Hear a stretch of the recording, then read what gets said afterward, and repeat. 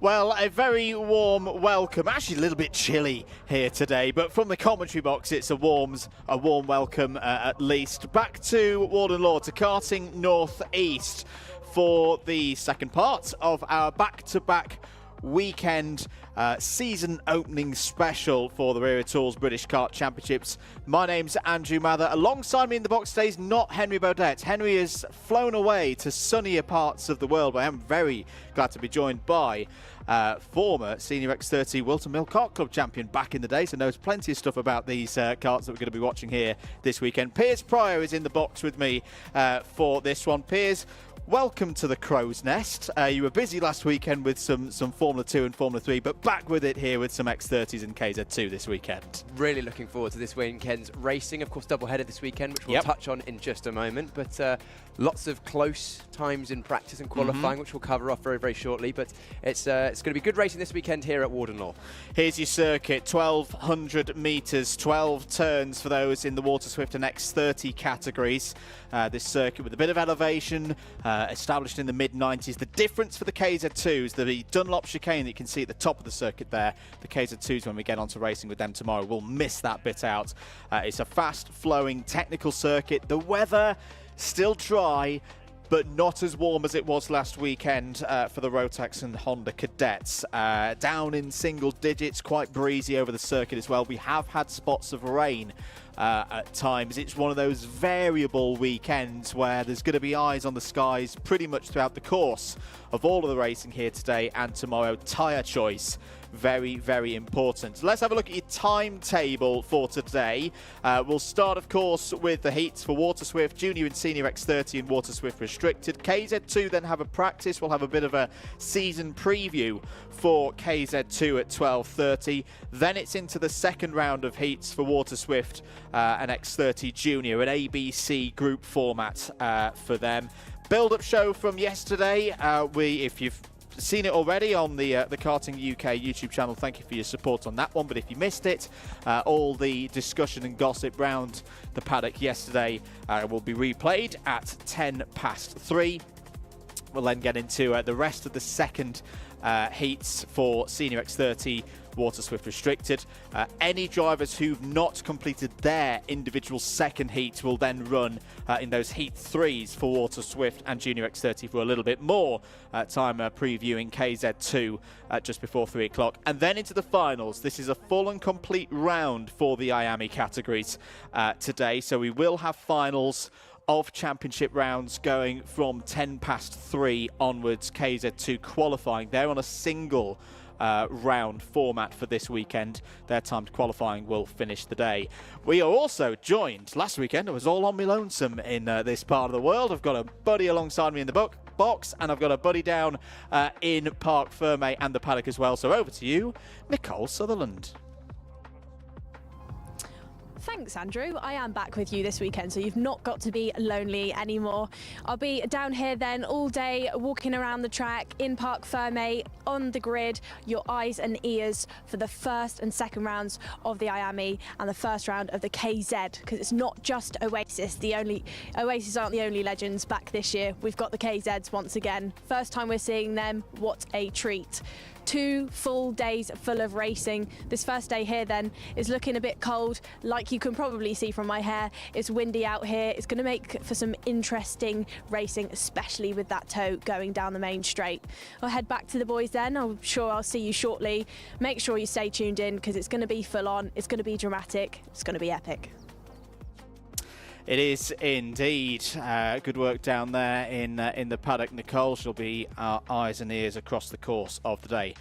Piers, getting ready then for the first set of heats. We've had timed qualifying. IAME Waterswift will get us going. You've had your eyes on the times, the news. What have we been seeing so far this morning? Well, starting with Waterswift, things have been very, very close indeed. A 10th in the second warm-up this morning cover the top 5 drivers. and we've seen that across a lot of the classes. Of course, we'll touch on the whole qualifying as we head into the Waterswift race, but it's been exceptionally close and been getting closer in times throughout the weekend in most of the classes. So it's coming to a crescendo. Of course, we've got finals today and finals tomorrow, so lots of exciting racing to look forward to.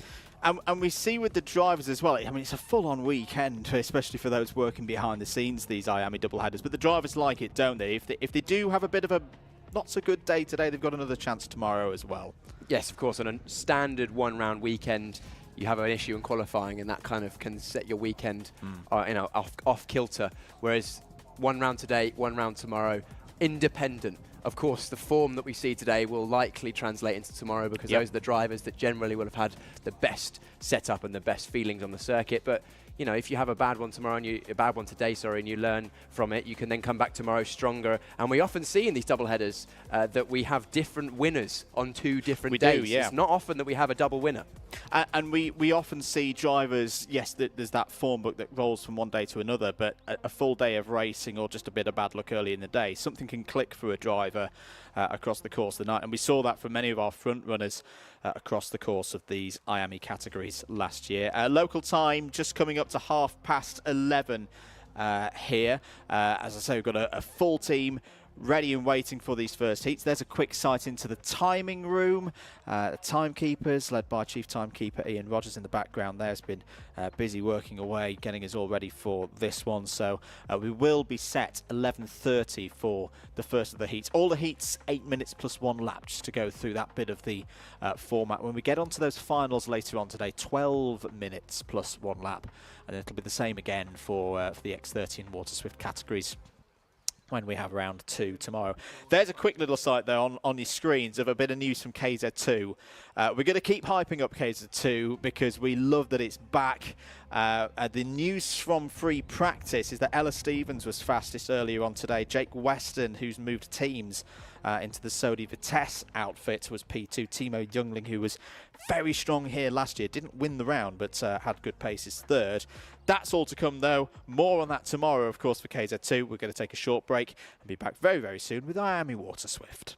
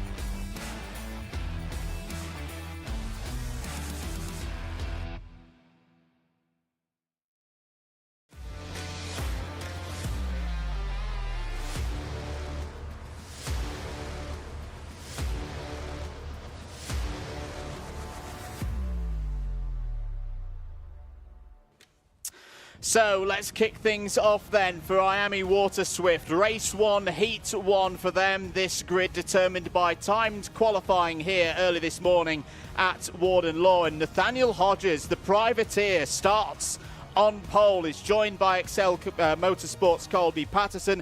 Wyn Gottschalk, the American, starts on row 2 for Jamie Green Racing. Is joined by the O-Plate winner, Harry Williams. Row 3, Austin Newstead and Charlie Clough, who's moved teams for this weekend. Nightmare and Mason Hibberts there on row number 4. Row number 5 is headed by Daniel Ferguson for Fusion, alongside Efan Owen in 10th. 11th place, Jensen Ackerman. 12th, Mason Brooks. 13th will be Chester Fawkes, another privateer. 14th, Ian Carey with an all-privateer, row 7. Then 15th, Orion Meta. And 16th, Johnston Stewart. Margaret Kovetskis and Alex Riley go from row 9. Sophie Campbell of Northern Ireland is joined by Danny Dempsey on row 10. Joseph Davis and Ethan Robinson have work to do from row 11. Ada O'Brien and Ruben Sagu complete the 24-strong field. It's about 2/3 of the field in this category. As there's problems for Austin Newstead before we've even got going. Newstead, who was due to start this heat from grid Position 5 is understandably not too happy there. One of Fusion Motorsport's leaders is out before we've even begun. Will we go green this time? Yes, we will. 8 minutes plus 1 lap away here at Warden Law, and it's a good start for Nathaniel Hodges. Colby Patterson's had a decent run as well. It's all about keeping things nice and tidy through these first couple of corners. It's Wyn Gottschalk who's come through as well, running on an American license, actually based from the Dutch Caribbean island of Curaçao. Him and his brother here this weekend in these Waterswift categories. Gottschalk on his first appearance in the British Kart Championships, very strong earlier on in the year at the IAME Winter Cup held in Valencia a few weeks ago, so he knows this team. The 133 coming through the order as well, that's Mason Hibbert, one of the Fusion Motorsport drivers, but bit of a dramatic start there, Piers, especially for Austin Newstead, one of the drivers we would have expected to be running well in this one. That is a bitter blow for the start of his weekend. We were chatting just ahead of this race, of course, double header this weekend, of course, not good for his hopes in this today's round number 1, but it won't affect round number 2. But it's been a pretty close start at the front of the field as we see the 24 going up the inside of turn number 1. That was Colby Patterson in the 124. He's made a move for the XL team. And we're cutting back to the front of the field, and it is Nathaniel Hodges who holds the lead as that privateer. Very distinctive black kart at the front. Good to see the privateers doing so well. Wyn Gottschalk chasing him down at the moment, while the 115 of Daniel Ferguson just hold down. You can see Warden Law, it's a bumpy circuit. There's places on the track where you have to be on the right part of the road so that you don't get unsettled. And we saw Wyn Gottschalk hit a bump a bit untidily through the Senna S, and that's dropped him off the back of Hodges at the front of the field and into the clutches of Daniel Ferguson. Has indeed. Daniel Ferguson on the attack there down the inside has got new support in the form of Lewis Mackey on the spanners here this weekend, and Ferguson piloting his way up to P2 in this one. But it's Nathaniel Hodges, the privateer, the rookie, denoted there by the black background on your timing tower on the left-hand side of your screen. It's been tremendous so far here today. Really pleasant surprise to see Hodges towards the front of this order, but can Daniel Ferguson now start to chase down? Gottschalk has got back through, as there's the O-plate holder, won that plate a few weeks ago at Wilton Mill. Harry Williams was here last weekend as well, and it's going to be an interesting aspect, particularly in IAME Waterswift this weekend. There are a number of drivers who are more Waterswift regulars, you would say, but had a bit of a hack last week in the Rotax categories. We talked to Ozzie Gibson about that yesterday during the build-up show. I am expecting the likes of Williams, the likes of Austin Gibson to have a little bit of an advantage, Piers, particularly in these early heats, with that racing experience around this circuit that they had 7 days ago. Yeah, it will be less on pace and more, as you mentioned, on the racecraft element, because a lot of these young drivers, they race around the country week in, week out. But the specifics, off on the left-hand side of the dogleg, just dropping off the back of the curve. Didn't quite catch the number. Might have been Mason Hibbert. I think it was one of the fusions that went round. Yeah, we'll catch you up on that. But those that raced here last weekend will have just, in that, the battle, when the swords come together, that's when you know where to position your kart, when not to position it, having learnt from last weekend. We've got a bit of inter-fusion rivalry as we see the 115 of Ferguson defending from Williams. Williams actually got a bit bullied down towards turn 1. I saw a little bit of early touching on the way down there, but he's recovered and is now back in this lead group, which is, it was at the front of the field. Hodges have gained a bit of a gap, but it is very much now a 5-way fight for the leaders up the inside. Turn number 1, that is Daniel Ferguson taking second place, so his Fusion kart coming on strong in this sort of middle section of this race. Yeah, good stuff there from Daniel Ferguson, the runner-up in the IAME Waterswift restricted category in this championship in 2024, and has been very impressive on his step up to the full power, the full fat Waterswift formula. Gottschalk still there in third place. Keep an eye on Chester Fawkes as well, the Argenti Academy driver. Running as a privateer this weekend, but still with the support behind the scenes as Williams goes down the inside of Gottschalk, and that's a nice reading of the situation by Colby Patterson. Patterson trying to go around the outside through Horseshoe, not quite able to do it there, but a good move from Colby Patterson in another year here in IAME Waterswift. Had a very strong finish to 2024, can drive through a field. We've seen that particularly at the IWF, the IAME Warrior Final towards the end of 2024. Patterson maybe not the championship favourite going into this season, Piers, but I think he's a very strong dark horse, is Colby Patterson, particularly with that experience that he had from last year. Yes, he's looked like he's very comfortable coming into this season, especially in the battles that we've seen, where he may have got shuffled backwards in previous years. This year, definitely taken a step forward in terms of racecraft and maturity, as we come to expect from these young drivers.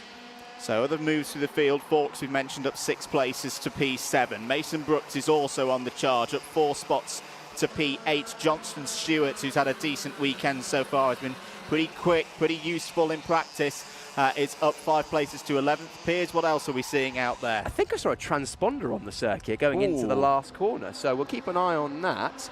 Of course, the timing team will be on top of that. It was either a transponder or a piece of something, but it looked like a little blue box. So someone's dropping down the... Oh, move for the lead. Good move into the dog leg from Daniel Ferguson. That's lovely stuff from Daniel Ferguson. Nathaniel Hodges has been doing a good job at the front of this field, but has now got to fight the teammates. Hodges responds with his own move down the inside. There's a bit of a battle there between the Fusions, as through goes Williams, and Patterson will take P3 as well. Ferguson shuffled down to P4. This is what it's going to be like. We saw a lot of this close racing in IAME Waterswift a few weeks ago at Wilton Mill. This is a different kind of circuit, though, at Warden Law. There's Mason Brooks down the inside of Chester Fawkes for P7. It's going to be ferocious across the course of this weekend, and all of these drivers know if you can get a good result in this first race between Groups B and C, particularly if you started on the outside, 2nd, 4th, 6th. Those are all the drivers who are in Group C. They need a good result in here, because when they get to their 2nd heat later on this afternoon, they will be up against the Group A drivers. They will also have a little bit of a tyre disadvantage, Piers. Yeah, the tyres disadvantage not so pronounced in these small kart categories of Waterswift and restrictors. We see the 115 fighting hard with Ferguson fighting with Godshaw. But that previous lap, when we saw the battling between the 2 Fusion drivers of Harry Williams and Ferguson, if that's what the race is going to be like for the rest of the day, it looks like a flapping front bumper for the 184. Mason Brooks. Oh, that may well could be a drop bumper, and if that's confirmed in scrutineering, that would be a +5 second penalty for Mason Brooks, but that's just going by our eyes. Our eyes have tricked us before, of course. Many a time. 30 seconds remaining in this race. New race leader Harry Williams from Nathaniel Hodges and Colby Patterson. 1, 2, 3 have broken away. They'll have 2 more laps for this one. They've got about 2 seconds over Godshaw, Ferguson, Brooks, Fawkes and the rest. Jensen Ackerman having a decent run as well as down the inside. Where did Hodges go there? Hodges got it back on circuit. Hang on. Patterson went from 3rd to 1st in one move there. Looked up the inside of Hodges. Hodges got on the marbles and just ran wide, but somehow managed to go from 3rd to 1st in one foul swoop. Brilliant move so far. Probably definitely the move of the race. We've seen some pretty bold racing from our Waterswift drivers already in this first heat of the weekend, so that's anything to go by. Then we're in for a bit of a treat this weekend if you're an innocent watching person at home. So on to the final lap then. Godshaw defending there for P4. Nathaniel Hodges just ahead in 3rd. I don't think the gap's going to be it's through. There goes Ferguson, wrestles his way back into P4. Has picked up a warning flag though, has Daniel Ferguson. There's been a few in this race, but apologies for not fully reporting them, because all of this is going on through St John's. Knight measures in the orange helmet right in the middle of it all. This is all fighting for 5th down to about 15th. Off the road there goes one of the XLs, and Margaret Kvetskis in the 152. That might have been, I'll wait and confirm who the XL driver was who went off the road. Meanwhile, back towards the front of the order, here is the move for the race lead. Colby Patterson ahead of Harry Williams round the final corner. Patterson, I don't think he's checking through on timing. That might be a transponder issue. Over the line, Patterson wins. Very good start for Colby Patterson and XL Motorsport on a weekend while they're trying to take it to Fusion. They draw first blood in IAME Waterswift. Harry Williams, P2. Good return of points there for Nathaniel Hodges, P3. Ferguson and Godshaw all in the top 5. Good start there, Piers, to the weekend here at Warden Law. Brilliant first race of the weekend. There was a lot going on there. Some people setting their stations out early. Harry Williams, a resolute defence against against his teammates already this weekend. So no one holding any punches, that's for sure. But it was Colby Patterson that took the win in the end.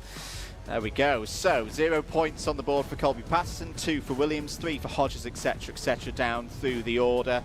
Rest of those in the top 20, Mason Hibbert, Ian Carey, good start there for Ethan Owen on debut, P13, Johnson Stewart and Danny Dempsey moving up through the order. Tough race for Charlie Clough down 10, Kovetskis, Davies, Campbell and Riley all in the top 20, Ethan Robinson, Ruben Sagu and Ada O'Brien, the last of the 23 finishers, 1 retirement.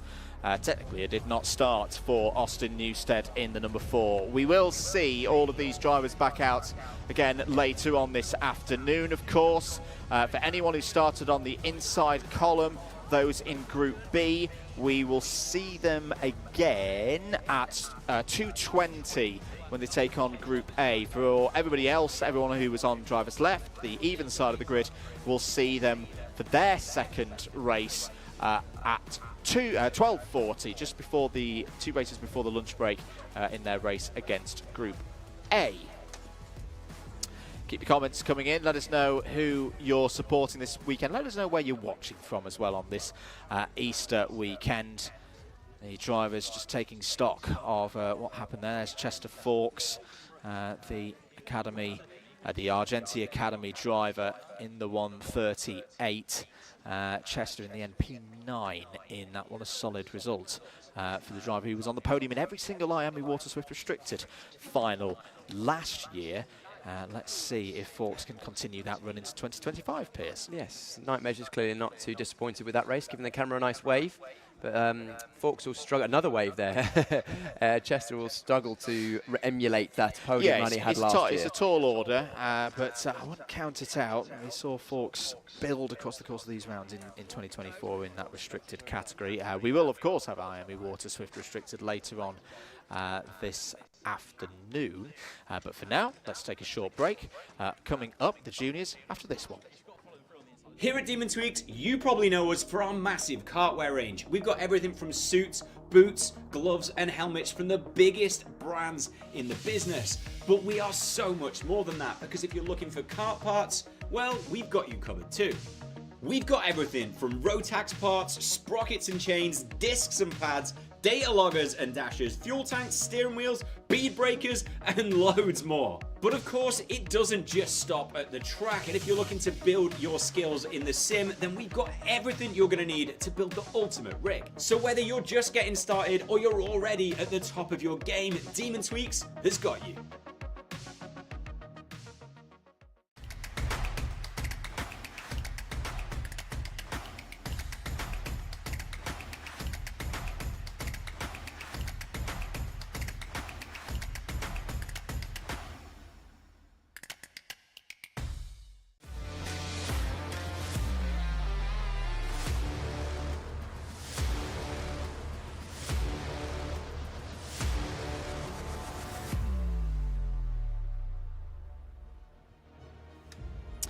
Time to switch our attention then to X30 Junior for their first heat. This is once again a Group B versus Group C race. All of those groups and positions on the grid determined by timed qualifying earlier on this morning. We've got 21 drivers ready to go there on the pre-grid, less than 30 seconds to go before they head out on circuit. And I guess the big question here, Piers, is can anybody get ahead of O-Plate winner and championship favourite Riley Cranham, who's going to be in this one? He's going to be right there. He's been very consistent in practice so far. Been in the top 5 in pretty much every practice session. Was nearly 3/10 clear in practice this morning. But this is our starting grid, starting with that man, Riley Cranham, the O-Plate on pole position. Alongside him, Sukmani Kira. Then 3rd place, Samuel Woolley for BMR. And then Rocco Leon Shenton in 4th place, the privateer. 5th place, Isaac Sayer for Jamie Green Racing. 6th, Finley Lines, Argenti Motorsport. 7th, Ethan Woodward for Fusion. And 8th, Nat Johnson, who'll be a little bit disappointed to be down there. Yeah, in 8th place, Jacob Backlew and Max Endicott go from row 5. Zach McDonald's had a decent weekend so far, starts on row 6 for this one, alongside the seeded driver Mayan Patel. Freddie Wood and Sam Mott go from row 7. They're ahead of Max Mason and Jack McLaughlin on row 8. Row number 9 is Oliver Meek and Jack Crockwell, there we go. Cameron Edmonds and Sasuke Maeda Maeda on row number 10. The field rounded out by Ashley Haas for proclamation. I struggled with a couple of those. I promise I'll get it right by the end of the weekend. Ashley Haas on this one. Hello to everyone watching from Kingston, Jamaica.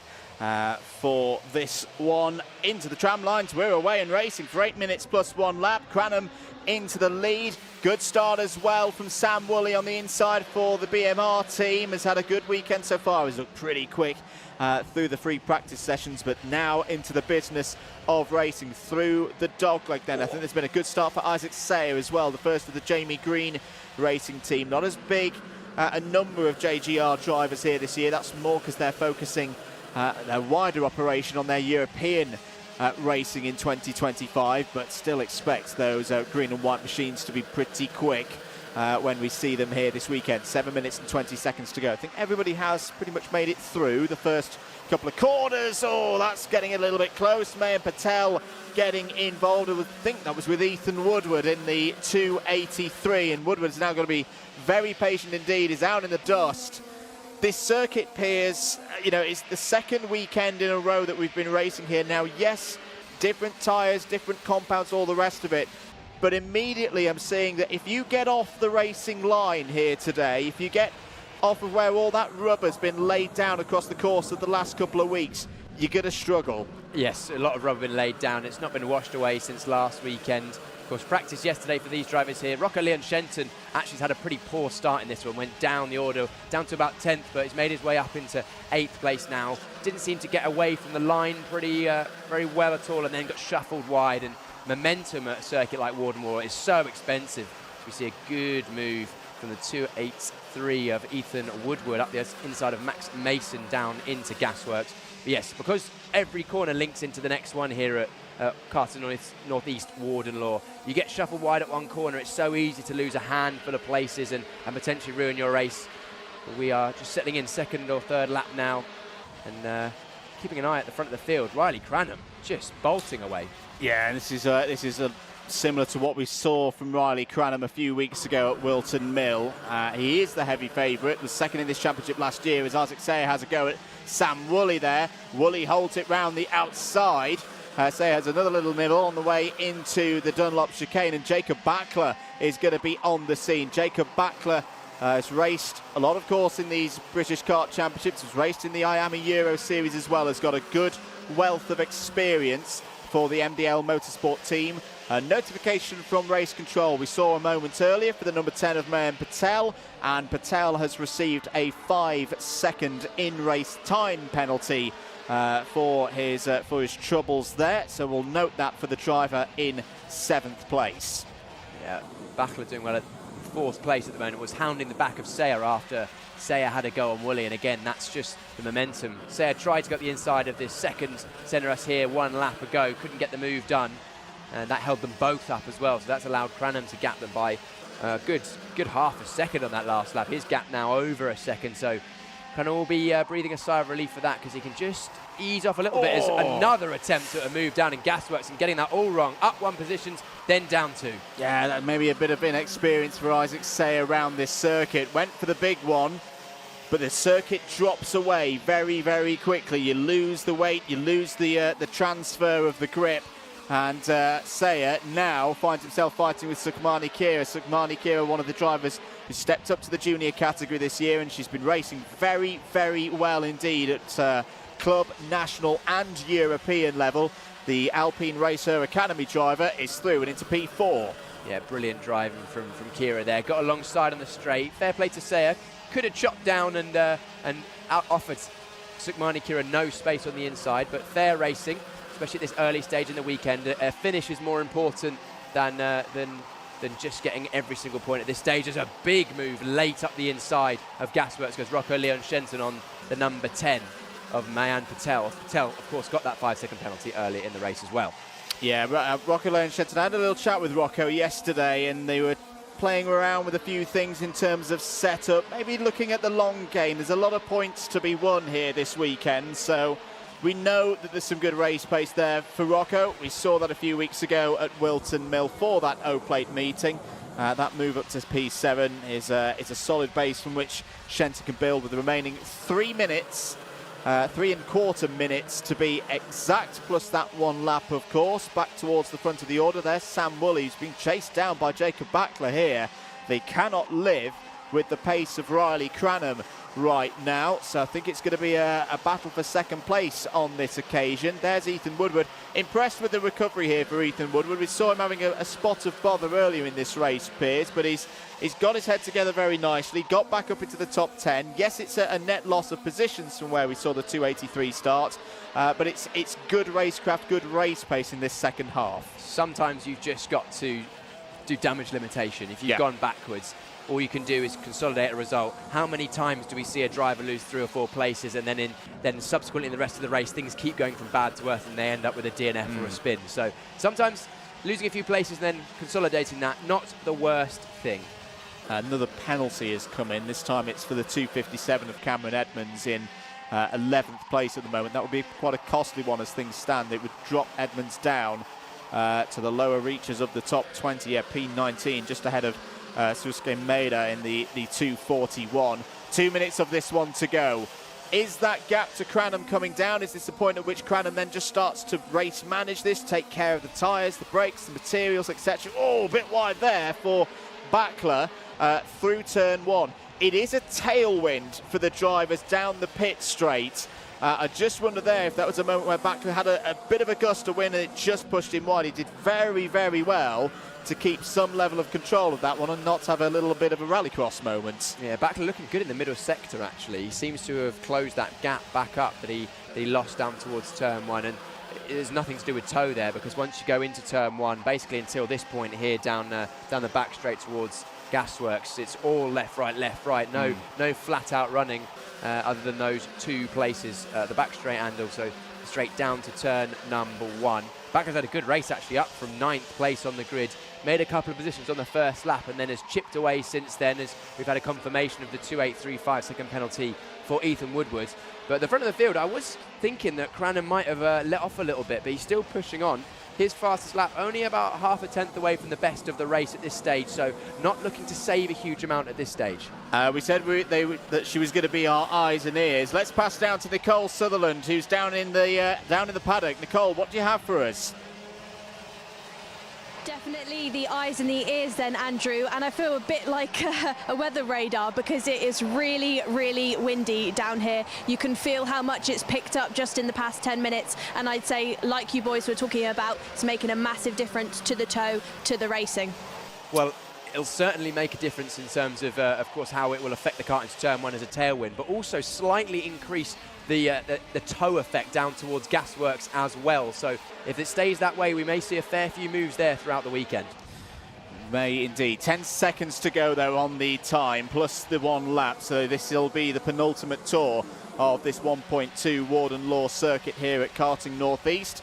This is your fight for second place on your screens, just coming through Senna 2 now if you're with us at the side of the circuit. Woolley, Backler, Kira and Sayer, and don't count out Zach McDonald. Good to see Zach racing there in P6.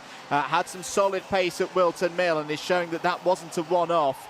Good to see the driver there, the privateer in the 280, holding off Rocker Lane Shenton at this current time. Leader onto the final lap then. Riley Cranham has been completely unchallenged in this one. Is going to be posing some big questions to the rest of the X30 Junior field here this weekend as to what they can do to get ahead of the British Open champion from earlier on here in the spring. Sam Woolley though, Piers, doing a nice solid job, not looking too tense or tight at the wheel, defending for P2. Completely agree. He's had a fair amount of pressure being applied to him through this middle end stage of the race from Backler in 3rd place, but he's just held off that defence. He's got good exits, and actually a poor exit on the previous lap out of the Dunlop chicane for Backler has now put the pressure on him and taken a bit of that heat off of Woolley in 2nd place. We're going into the final sector of the lap. Sukmani Kira having a look up the inside, but this man unchallenged at the front of the field. Cranham takes his first victory of the weekend. Probably not his last, in my opinion. Probably not his last, but we'll see later on. That's job done for the O-plate holder in the first heat. Wins by more than 2 seconds in the end. Sam Woolley P2, Jacob Backler very good drive, up 6 places to P3. Sukmani Kira and Isaac Sayer of Singapore complete the top 5. Yeah, that's poor start for Locker Leon Shenson on the outside of the second row. Also very much hurt Finley Lines, who was directly behind him in 6th place. Lines only managing a 12th place in that one. Oh no, sorry, 13th place over the line. I don't know whether any of those penalties will affect that. Yes, Mayan Patel and Woodward both have 5-second time penalties.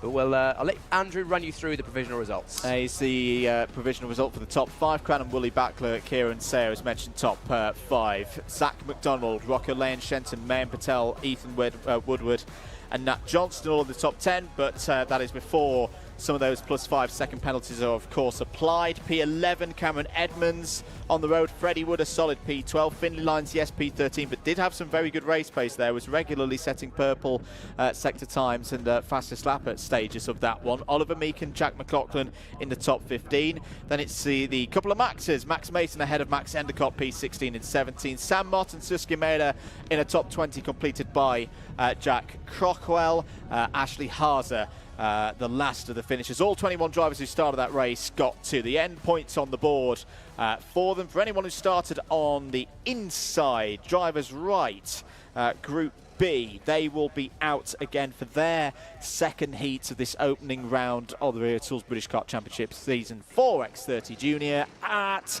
2:35. For anyone in Group C, anyone who's on the driver's left, they will go for their second heat against Group A at 12:55. That will be the last race before the lunch break.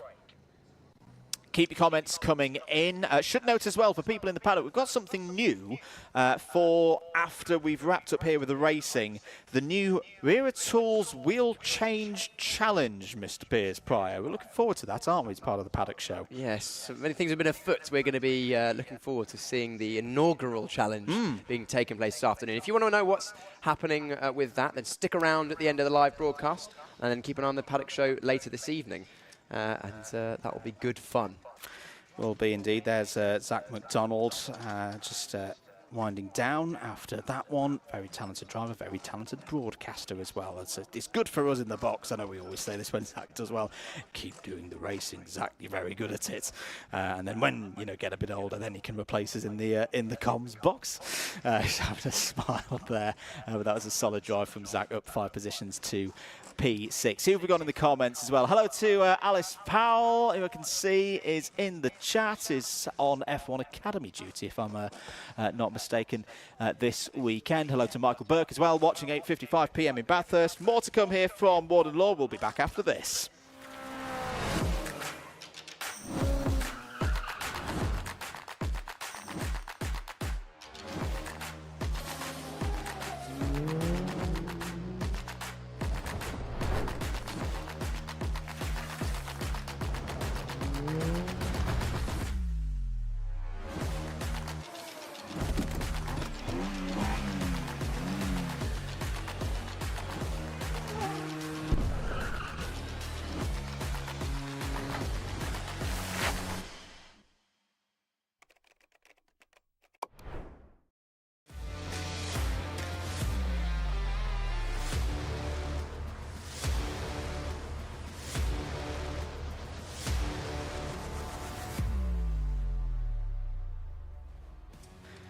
Time for the big boys and girls. Senior X30 and their first heat. No split qualifying groups in this one, so this is the whole field out together as one for the first of their 2 heats to set the grid for the final of round 1 later on this afternoon. And it's Harrison Whittaker who is starting on pole position. The Welshman for Premium Karting, the Argenti-backed driver, is alongside the reigning 3-time British champion Gus Lawrence on the front row. William Antrobus had a very good run here last year in the juniors, was here last week as well. He's in Fusion Motorsports awning this weekend, starts on row 2 alongside Tristan Powell. Freddie Lloyd has had a team change for this weekend and is joined by his new teammate in that Premium Karting awning, Morgan Moore. That's row 3. Harrison Mackie, the X30 Junior British champion from last year, is joined by Gabriel Stilp. That's a heavyweight, row 4.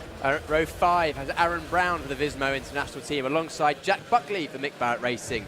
Row 6, Hayden Eldridge, also for Vismo International, alongside Jack Nettleship, the privateer on that TB kart. Row number 7, Lewis Bird for BMR alongside Reece Newburn for S8 Racing. And then row number 8, Joey Brown, Fusion, alongside Sam Lewis for Evolve. Harry Cottrell, another of the S8 TB Kart runners, starts on row 9 alongside CJ Bennett, Sam Branston and Levi Sangera on row 10. Oliver Harris and Theo Lestrange on row number 11. Leith Khan and Michael Gray on row 12. Morrow, McPollin, Castro and Patel completes the runners.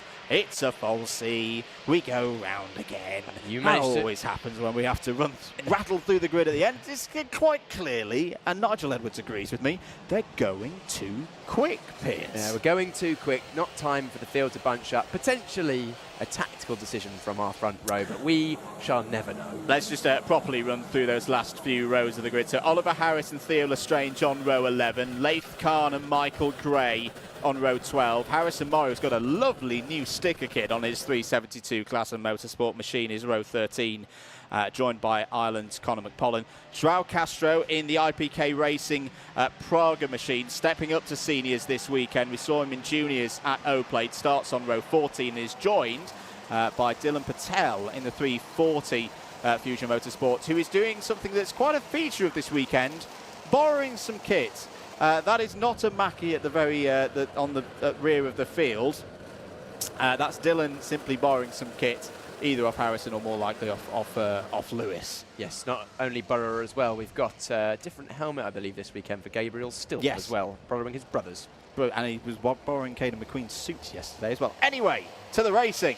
Here we go then. 8 minutes plus 1 lap, and we are away and racing for this one. Very even start for those on the front row, but it's going to be advantage Whitacombe, as there's a problem for William Antrobus at the black helmet there. Had to get out of the throttle and loses a number of positions out wide. Is one of the Mick Barrett Racing runners.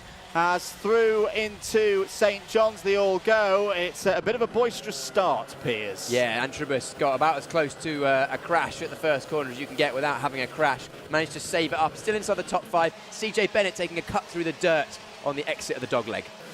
So, still early stages of this one. Gus Lawrence there with that number 1 plate, looking to get his title defence going as Gabriel Stilt down the inside. Puts a move on. Was that Morgan Moore? Yes, it was.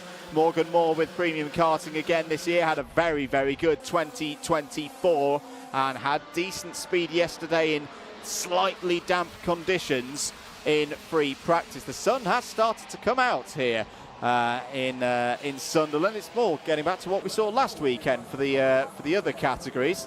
We haven't seen it so far this weekend. There's a little bit of a hop across the grass for Joey Brown there in the deep red helmet for Fusion Motorsport. Joey Brown started this one P15 and is still in 15th place, Piers. Yeah, we saw Aaron Brown go for a move up the inside of the first NRS. Senna S on William Antrobus as well, as we have a move for the lead. Number 1 to first place. Gus Lawrence takes the lead at Gasworks.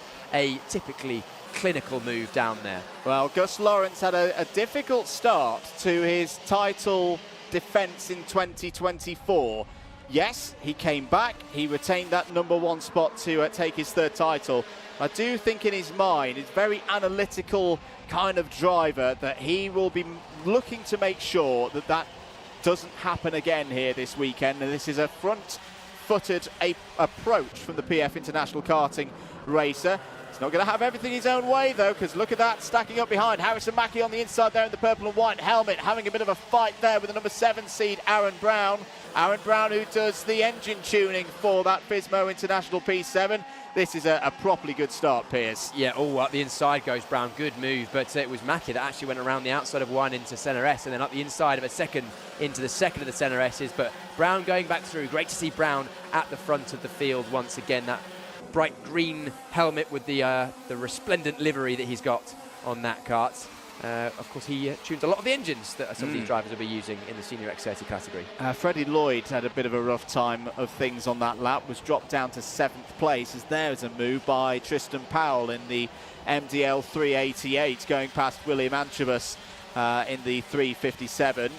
Those of you who were here with us last weekend will have seen Antrobus racing in the senior Rotax category for Sam Pollitt Racing, is now with Fusion Motorsport. We touched on it a little bit. He's not the only driver who's made that awning move across As round goes Lloyd. Lloyd recovers it, but it's going to lose 4, 5, 6, maybe more positions. What happened there on the entrance to Gasworks? It has not been a happy season so far for Freddie Lloyd. He's made the switch to premium karting for this weekend. My sources tell me because he prefers the OTK chassis over the Kart Republic chassis that Fusion Motorsport are now running, but it just does not seem to be going the way of last year's championship runner-up. That moment drops him down to P14. Very interesting moment towards Gasworks. Didn't quite catch that as Morgan Moore goes up the inside once again. I think we're going to have a quick word from our pit reporter, Nicole. Yes. What have you got for us down there? Well, I don't have anything actually in Parc Fermé, boys, but I'm watching on Eagerly and just looking at the order of karts out there. I'm starting to question, how is this championship going to play out in 2025? You've got the king of X30, the king of Senior X30 leading the way, Gus Lawrence, but are the young guns, the likes of Whitcomb and Mackie and Lloyd, going to give him a run for his money? What do you reckon? I'd say they're definitely going to give Lawrence a run for his money. We saw Freddie Lloyd push Gus Lawrence very, very hard across the course of the 2024 campaign. And yeah, there's been some strong promotions up from Junior across the off-season, especially from that driver, Harrison Mackie, down the inside of Aaron Brown on the entrance to the Senna S. Harrison Mackie was within touching distance of a treble, of course, last year of national, continental and international X30 Junior titles. He really was the dominant force wherever he raced. But this is a different task now. A little bit of change behind the scenes. It's now his father on the spanners as opposed to his older brother. But, you know, that step from junior to senior, yes, it's a similar engine platform, Piers, but what's the difficult set of elements about it? Well, it looks fairly similar on circuit, and lap times aren't hugely dissimilar at most circuits, actually, between the juniors and seniors. But you've got different tyre, so you have to drive that slightly differently. Also, the extra weight is the main thing. You've got more power, more weight, and it's generally just a bit harder to drive, just to get the kart to do exactly what you want. Because the kart weighs more, you have to do more physically to work with that and against that, as we see another move at Gasworks. Antropas up the inside, good move on Brown. But it's just about basically telling the kart what to do. In juniors, because you've got that little bit less weight, the tyres slide a little bit more, just a bit more forgiveness. And don't forget also, you're against a crop of drivers that have been racing for that much longer, that much more experience, that much more wily at the front of the field, especially. Yeah, especially the likes of Gus Lawrence, Harrison Whitcomb closing in. Whitcomb, another one of the drivers who stepped up to seniors this year. So right now, it's your reigning senior champion ahead of arguably the three strongest promotees, or graduates we should say, from X30 Junior. As out of the race is Joey Brown. That is not a good start to things for Joey Brown. Now all of these drivers will make it through to the final. There's no top 34 cutoff for the seniors, but again, ahead of the final, that's not what you want to see. If you're a supporter of Joey Brown, he's going to have work to do in the second heat to see if he can claw his way back up the intermediate classification. 1.25 minutes to go here, Piers. Gus Lawrence looks to have the measure of Harrison Whitcomb right now, just holding that gap at 1/4 second. Well, I'm just watching the body language of the karts, actually, and even though their sector time in that last lap were pretty much identical for both our leaders, Whitcomb just looks ever so slightly more in control at the moment. He's just carrying a bit narrow out of most corners, at the last corner especially, not using the exit curve. Looks like his kart's in a good position, so potentially just keeping his tyres in a good window so that he can have attack towards the end of the race. Of course, Whitcomb, a promotee from the junior category, as you mentioned a moment ago, but still has a fair amount of racing experience under his belt and will be aware of that 1 second gap that he has behind him and want to hold on to that if at all possible before making a move. If he strikes too early, he'll turn this 2-kart battle for the lead into about a 6-kart battle for the leaders. The next group behind are pretty close. They are indeed. We're not quite at championship points awarding stage of things, but there will be a set of points awarded after the culmination of these heats. So Whitcomb's, yes, still very early in the season, but maybe got to think about the risk versus reward in this one. Through the final chicane. towards Gasworks, and Whitcomb is starting to put the reigning champion under a bit of pressure here. Warning for Levi Sangera further down the order, but this is going to be the first test of both Gus Lawrence and Harrison Whitcomb in the story of this 2025 season. Final lap board is out. Lawrence takes a defensive position down the middle of the road. No opportunity for Whitcomb to draw alongside through turn 1 into the dogleg next.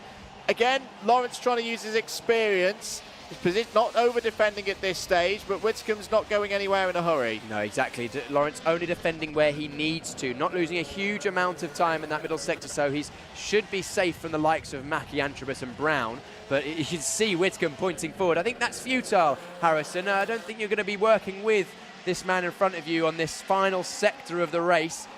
He is clearly aware of the group bearing down on him, but it's a well-measured victory by the looks of it, unless Whitcomb does anything crazy in the final sector. Yeah, it's going to be a hard job to get through from there. Gus Lawrence out of the final corner, starts his title defence with a Heat 1 win in Senior X30. Whitcomb, Mackie and Antrobus all in the top 4, covered by a second. Aaron Brown showing, again, the kind of performance we saw from Aaron in 2024 on his way to that seeding in P7, 5th in that heat.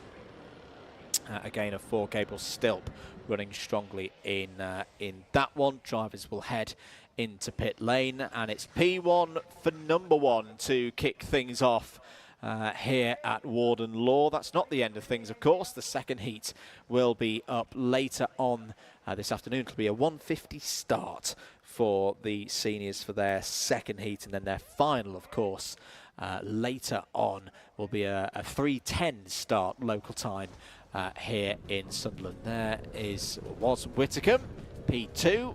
I think that Harrison will quite like the fact that he's won the battle of the graduates there, that he has got a result ahead of Harrison Mackie and William Antrobus. Yes, work to do, but that is a positive start for the Welsh driver. Yeah, keep an eye on those fusion karts for the rest of the weekend of Mackie and Antrobus. They looked very strong in that second half of the race.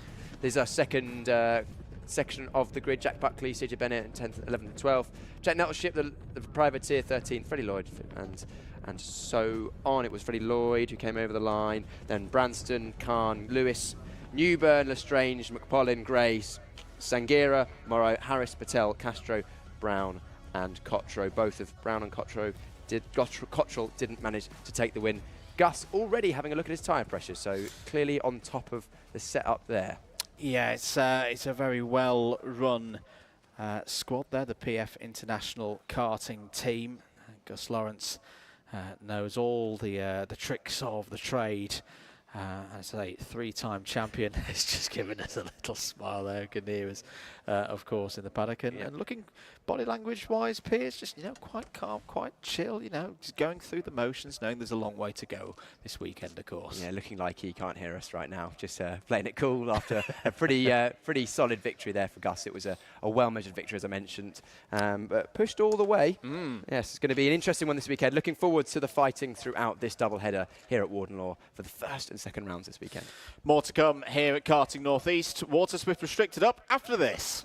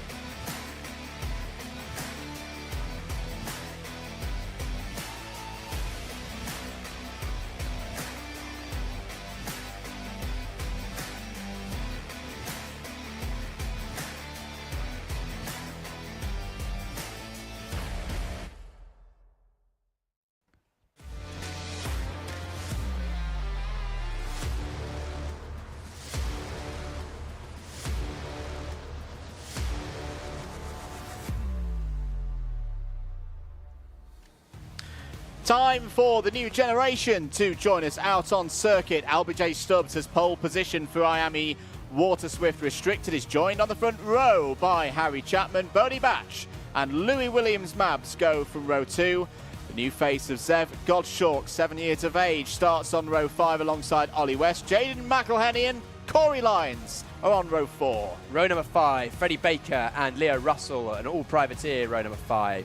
Row number 6, also privateers of Patrick Wood and Benjamin Sliver. I'll get there in the end. The final row of the grid are Harry Murphy, Frank Morris and Logan Hodgetts. So all of these drivers in the year of their 8th birthday or up to 12 years of age, and it's the O-Plate holder, the British Open champion from Wilton Mill a few weeks ago, LBJ Stubbs, who will take us through into the tram lines. Keep an eye on Harry Chapman. He's got good pace around here. Bodie Batch has looked strong so far. Not quite yet, though. We're going to go around again. It's Saturday night fever time here at Karting North East on this Easter weekend. Keep your comments coming in. Let us know who you're supporting, even if it's drivers who aren't here this weekend. We're very, very glad to have our support from the Turkish karting community. Hope you stay with us. Oh dear, there's been a bit of a hold up there for Leo Russell in the number 63. We saw Leo race at Wilton Mill. It's just off of novice plates is Leo Russell. Onto the yellow plates, the son, of course, of Benji Russell, former British champion and Rotax Grand Finals champion back in the day as well. Pretty good. He's got a favourite. He's got a famous uncle as well, who's a bit busy this weekend.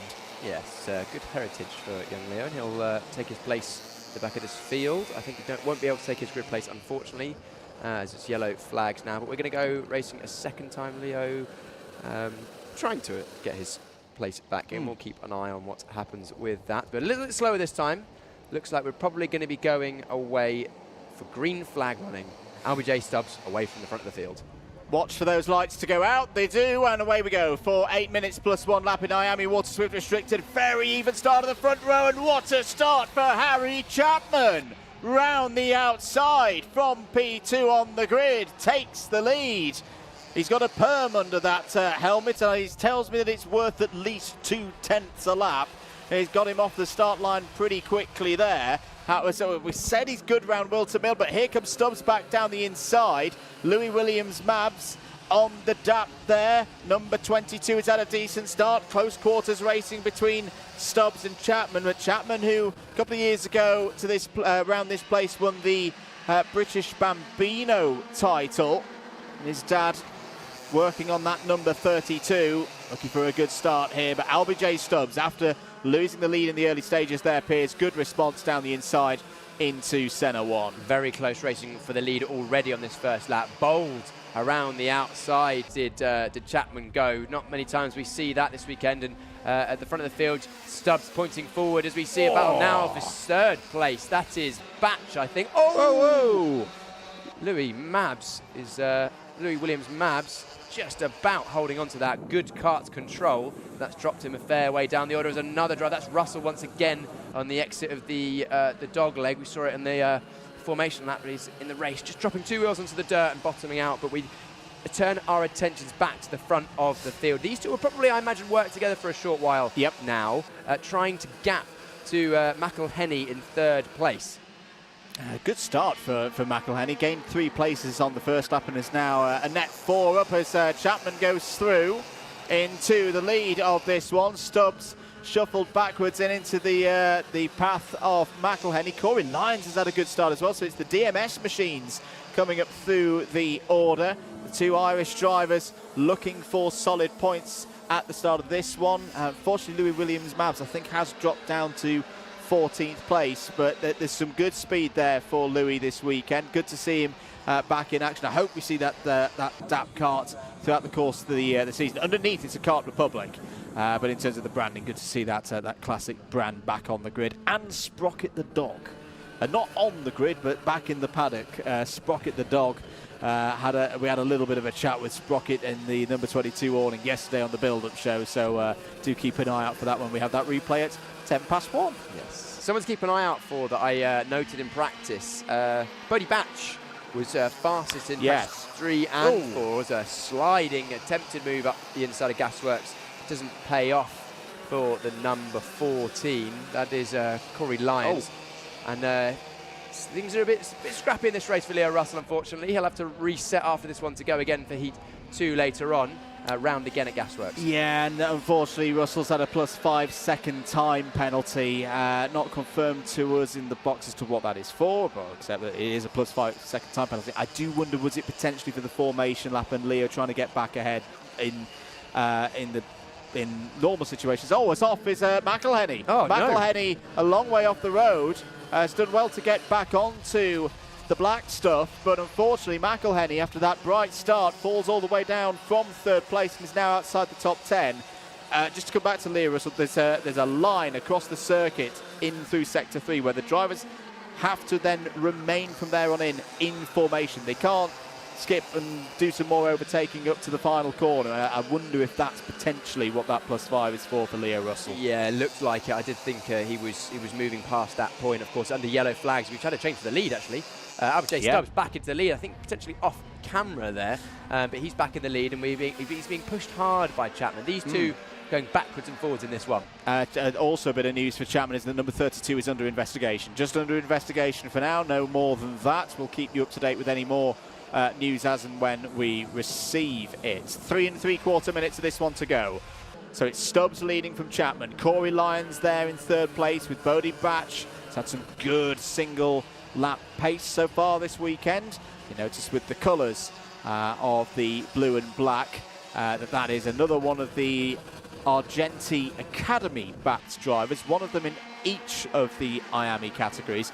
Subtle difference though, of course, for Bodie Batch, that his operation is actually running out of... that's what happened to McElhenney. That's sort of similar to what we saw with Leo Russell earlier in the race. Yes. Just gets caught on the curb, didn't he there, Piers? Yeah, it's a new curve there this year, actually. It's a bit smoother. You can take a bit more of it. But when you fall off the back, there's a notable drop off the back of the curve. You dip your left-hand wheels in there, the chassis hits the ground, and metal has a lot less grip on the road than rubber does, and it can drag you off, as we've seen a couple of times this race, and unfortunately we saw that paying a fine once again.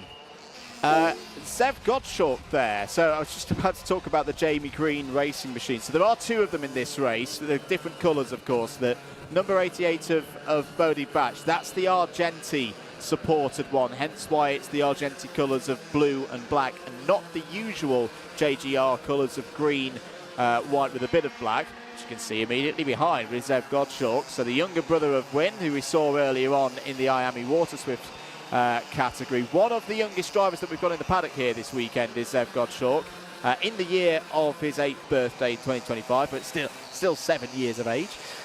So really good performance this from Zev Gottschalk to be up there in the top 5 in the early stages. 2 1/4 minutes to go, Piers. Yeah, we're keeping an eye on this battle down for 3rd and 4th and 5th place, but we've had a few more penalties come in. 3 seconds for the 78 of Slivar, another 3-second penalty for the 36 also. That is Patrick Wood. And the 5-second penalty for our current leader, J Stubbs. So that right now would change things, of course, at the very front and would drop Stubbs down through the order. Meanwhile, Bodie Batch is up to P3. Bodie Batch through past Corey Lyons there through the Senna S. Nicely done by Bodie Batch in the number 88. Down into Gasworks, gleaming in the sun. Gottschalk still there as well, P5. Freddie Baker's having a good race as well, Piers, with support from the karting coach. Having a chat with Freddie's support team in the paddock yesterday. So the karting coach and the development work going on there, clearly doing the job, because Freddie's up 2 spots in this race into P7. Yes, coaches around the paddock are hugely important to a driver's performance on circuit, but their development as a driver as well. And that's what these younger classes are for. These drivers 8 to 10 or 11 years old, I believe, isn't it, for this Waterswift Restricted. And, or actually, what, year of your 8th birthday, as proven by one of our drivers on the grid in this one. Also having a good drive, Benjamin Slivar, flying the flag for Bosnia and Herzegovina, up 4 places, is currently your biggest mover in this race, so keep an eye out at trackside for the number 78. Benjamin, one of our tiniest drivers. He's almost still like Bambino size is Benjamin. He's raced for a good year or so, and good to see you up there in the top 10. Impressive to see these small drivers being able to get on top of these Waterswift restricted karts. They are the slowest and lightest and smallest karts we have this weekend, but still a physical challenge for these young racers. The smaller you are, the more weight you have to have on the kart to make you and the kart together reach the minimum weight, but that makes it physically harder because the kart is a bigger percentage of the overall weight, so you get bounced around a little bit more. That's something these drivers have to overcome. I was a small young driver as well, so I know that well. Indeed. So we're on the penultimate lap of this one. Time is up, but we've not quite seen the final lap board come out yet. LBJ Stubbs has the lead on the road, but if you're just joining us, few 3 and 5 second penalties in this one, including for your race leader. So right now, as things stand, Stubbs would drop down to P6 once all those relative time adjustments have been made. So Harry Chapman is effectively your race leader. Bodie Batch, Corey Lyons and Zev Godshaw all fighting, whether they know it or not, effectively over second place in this first heat. All of these drivers will make it through to their final, of course, as here goes Lyons down the inside. Good response from Corey Lyons to retake third place on the road. Godshaw still there as well in fifth place on the road through Senna 1. Corey Lyons lost that position earlier on in this race, Piers, but stayed at it, stayed with it. Knew he'd have chances late on if he could have the speed. Shows good confidence from Lyons. It's not an easy move into the dog leg there. You have to have a lot of confidence in the grip of your kart at that stage, because you have to kind of throw it up the inside and block past. A good move. It's if executed well, can be quite effective. There's not a huge amount the driver ahead can do, but we're cutting back to our winner on the road. That'll be the 0 of LBJ Stubbs, although he won't likely take that heat victory after that 5-second penalty. It will be Harry Chapman, and we'll keep an eye on the times as to where he falls. It looks like LBJ Stubbs will end up in about 6th place. Good drive back to the field from Louis Williams-Mabs as well after his early off. And across the line there, 3 wide for P10. Logan Hodgetts up 5 spots, takes that one just ahead of a recovering Jaden McElhenney and Patrick Wood. So the IAME Waterswift restricted drivers head already into Parc Fermé over the Weybridge, making sure that everything is good on that front. They will have another heat, of course. It will be later on this afternoon. It will be at 2:05, the start time for that second 8 minutes plus 1 lap race. There's your provisional results. LBJ Stubbs P1 on the road, Harry Chapman P2, Corey Lyons, Bodie Batch and Zev Godshaw all in the top 5. Ollie West, 6th place. Good start there for Evolve Motorsport in this category. Freddie Baker P7, Louis Williams-Mabs, great recovery drive there from Louis after that near spin on what was it, lap 2 or lap 3, and in the end Louis comes back through to P8. Benjamin Schlivar and Logan Hodgetts complete the top 10, very close on the line there with McElhenney and Wood. Leo Russell at P13 and set a personal best right at the end of that one of 58.7, continuing to learn this track. Harry Murphy and Frank Morris complete the 15 finishes in that one, all 15 drivers who started finishes. And there is Benjamin Schlivar. Great effort from Benjamin there to go up 3 places into P9. Yes, it's great to see these young drivers racing so close at such a young age. We love, of course, the future of motorsport. With Absolutely. These drivers will hopefully continue racing throughout the British Kart Championships, and then who knows what they will do with their racing skill that they're learning right now. That brings an end to our first part of racing. More here from Warden Law after this short break.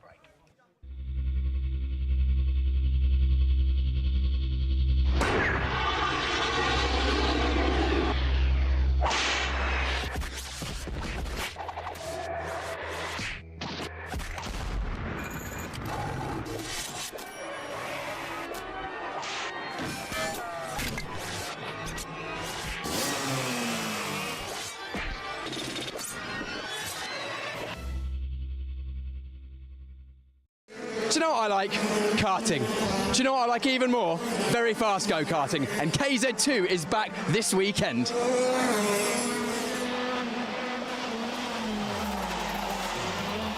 to 60 in less than 3 seconds, top speed over 90 miles an hour. They're absolute animals. It's the biggest challenge in UK karting, with sticky tyres, 4-wheel brakes, 50 horsepower and over 30 gear changes per lap. But that's my opinion. Let's hear what the drivers have to say about it. So what's your favourite thing about racing KZ? It's an unbelievable driving experience. What's your favourite thing about driving a KZ? Speed. Everything is very, happens very quick, changing gears and a lot is going on. Shifting gears. Fast, fast, fast. The acceleration. Fastest class in UK karting, KZ2, is back this weekend at Warden Law, and this is why you should get excited about it, and make sure you tune in all weekend. Well, I hope that's whet your appetite. Now, let's go racing. Very good work indeed, Mr. Pryor, building up things for KZ2. Free practice for KZ2 out on circuit. We'll be keeping an eye on this ahead of their time qualifying later on today. Elsewhere in the paddock, we caught up with some of our competitors ahead of this year's first round. Ella Stevens, 2025 is here. Really, really good year in 2024. Third place in these Wera Tools British Kart Championships in KZ2. The E-plate for English champion as well. You must have been really pleased at the end of 2024. Yeah, I was really pleased with my 2024 season, especially with my E-plate win and my third place in the championship. This year I'm obviously hoping to do better than that and hopefully win. It was your second year within KZ2. You're now fully up to speed with the category. Last year, what were the things that you kind of worked on across the course of the year the most? Last year I had really good qualifying results, although my starts weren't so great, but this year I've improved a lot with them over the winter, so that's hopefully going to be better this year. Good stuff. This Warden Law circuit, we were here last year. Bit of a different time of year. I think it was more in the summer. Is this track going to be, I think, a little bit different this weekend? The weather potentially a bit up and down? Yeah, already the track's quite slidey this weekend, but hopefully the sun comes out this weekend and it stays dry. And you've got more teammates this weekend as well. Obviously, Ollie, we've had a chat to, is back. You've got Jessica Edgar alongside you in the awning this weekend as well. How much does that help as the team look to take steps forward and take on more racing, take on rush performance?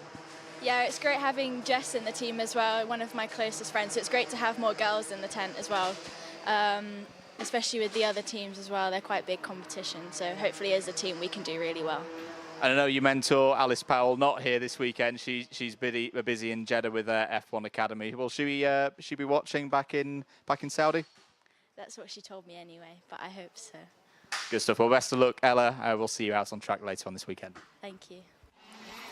Great to hear from Ella there. She actually mentions she hopes it stays dry, but in the final practice session yesterday, which was a little bit damp, she was right up there in third place and also was quick in the fourth place. She actually topped one in the fourth practice yesterday. Very, very close in KZ so far this weekend. We're looking at the number one, our previous champion there. That is Josh Price. And I believe, Andrew, you caught up with him yesterday as well.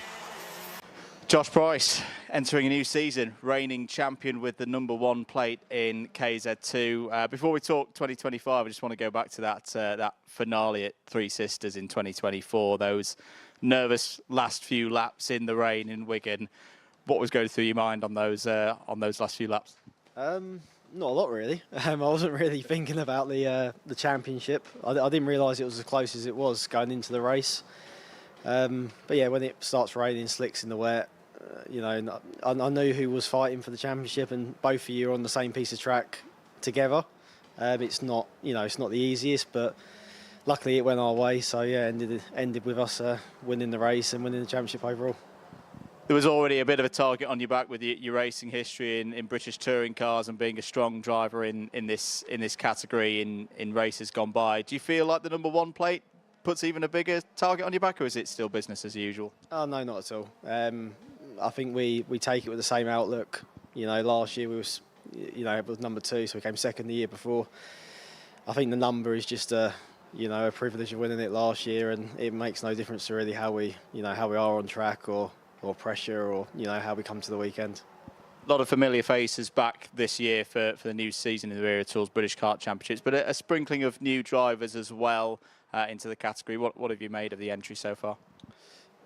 Yeah, I mean, there's 5 or 6 people I think probably on the grid, which the grid isn't huge in this class, and it never seems to be for some reason. But there's 5 or 6 people that could probably fight to win, so it should make it close and hopefully makes it some good racing. And how much data can you take over? Because we raced here last year as well. How much data can you take from one year into the next? It's a bit of a different time of year as well for us racing this time around. Yeah, I mean, a lot of it is similar. Obviously, tyres change, engines change. So, the tracks change slightly, I think, from when we was here last year with some of the curves. But, the overall feeling and what you turn up with is very similar. But, I'm sure it'll be, tweaked from what we had last year to this weekend. I know you've got a practice session soon, Josh, so I'll let you get in the zone. Best of luck for this weekend. Thank you.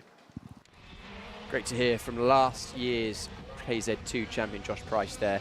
These KZ karts are absolutely ridiculously fast, and the best drivers in this are some of the best drivers that exist. Of course, Josh having raced in many other categories previously, and BTCC is just one of them. And is Josh currently topping the timesheets in this practice session by about a 10th or so, closely followed by Timo and Ella. And also very good at turning up on time for his media photo is our reigning KZ2 champion, Josh Price. Thank you for Josh. Slithering of sarcasm there, Andrew? No, never. Let's talk about this team. Didn't quite get an interview with them yesterday because they were very busy. Charlie Turner on your screens right now, just going through the dogleg. This is the man who Josh Price just pipped to the title last year at Three Sisters. What a race that was. A brilliant race at Three Sisters in the wet, on dry tyres. It was mega. Big changes, though, for Rush Performance this year, which we're going to be keeping an eye on. I don't think this weekend, based on the speed that we've seen so far, we're going to see Charlie and Ashley Lewis right at the front end, and that's because they've had a big change of chassis. So the Maranellos that they were using last year have gone out of this awning, and the IPK brand of Formula K is in. So the pace is consistent. So Ashley Lewis, Charlie Turner, Nat Thomas in that awning as well again for this year. So they're similarly paced relative to each other. To what we saw in 2024, just a little back from the Jades and the Sodis and the more racing machines. So I know Charlie's going to be giving it his all. It's a new project. It's a new start for them. It'd be interesting to see as the season goes on, can they close that gap that's probably about 7/10 per lap at the moment? It's a when, not an if, in my opinion. Yeah. All of the kart brands out there are effectively much of a muchness. There's not a huge amount in them. It's just about finding how to extract the maximum performance out of that brand at each of the circuits we go to. And this Warden Law circuit area, Karting Northeast, is one of the most tricky for these KZs because they're so fast out of the corners. The gap between corners is not large. It goes corner, and even when you miss out a couple of them, as we've just seen Ella Stevens go past the Dunlop chicane there, you're then quickly into the braking zone of Gasworks, and that's going to be where I expect a lot of our overtaking opportunities to be this weekend. And would you say in terms of chassis setup, that's a tough one, because I'd say corner density is quite high round here. Yes, corner density, a very engineering way of putting that. That's an old driveline engineering one, that corner density for clutches and stuff. Anyway, the finish of that free practice session, just for the record, Josh Price was fastest. Timo Youngling, who's getting ready, of course, for another season in the FIA KZ2 European Championships, P2 in that one. Ella Stevens, Jake Weston, Oliver Stewart. And here's a really interesting story, Piers, as well. Nino Piccoli there in the foreground in the white and blue suit. So this is a driver who has, and here's the interesting stat. We talked about Nat Thomas earlier. There he is. Nino has been out of competitive karting for more years than Nat has been alive, Piers. That's a hell of a stat. It's quite good to see them getting on and working together as well to get the most time on circuit. We're hearing that Nino's very much enjoying being back in the racing paddock with his dad, I believe. With his dad. It's a proper dad and lad effort. More of that in the build-up show later on when we replay that at 1:10. For now, though, we'll switch back to racing action here at Warden Law after this short break.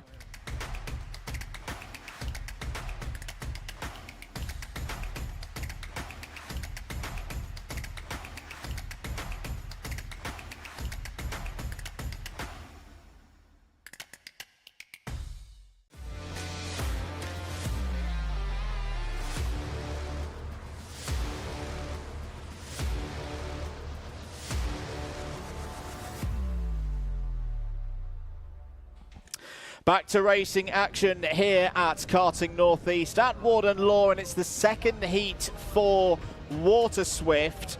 Anyone on the inside of the grid, the driver's right, this is their first race. For everybody else, it's their second, and Austin Gibson has pole position. Fastest of all the Waterswifts earlier on this morning. Colby Patterson alongside on the front row.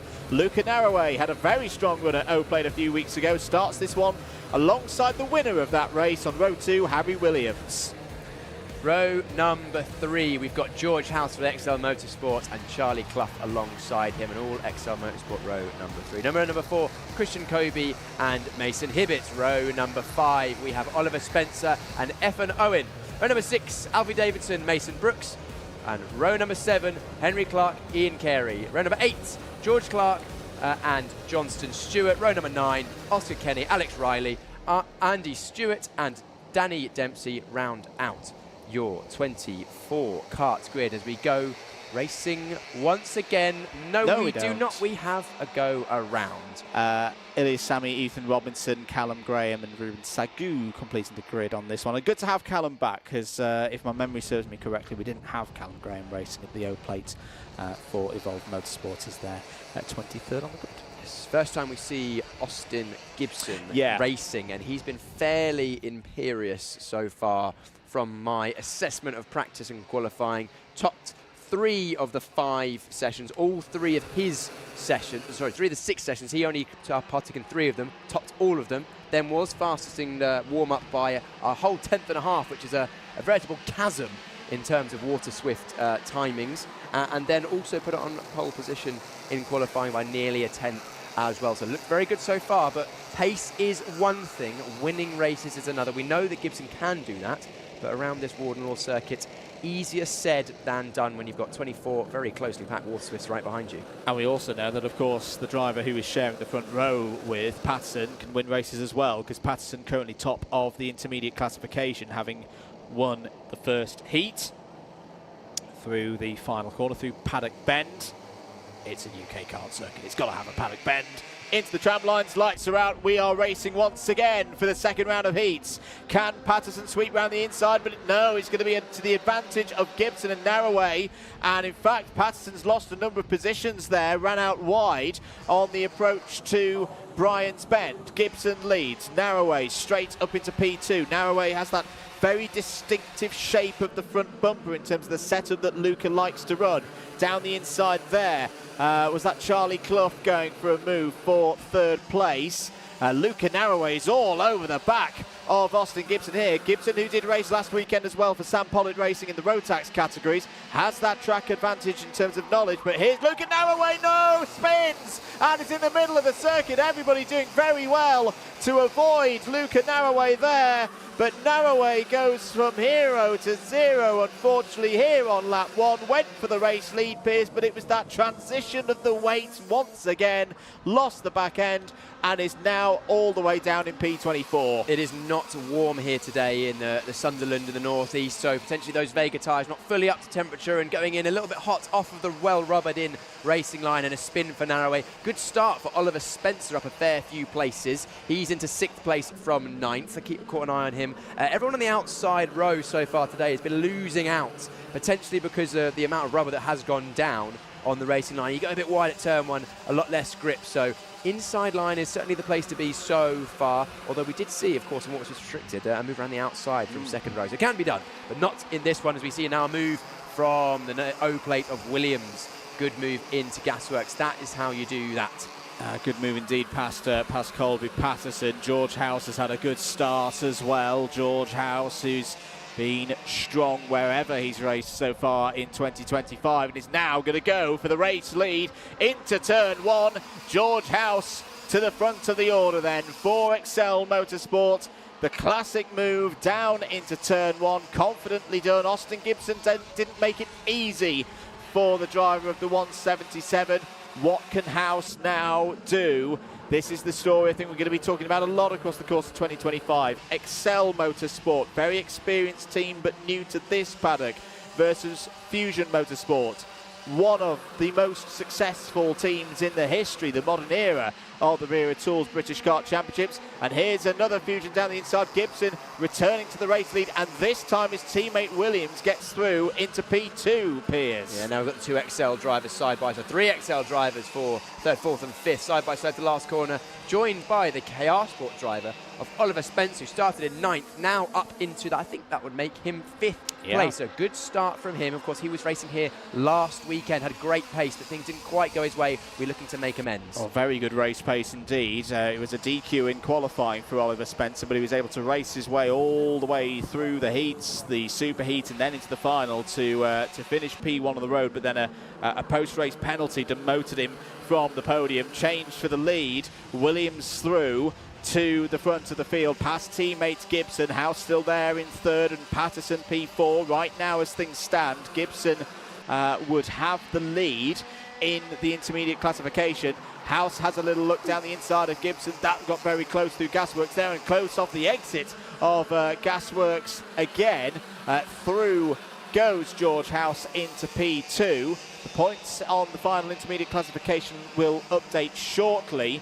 As things stand, yes, still with 1 race to go, it would be Harry Williams on top. And interestingly, though, this is the 2nd race for Harry Williams. So, the O-Plate winner once again working his way through these orders. Spencer once again showing that good race pace through at the dog leg on the 1, 2, 4 of Colby Patterson, and wide the 133.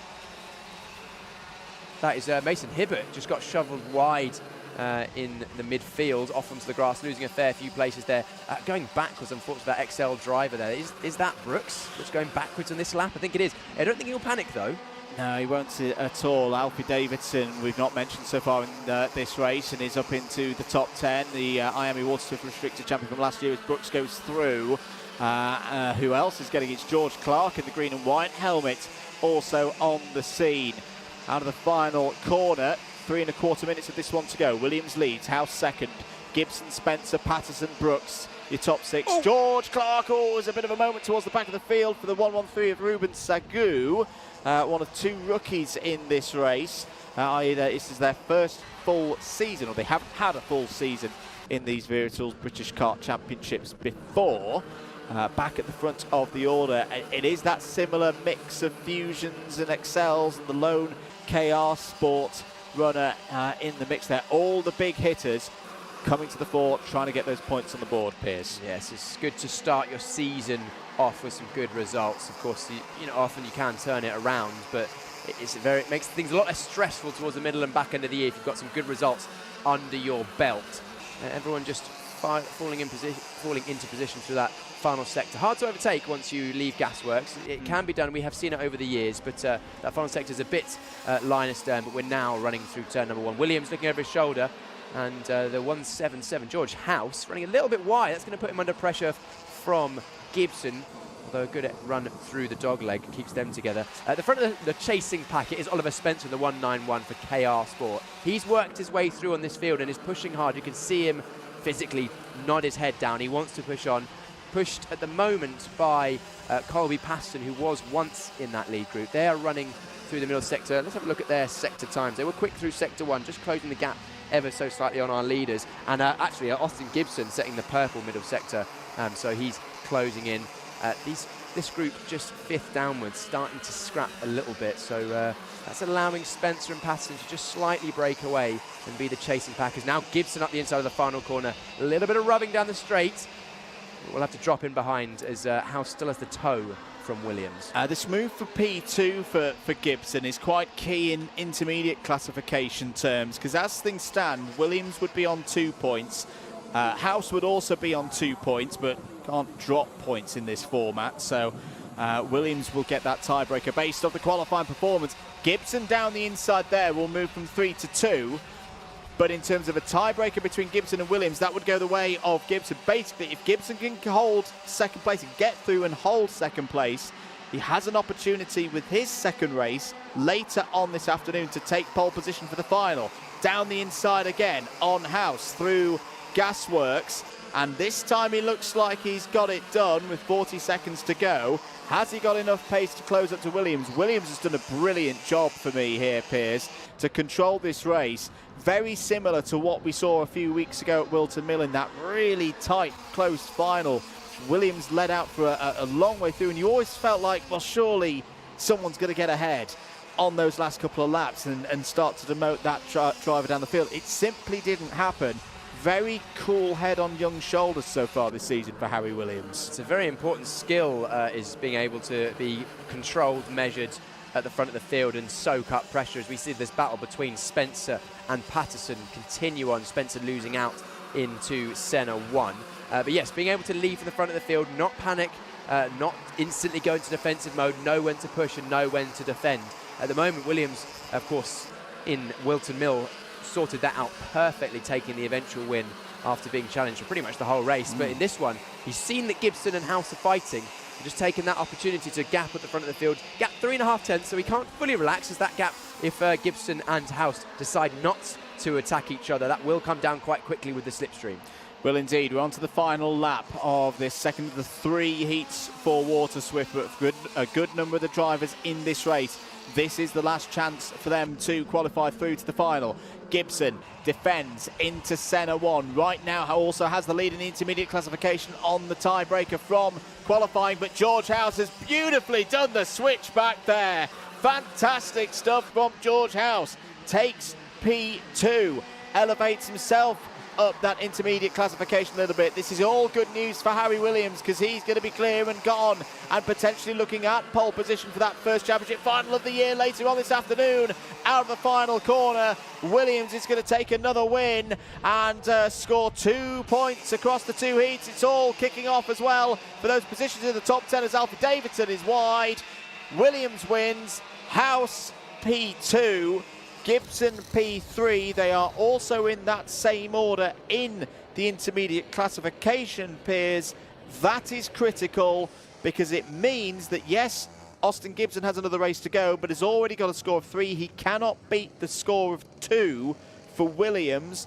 Nobody could beat the score of 2 for Williams. That will be full championship points from this stage of things for the O-plate holder, and pole for the final later on this afternoon. Impressive from Williams, especially considering qualifying didn't exactly go as he would have liked. Not getting pole position. Let's have a quick look back. He was actually only the 6th fastest qualifier, so to come away with a 2 after his both heats, very impressive. Also impressive was that man in 2nd place, George House. A couple of lovely cutback manoeuvres in Senna 2 on Gibson. That allowed him to steal that place, and it was Gibson in 3rd. House, of course, still has another race to go, but again, even if House was to win that remaining heat, it would go to tiebreaker scenario. Williams' better qualifying, timed qualifying performance than House earlier on today would take the tiebreaker.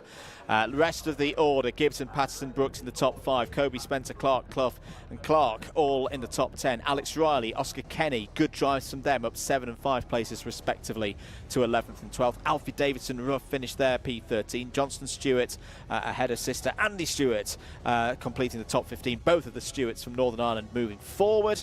Danny Dempsey, forward again, P16. Good drive from Callum Graham, up 6 to 17. Tough races for Ian Carey, Mason Hibbert, Luca Narroway, Ethan Owen, Ilias Sami, Ethan Robinson and Ruben Sagu. But also good again to see, not the first time I've said this today, Piers, everyone who started finished that race. We will have more here from Karting Northeast after this short break.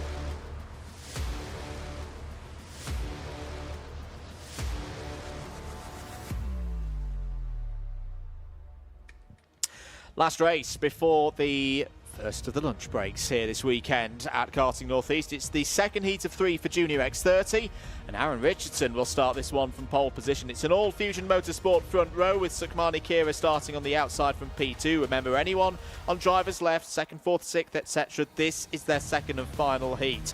George Edgar starts on the inside of row 2, has Rocco Leon Shenton for company on that one. Archie Owen flies the flag for Wales from row 3. He's joined by Finlay Lyons, Tyke Buckley and Nat Johnston form up an all Mick Barrett Racing row 4. Row number 5, Max Ewell for Mick Barrett Racing as well. There's alongside Max Endicott, and Harley Musk for Fusion is on the inside of row 6 with Mayan Patel, who received that 5-second penalty in that previous race.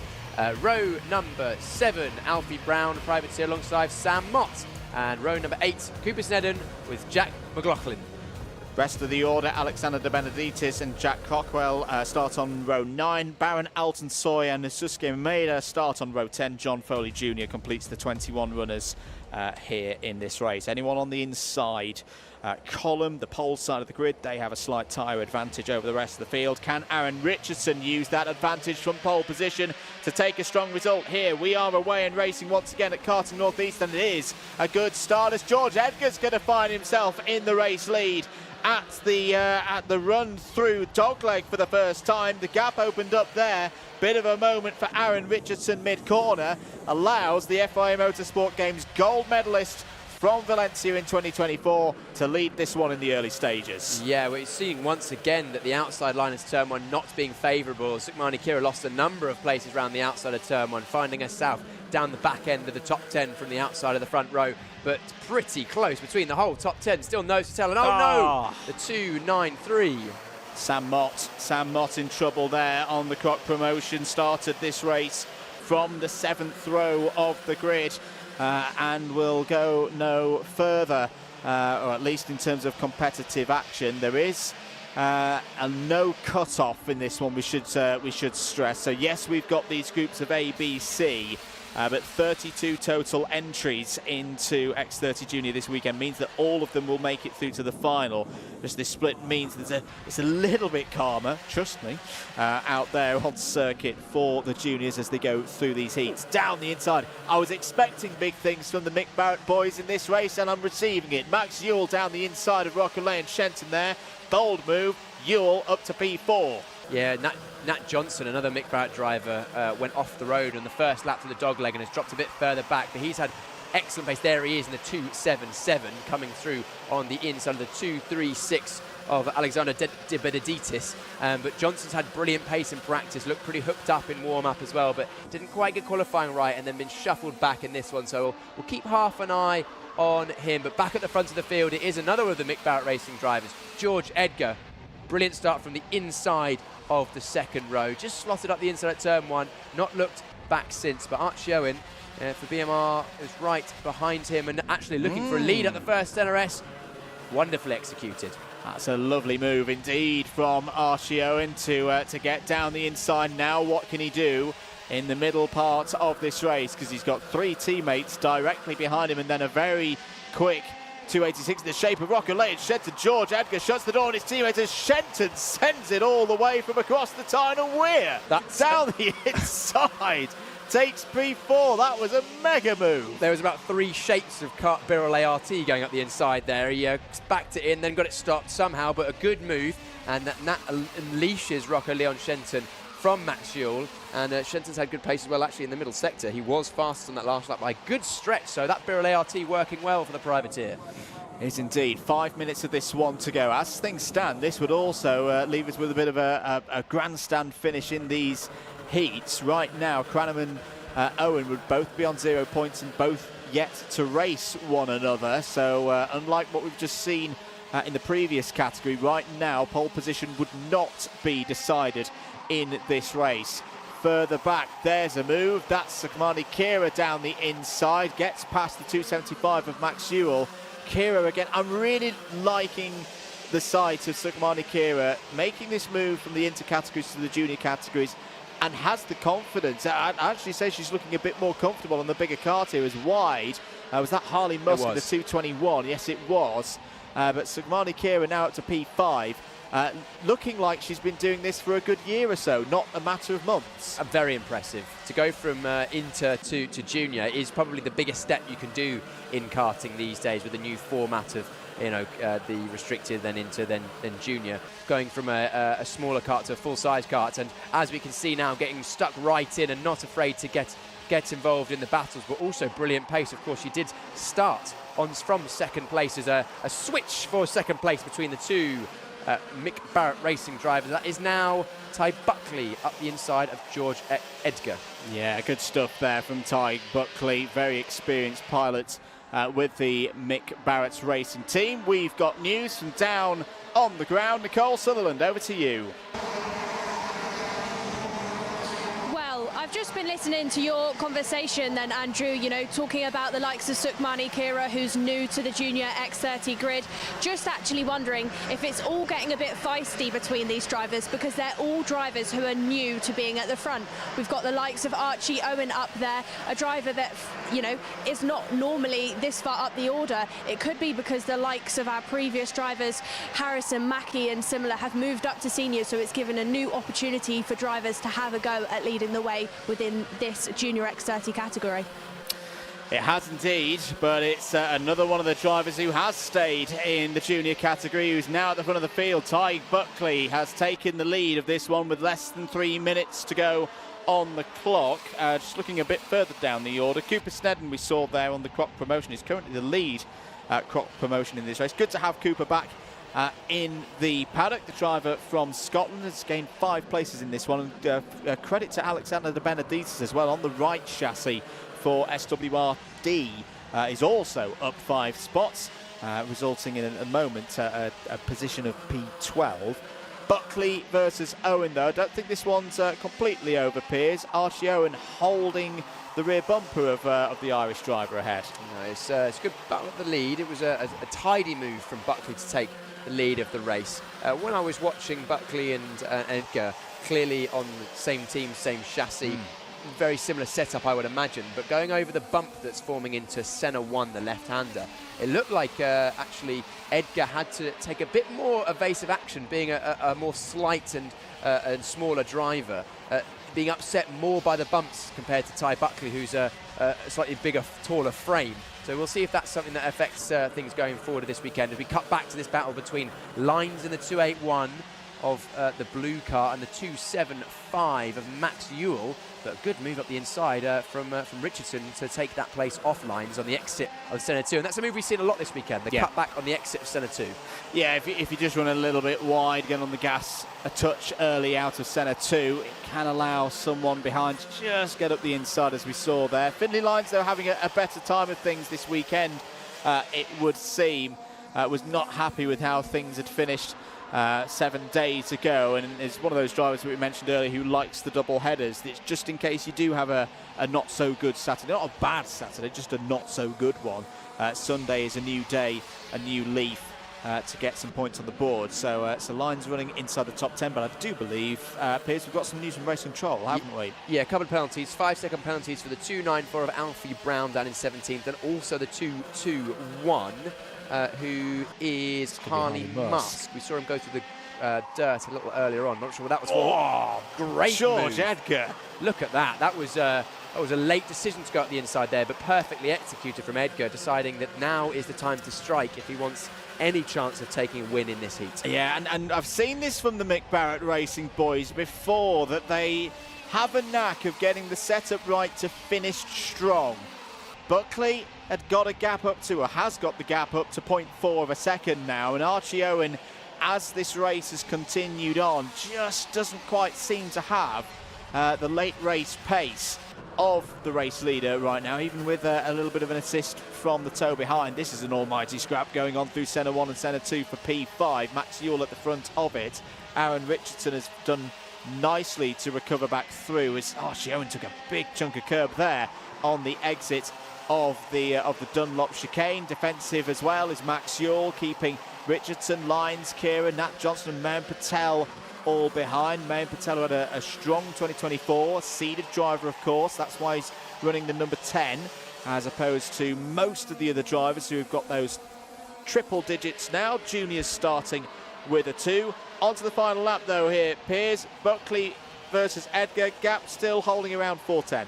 Yeah, Edgar will struggle to bridge that gap. Will be more concentrated on Owen behind, although that gap's gone up a little bit as well. But just a little note, it's interesting to see the 2 MBR cars as we see an attempted move from, is that Kira? No, that's not Kira, Richardson. That's Richard looking up the inside of Yule. Couldn't get that move done, but different NASA panels for the 2 drivers at the front of the field for the same team. The new Tony Kart one on Edgar and the more scoop-shaped one for Ty Buckley. Preferences between drivers, but it was Buckley in this race who managed to fight his way up from 3rd place and take the win eventually. Ty Buckley for Mick Barrett 1-2 ahead of his teammate George Edgar, and Archie Owen in 3rd place. He won't be disappointed with that, I don't think. And then Rocker Leon Shenton, after getting involved in a lot of overtakes at the start, had a pretty lonely race down in 4th place. He did, but again, I'd keep an eye on Rocco this weekend. It's one that could crescendo as we go across the course of things. So, for anyone in Group C, drawn off the back of timed qualifying, the likes of Kira, Shenton, Lyons, Johnston, Endicott, that's them done. We will see them in the final later on today. That final will be the last race of the day at 4:25. For anyone else, Richardson, Edgar, Owen, Buckley, all of those who started on the inside column, they of course have one more heat to go. That will be slightly earlier, of course, at 2:35. There will not be a repechage for X30 Junior today. There is your provisional race result. Ty Buckley takes another win for Mick Barrett Racing. It's a 1-2 for the MBR squad, with George Edgar there forming up the other half of it. Archie Owen P3, Rocky Lane, Shenton and Max Ewell in the top 5. Richardson, Lyons, Kira, Johnston, Patel. That's all useful points for them in the top 10. Cooper Snedden, good to see Cooper there on a return to the Era Tools British Kart Championships P11.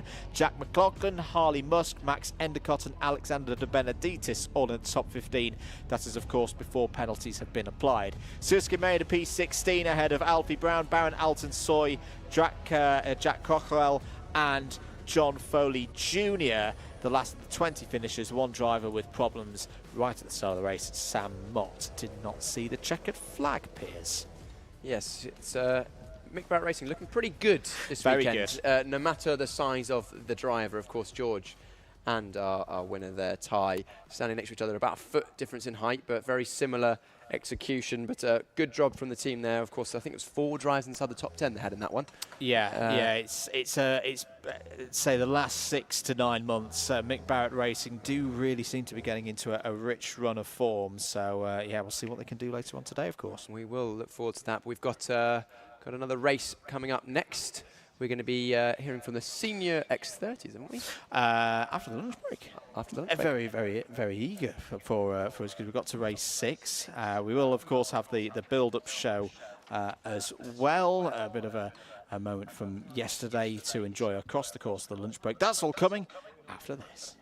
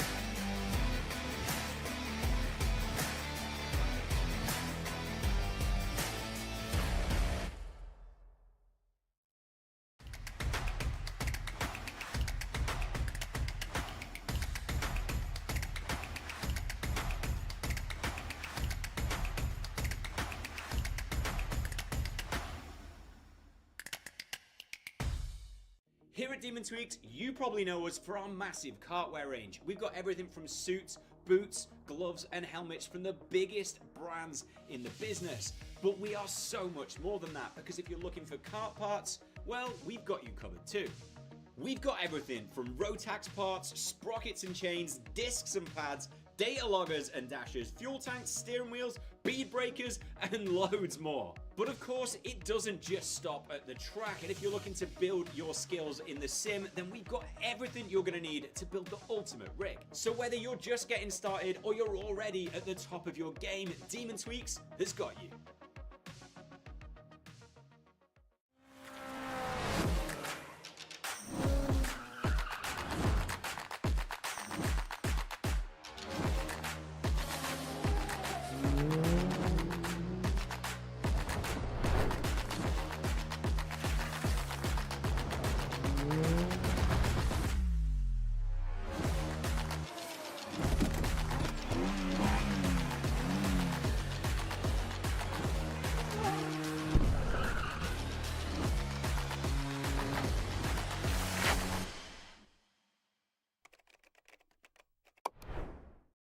Welcome everyone to Warden Law. Welcome back to Warden Law. If you were with us for Event 1 last week for the Rotax and the Honda Cadets, thank you very much for your support. We're back for the IAMEs and for KZ2.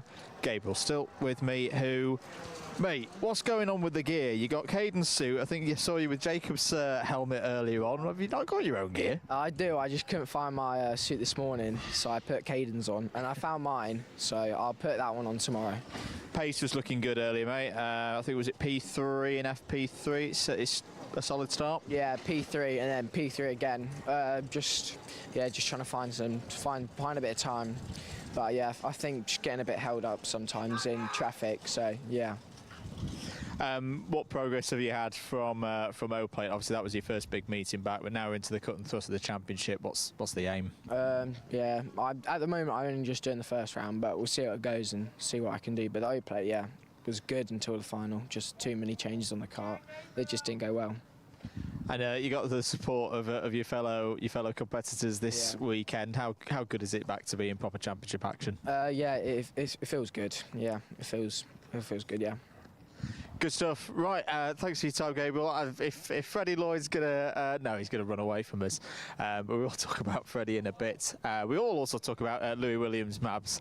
We'll have a chat with Louis. I know I was banging on about this number 22 DAP kart at O-Plate, but look at it. It's beautiful. Oh, and we've got our first paddock pup of the day as well. Louis, come on in. Some positive times today. I think you were solidly up in the top 10 in practice. Enjoying Warden Law so far? Yeah, it's one of my favourite tracks.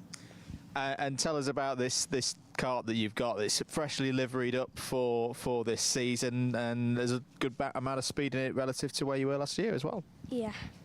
The DAP is basically like a KR, so yeah. And you got your dad on the tools again. Is he getting everything right? Is he setting the kart up how you want it? Well, apart from the last session when the wheel fell off. Oh, we won't talk about that. The wheel falling off. But IAME Waterswift restricted for you this year. Are you hoping to be in for the whole season? Hopefully, yeah, if he can afford it. And I know you're always on the search for sponsors as well. How have you been developing with that across the course of the year? Next to sponsor, Alloy Stars in Aylesbury, and we've also got AST in Aylesbury, courtesy of Claudio. Hi, Claudio. So yeah. This is our dog Sprocket. You're the half. You're the commentator. Yeah. Always says this is Sprocket. He's well known everywhere. This is Sprocket. Sprocket, how are you doing today? He's a good one. He's not sure. He comes everywhere with us in the paddock. So yeah, it's brilliant. Very good. Well, we'll catch you guys in a bit. Good to chat to the Williams Mabs team there, including Sprocket the dog. I love that. That's a great name for a dog. Elsewhere up at the top end, Rocky Lane Shenton is up at this top end. Quick note on one of the front runners from O-Plate, P6 and P8 today for Rocco in terms of the time sessions. I had a bit of a chat with Rocco. They were playing around with the setup a bit. The conditions today, we'd love to talk about a bit of British weather, especially on an Easter weekend. Quite windy. It's not as warm as it was here last weekend. So, yeah, I think trying to tune things in is going to be pretty tricky for some of the teams here this weekend, particularly for the KZ2s, which we'll come on to in a bit. It's fairly quiet at the moment up around the top here for Team BMR. And for Jamie Green, just to note on these guys, JGR, the quickest driver in the restricted category is Bodie Batch. So Bodie, with the Argenti Academy as well, was looking pretty quick. Some new drivers in for JGR this weekend in terms of this championship, and in fact I'll have a little chat now with Win Gottschalk. And Win had a very, very good IAME Winter Cup, but racing now here in the British scene. Warden Law, a little bit different to the last place I saw you win when you were bombing around Valencia. What do you think of this track? It's okay. I think Valencia's better. Do you prefer the faster, smoother tracks? This is quite technical, isn't it? Yeah, it's a bit hard. And racing with Jamie Green Racing again this weekend, have they got a kind of a plan for you for this weekend? Well, no, it's just the same like all races. Good stuff. And you've got your younger brother, I think I'm right in saying, with you this weekend? Yeah. Has he run away from us? Has he disappeared? I think he did. But I think he's one of the youngest drivers in the field, isn't he? He's in the restricted category. Yeah, he is the youngest. So do you think he can do some good stuff this weekend, or is it about gaining experience, do you think? No, I think he can get top 5. Good stuff. Well, thanks for talking to us, Win, all the way from the Caribbean. So we'll see those guys later on in the weekend, looking pretty good. I think Ethan Owen as well down there. Ethan Owen, we should note, in one of the quickest suits. In fact, let's get Ethan in for a little bit of a chat, because we had a brief chat, didn't we, Ethan, in getting the pictures. You are in one quick suit here this weekend, a certain Mr. Will Green's suit from last year. Yeah, I am. What's it like racing in the Wera Tools British Kart Championships? It's good because it's very fun and I'll enjoy it. And racing as part of a strong team here. Is this your first weekend with them, or have you raced with them for a while? With them for about 3 months now, but I just haven't done much. I've just been doing like some in Italy and Spain and all that, so like yeah. I was asking Win a similar question. You know, this is a very different kind of circuit to the ones that we see in Italy and Spain. How have you been getting ready for this this weekend? Just doing lots of testing and private tracks here and just like that, and just coming here on open track days and all that. So, yeah. And you're in a very competitive IAME Waterswift category with a lot of experience there. Have you got a target for the weekend? Like a top 10 or something. Top 10. Good stuff. Well, we'll wish you the best of luck for that one, Ethan. I say keep an eye on him there in the 127. Freddie Wood's not going to get away. Freddie, come here very, very quickly. One of the impressive stories for me stepping up from the intercategories into the juniors this year. When we last saw you at Wilton Mill, Freddie, you weren't quite up to speed with the combo of juniors and Wilton Mill. How have preparations gone for Warden Law here this weekend? I think I prefer Warden Law a bit more, less bumpy, less curbs, a bit easier to drive, but I think the racing here will be better. And then I think I've also learned how to drive the junior more now. You're used to it into tracks, because I've done a lot of Europe when I went to Wilton, so I think it's going to be better here. Yeah, as I say, it's not a full Euro track in a way, but you've still got some quite fast-flowing corners, haven't you? Yeah, because I'd done Winter Cup, then Cremona, so then I hadn't done a lot in England, and then straight into Wilton wasn't ideal, but we've done some testing here, being quite quick. So hopefully it's going to be good this weekend. It has got a bit chillier though. It's a bit windy out there. How have track conditions been today? Or at the start, first 2 sessions, first one was the track wasn't very good. Then the second session, track was quite quick, and then got colder, more windy. Then didn't feel as you didn't have the grip to really push it to full potential really. Good stuff. Well, we'll keep an eye on you, Fred, across the course of the weekend and see how you get on. I say I've been really impressed with Freddie Wood so far this year. Yeah, L-plate didn't quite go his way, but I know we talk about it a lot. That step up from the mini category, the mini kart categories from IAME Waterswift, the intercategory here in these championships up to juniors. It is such a hard step, because so much is different, and some drivers take it to it quicker than others, and it's not necessarily in the order of a championship rankings from the year before. Freddie's got on top of juniors really quickly, particularly in the European scene. So yeah, that is absolutely fantastic to see. Let's move on through. I may have taken you in completely the wrong direction. Not completely the wrong direction, James, because I do want to cut into the Rush Performance tent because we have some fairly hefty changes for Rush Performance. Of course, still in KZ2, that's no different, but new colours, new chassis for the guys in Rush Performance this year maybe means they're a little bit off the pace in these early stages of the weekend, but we know that they've got the kind of drivers who will be able to push their way back to the front. Is this going to be one of those typical times? No, we have got drivers, we have got karts in. Yes, let's talk KZ2. We've got 4 KZ2s in here at the moment. Ashley Lewis back once again, number 4 seed from last year. Nat Thomas in the number 73. Charlie Turner, your runner-up in the championship from 2024, went into that epic duel with Josh Price at Three Sisters last year, is back. And also a new driver, but not a new driver. Really interesting story in the shape of the number 53 for Nico Piccoli. Now, this is a driver who's been out of karting for, my information tells me, 24 years. We've not seen Nico in a competitive karting sense, but what I love about this is it's not just another one of those stories that we've seen over the years of a driver getting back into a kart and having some fun out there. This is a dad and lad effort. I spoke to Nico earlier, and he was telling me how the reason for coming back in, he's 39 years of age, was not just because he's got a bit of time in life to have a go and see how one of these KZ2s goes, but also his dad is of an age that he can still be on the spanners, still be taking part in it, like they used to back in the late 90s and the early 2000s. I think that's a fantastic thing to see for this kart. And the aim for this one is to not finish last. It's the straight answer that Nico gave me earlier. So yeah, building at the speed across the course of the weekend.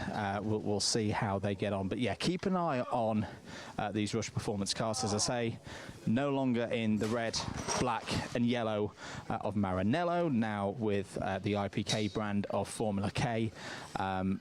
Intrigued to see how they get on across the course of the season as they learn what this new chassis is about. We should also note another change in this awning, another IPK runner in the Praga brand, is that João Castro, the Brazilian driver, has moved from juniors. We saw João in the junior category at Wilton Mill for Oplate, has now taken a step up to seniors, so that's a big old step for João.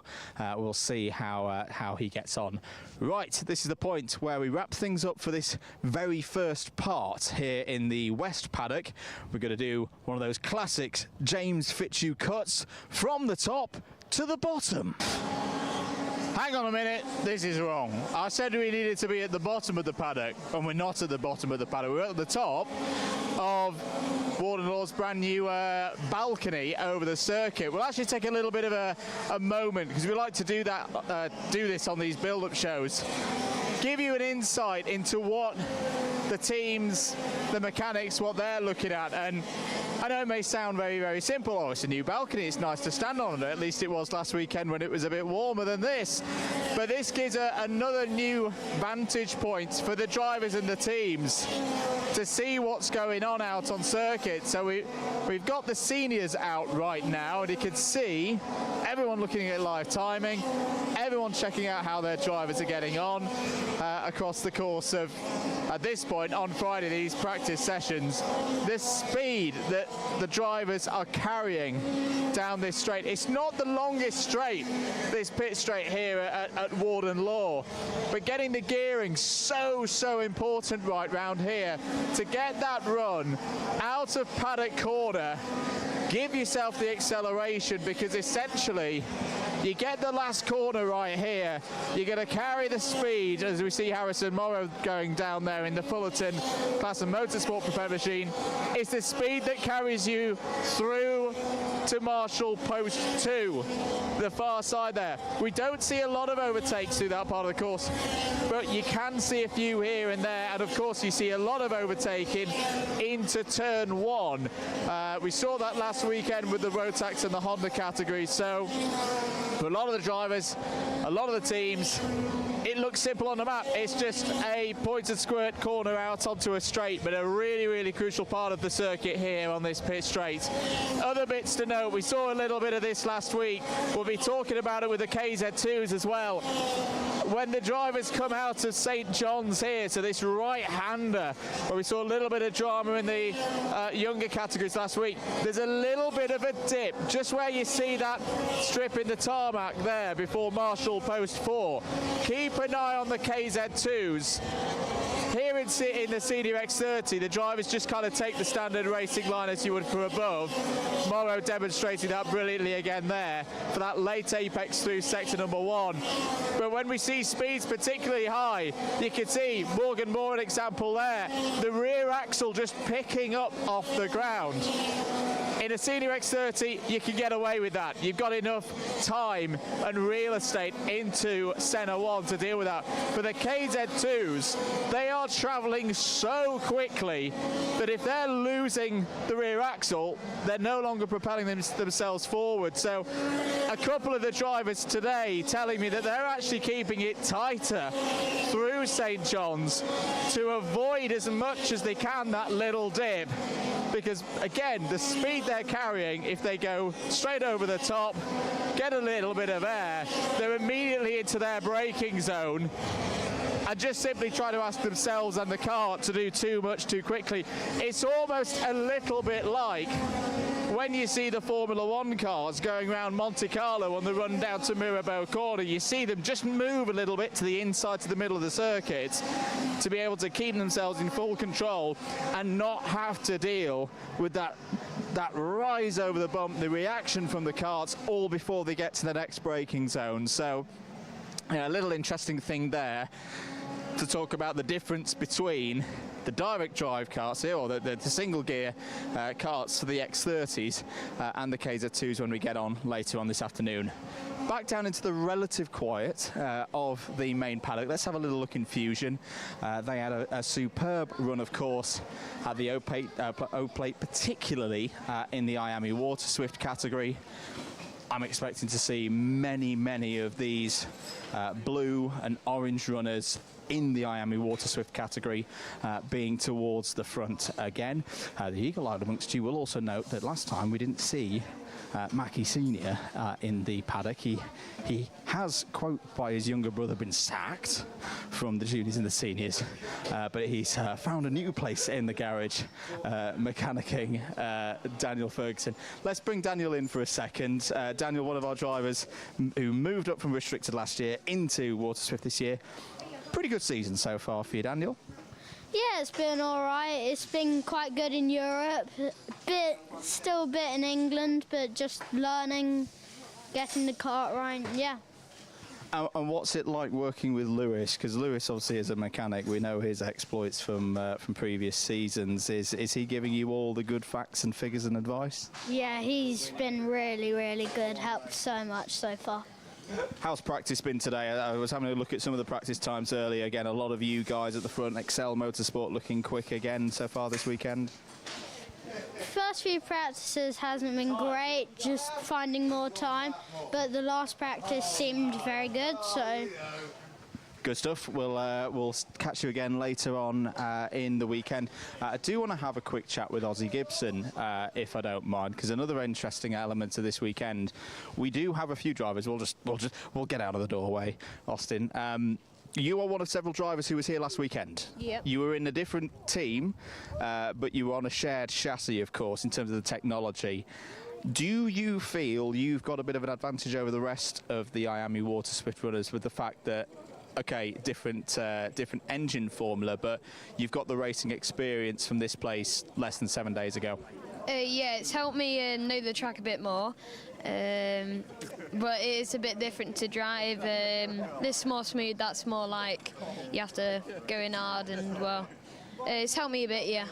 And for those watching at home who may look at, you know, a Minimax and then look at an IAME Waterswift and to the relatively untrained eye will go, well, they look exactly the same, you know, apart from the shades of blue and orange are a little bit different from last weekend. They're pretty much the same. But as a driver, what are the main things that you have to think about and go, okay, I'm back on an X30, I'm back on an IAME platform now, I've got to drive in this particular different way?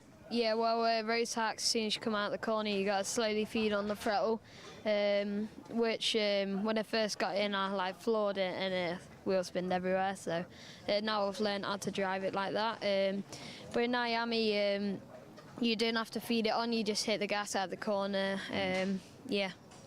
Good stuff. No, thanks for that insight, Austin. It's really good to see Alfie Davidson with us here as well. Alfie, we're just having a chat with Daniel, who of course you know very well from last year's Restrictor Championship. How's practice been for you today? Well, in the first one, quite quick. In the second one, quite quick. And it started getting live timing. I was P2 in the first one, P2 in the second one. And then I was kind of driving around on my own. Had a bit of chase and went P3 by 200ths off. Now, I did notice, correct me if I'm completely wrong on this, because my eyes are getting old and sometimes I can't read properly. Were you in a session where it was more you versus the Excel guys and other guys and you didn't really have any teammates? To an extent. Well, everyone would follow me out, so I would try roll and everyone would pass me that. I don't think so, no. But the form of my question is, if you're in a group tomorrow with some more teammates, do you think you've got some more pace if you can get a bit of a slipstream going? Yeah, hopefully I can push around with some fusion lot tomorrow and hopefully you can go P1 and quali. Good stuff. Thanks for talking to us, Alfie. Just saw Riley Cranham sticking his head out. Should note, because we're not. Oh, sorry, as I'm nearly getting run over by one of the by Dylan Patel's 340. The usual contenders looking quick. Harrison Mackie looking quick, was fastest in FP4 and was also looking pretty good earlier. Was Riley Cranham, our O-Plate winner, better than last week in the road tax categories. Now, there is also another interesting point that we should make. Now, I don't think they're in here at the moment, but we have had a move from Fusion into this awning here, Premium Karting. The number 2 seed, Freddie Lloyd, is now in this is in this awning, and my sources tell me that the reason is that Freddie wanted to stay with an OTK product. Obviously Fusion, similar to what we were talking about last weekend with Sam Pollitt Racing, they're now all on Kart Republics, performing very, very well, of course, with those Kart Republics. Freddie had some problems in the early stage of the season, wanted to go back to what he knew, wanted to go back to an OTK product, so on the entry list this weekend he's in a Cosmic and in Premium Karting. Not as quick though, as in fact there is the number 2 of Freddie Lloyd coming back in. Not as quick though as Morgan Moore. Morgan there, I think just winding down after a good day's work. Was one of the fastest drivers in the session earlier, so this could be a very good weekend for Morgan, particularly with changeable conditions. Morgan, FP3, I was having a little bit of watch of how you were getting on. There was a fine bit of drizzle in the air. I don't think it affected you too much, but some good pace out there today. Yeah, no, it was decent. Getting to grips with it again. Warden haven't been here in a while. Yeah, just getting back to grips with the track. Felt good on the new tyre. So. And what's it like, as I say, things have continue to grow in this awning as well. You were with them last year, of course, but the likes of Lloyd, Whitaker, Mothers, you know, being in this one, is that a good thing in your book? Yeah, no, it's great. I mean, obviously with the Argenti package with Premium and Fred, there's a Japanese driver here as well. Finley, it's great to see the team getting bigger. Obviously we're a small team relatively for the last few years, so it's great to see the 210s back up. But punching above your weight again, as you and Marcus Luzio did for a lot of 2024, of course. Yeah, it was. We're a small team, but obviously Moose, he's, in my opinion, he's the best in the paddock. So I mean, we're very happy to be here. We've been here for my whole X30 career. So. Good stuff. Thanks for talking to us, Morgan. Thank you very much for your time. How much time have we got? It is raining a little bit at the moment. I think this is going to be another one of the stories. Another quick sight there, very quickly, James. William Antrobus going into the Fusion awning. That's not just for him to have a little chat. We touched on it a little bit last weekend, that again, 2 teams, the opposite side of the different engine formulas in this championship, but both on KR chassis. Just the same as last weekend, we saw a few familiar Fusion faces in Sam Pollitt machinery, as just mind out there, James, as Harrison Morris 372 comes through. Yes, you will see some more what we call Sam Pollitt faces racing with Fusion this weekend. William Antrobus being a very good example of that. Excel Motorsport will have a little bit of a chat about. They've got another very strong crop of drivers in some of the younger categories. Quick update on how they got on earlier today. So we have a look at some of the MDLs as well. So a set of the seniors going out in the not too distant future. Quick note on Excel, LBJ Stubbs in the IAME Waterswift restricted category, looking quick again, our O-plate winner. Also looking quick out there, as my notes have had a bit of a wobble. There they are. Very good in the inters for the Stewarts, Johnston and Andy Stewart. Both seem to have got a real turn of pace here this weekend, so keep an eye out for them. George House going quickly again, as we saw back at O-Plate, as we've seen in Europe earlier on in the year, and Mason Brooks also in a positive step forward this weekend. I'm not sure we'll be able to break across. We will head back down the paddock as well, because I want to have a little bit of a chat with the KZ2s. Harrison, step across. It's all right. I won't interview you today. He was very quick earlier, of course, that we mentioned. TB Karts. Good to see some more brands in this paddock. TB Karts in there. Reece Newman and Harry Cottrell in their awning this weekend. In fact, you know what? There's a gap. I'm going for it. Let's have a chat with Reece, if that's okay. I like to see different brands. Obviously, it's one that I'm familiar with from the European scene, but TB Karts, tell them a little about them, what they like to drive. So we've been on the TB Kart. We started on it last year. We switched over from the full-up, which is like a barrel. Yeah. So pretty much the barrel's quite stiff kart. So we're struggling a bit with that, with me being quite a skinny guy, so I struggled turning on the tyres. So we, tried a new chassis. It's been working very well. It's very good everywhere, really. You can sort of just tune it really easily. As I say, that's something I've seen on the European scene, that it is a good all-rounder. It always seems to be in and around the top 10 whenever we race with Euro Series. I think you were telling me earlier that you've had it about 4 months? This particular chassis, about 3 months, yeah. And going well this weekend? Yeah, I mean, we're getting there. Few hiccups in the last one by me, so I need to collect myself a bit together. But, chassis there, if I get it all together, we're up there, I reckon. Good stuff. Thanks for taking the time to talk to us. But yeah, good to see some different colours in the paddock. I'm going to go on the search for a warm awning, not for myself, because I'm used to these conditions being from the north, but cameraman James, I think he's getting a bit chilly. Whilst we're on our way back up to what we're colloquially calling KZ2 land, as Lee Ward, O-Plate winner from a few weeks ago, heads on through, possibly to some scrutineering. Let's give a little bit further of a rundown with the IAME categories and some news. Mick Barrett Racing, George Edgar looking good again this weekend, and is not the only J. Edgar in the paddock here at Warden Law. Who else we note? Evolve will go by in a moment. We've got some news on them.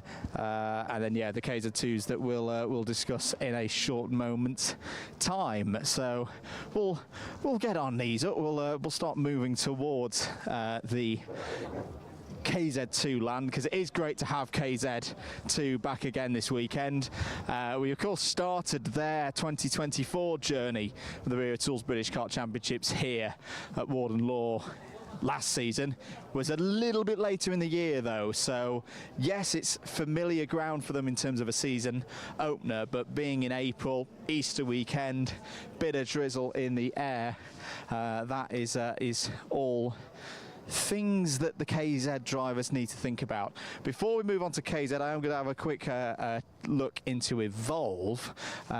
Easy to forget that this is still a very new team. This is still in its first 2 years of being active, but again, keep an eye on Evolve this weekend. Ollie West was looking pretty quick earlier on today, third in FP3 for Ollie West, and we saw Luca Narroway have a good turn of speed a few weeks ago at the O-Plate night measures. Bit unlucky at times at O-Plate, but yeah, keep a weathered eye in these stormy conditions.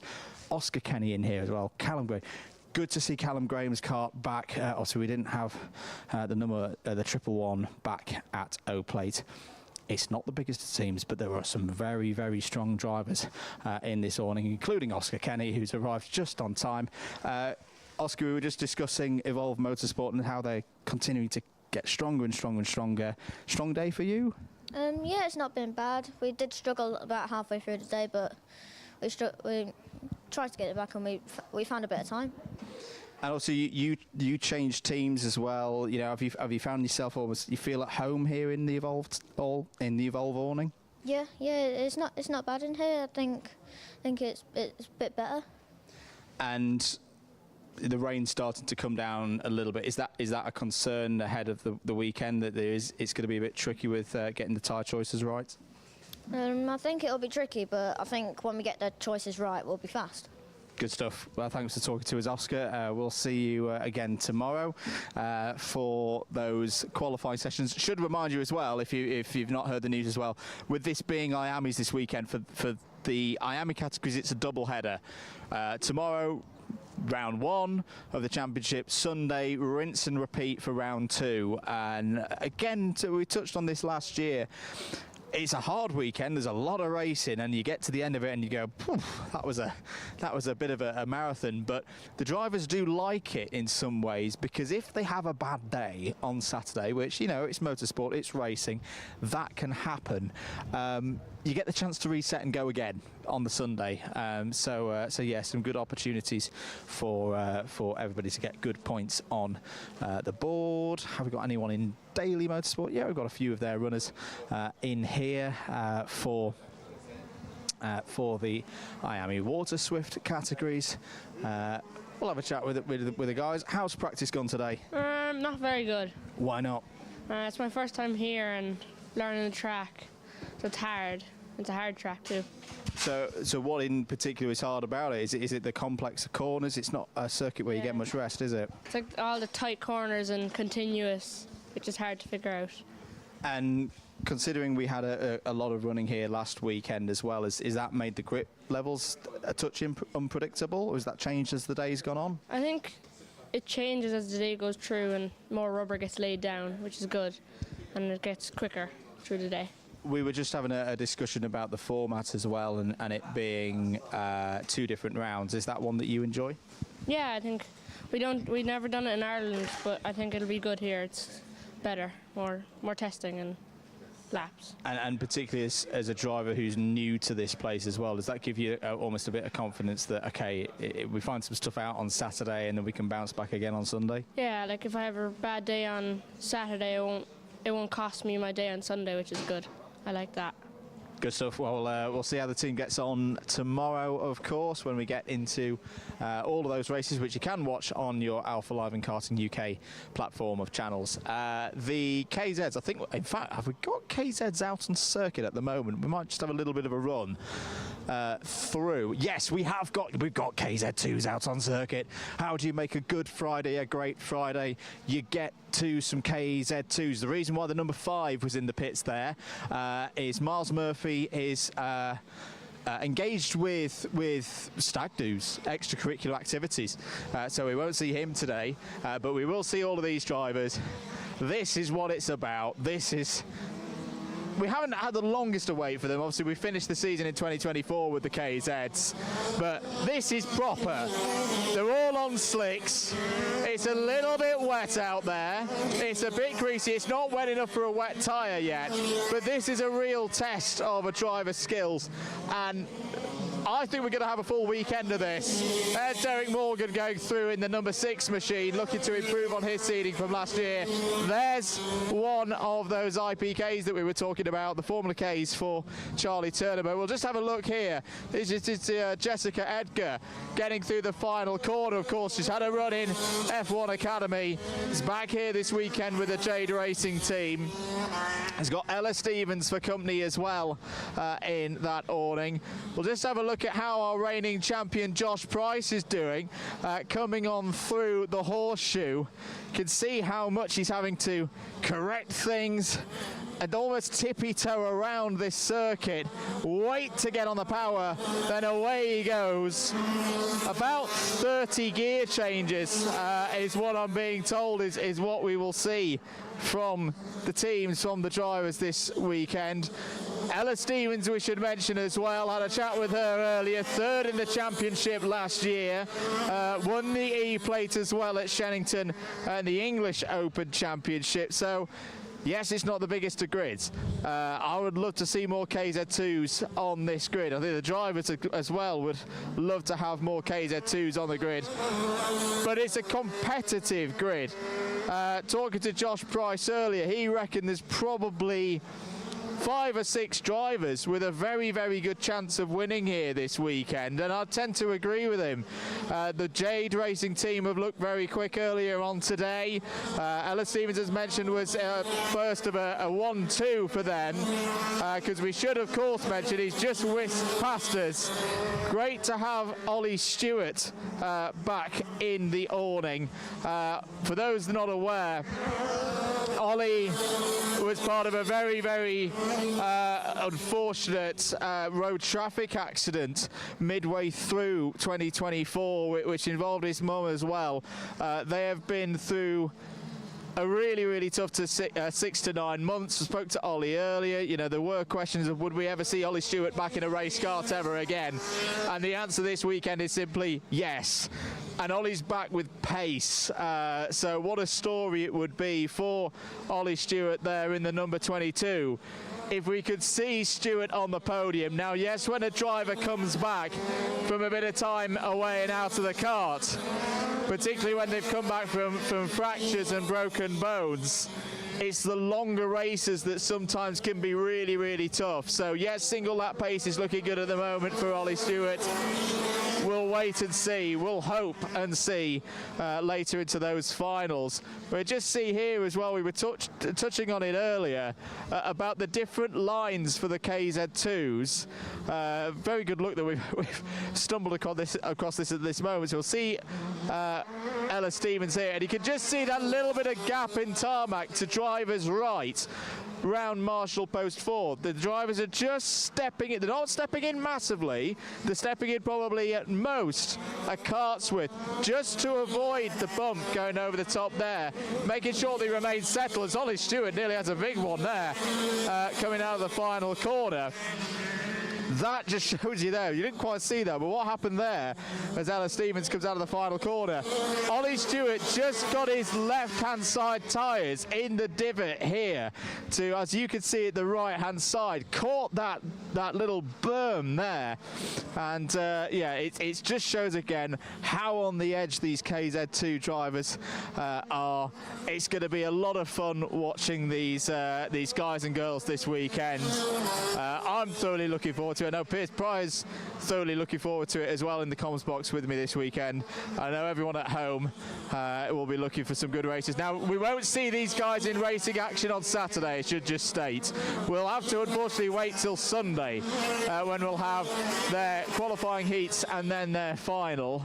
We will still be talking about KZ2 tomorrow. We've got some interviews with some of the drivers that we filmed earlier on today, getting their thoughts on how they're feeling ahead of this brand new season. But as the calm starts to fall now, the checkered flag out for KZ2, we will probably wrap things up there for the build-up show. It's been a frantic build-up show. You can join us, of course, tomorrow morning with all of the heats and the finals. It's a full round for the IAME categories tomorrow here at Warden Law. Do hope you can be with us, and if you've enjoyed the build-up show, do make sure that you give it a share, give it a like, give it a subscribe as well here on the Karting UK channel. We'll see you all bright and early tomorrow morning here from Warden Law for round 1 of the IAME classes in this year's Wera Tools British Kart Championships.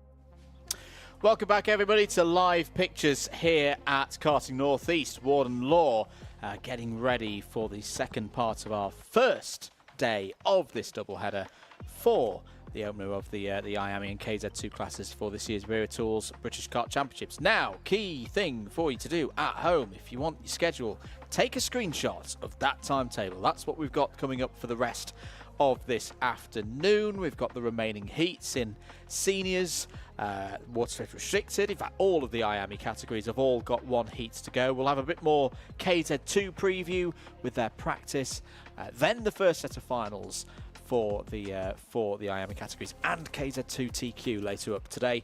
Let's get ready for it though. Next race is coming right up.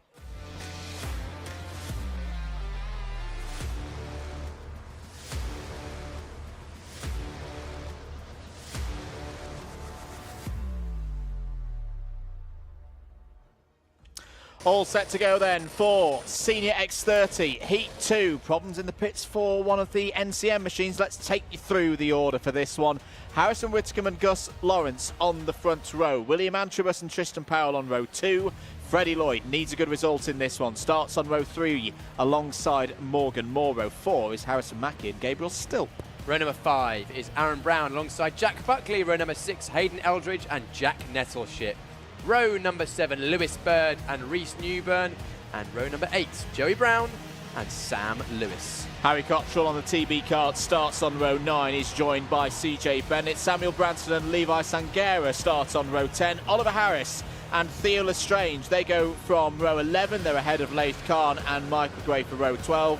At the rear of the field, Harrison Morrow and Conor McPollan on row 13. Joao Castro and Dylan Patel on row 14. Results from earlier on today, if you missed it: Lawrence from Whitcomb, Mackie, Antrobus and Brown was your 1, 2, 3, 4, 5 in heat number 1. Results from that one and this one will be combined to set the grid for the final. We are away and racing for heat number 2 in Senior X30. Lawrence trying to run it around the outside. Positioning there from Harrison Whitcomb means he's going to hold on to the lead. It's a better start this time, though, for William Antrobus. No repeat to the dramas that we saw for Antrobus in heat number 1. Immediately up to second and pointing forward to Harrison Whitcomb to say, go, drive, get up the road, because Gus Lawrence right now, Piers, I think he's down in around 6th or 7th place. Yes, he is. He's been forced backwards, of course. At the first turn, we saw him get pushed wide, legally so by Harrison Whitcomb, but it was definitely a statement of intent. Whitcomb deliberately missing the apex at turn 1 to force Gus Lawrence wide. He knows that he needs to beat Lawrence by at least 1 position if he wants that pole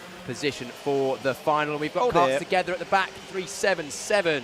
That is Michael Gray with a little art. Might have been Laith Khan. Freddie Lloyd up to second place. He needs a good result in this one. You mentioned that a moment ago, Andrew. He's up to second, a feisty start. But once again, we're seeing the outside row of the outside line going into turn 1, falling foul. Lawrence, Powell and Moore on the first 3 rows on the outside. None of them feature inside the top 6 positions. They don't indeed. Harrison Mackie's on the move. Mackie up to P3, just behind his former teammate Freddie Lloyd, as there is Gabriel Stilp down the inside of William Antrobus. Gabriel Stilp on the move up to P4. Freddie Lloyd, you mentioned there, Piers, as Aaron Brown looks down the inside of Antrobus. And this is, well, I say welcome to the seniors. Of course, William Antrobus has been racing in Senior Rotax this year as well. But this is a strong field in the X30 category, all giving William Antrobus a bit of a welcome to things and shuffling him down the order as Stilp has a go at Freddie Lloyd for P3. So Mackie's gone through into P2. Freddie Lloyd, who was classified 11th in the first heat after some penalties for the likes of Lewis Bird and Hayden Eldridge, but that spin earlier on was not the way things you would have wanted things to pan out. Morgan Moore down the inside. Piers has got a move done on William Antrobus. Yeah, robust move from Moore at the inside of Antrobus, gets that move done. And unfortunately, actually, the concertina effect meant that Lewis Bird lost out, losing a couple of places as a sideways Gabriel Stilp up the inside of Gasworks. Bit of hand signalling to each other there. There was nothing untoward. It was just a, sorry mate, let's go forwards. Stilp has shown good practice good pace in practice yesterday. Didn't quite show it in qualifying, but is pushing forward through at the moment. But the driver directly behind these two, that green helmet of Aaron Brown, been very impressed with him so far today. Very good moves in the first race. Executed those overtakes well, had good pace, also knew when to attack and when to defend, and solidly inside the top 5, as we see Bird now fighting with the likes of Jack Nettleship and that bright green TB kart. Yeah, it does indeed, and just to note as well on the intermediate classification, as things stand, Whitcomb would be on pole for the final, 2 points from these 2 races. Mackey would be alongside on the front row with 5.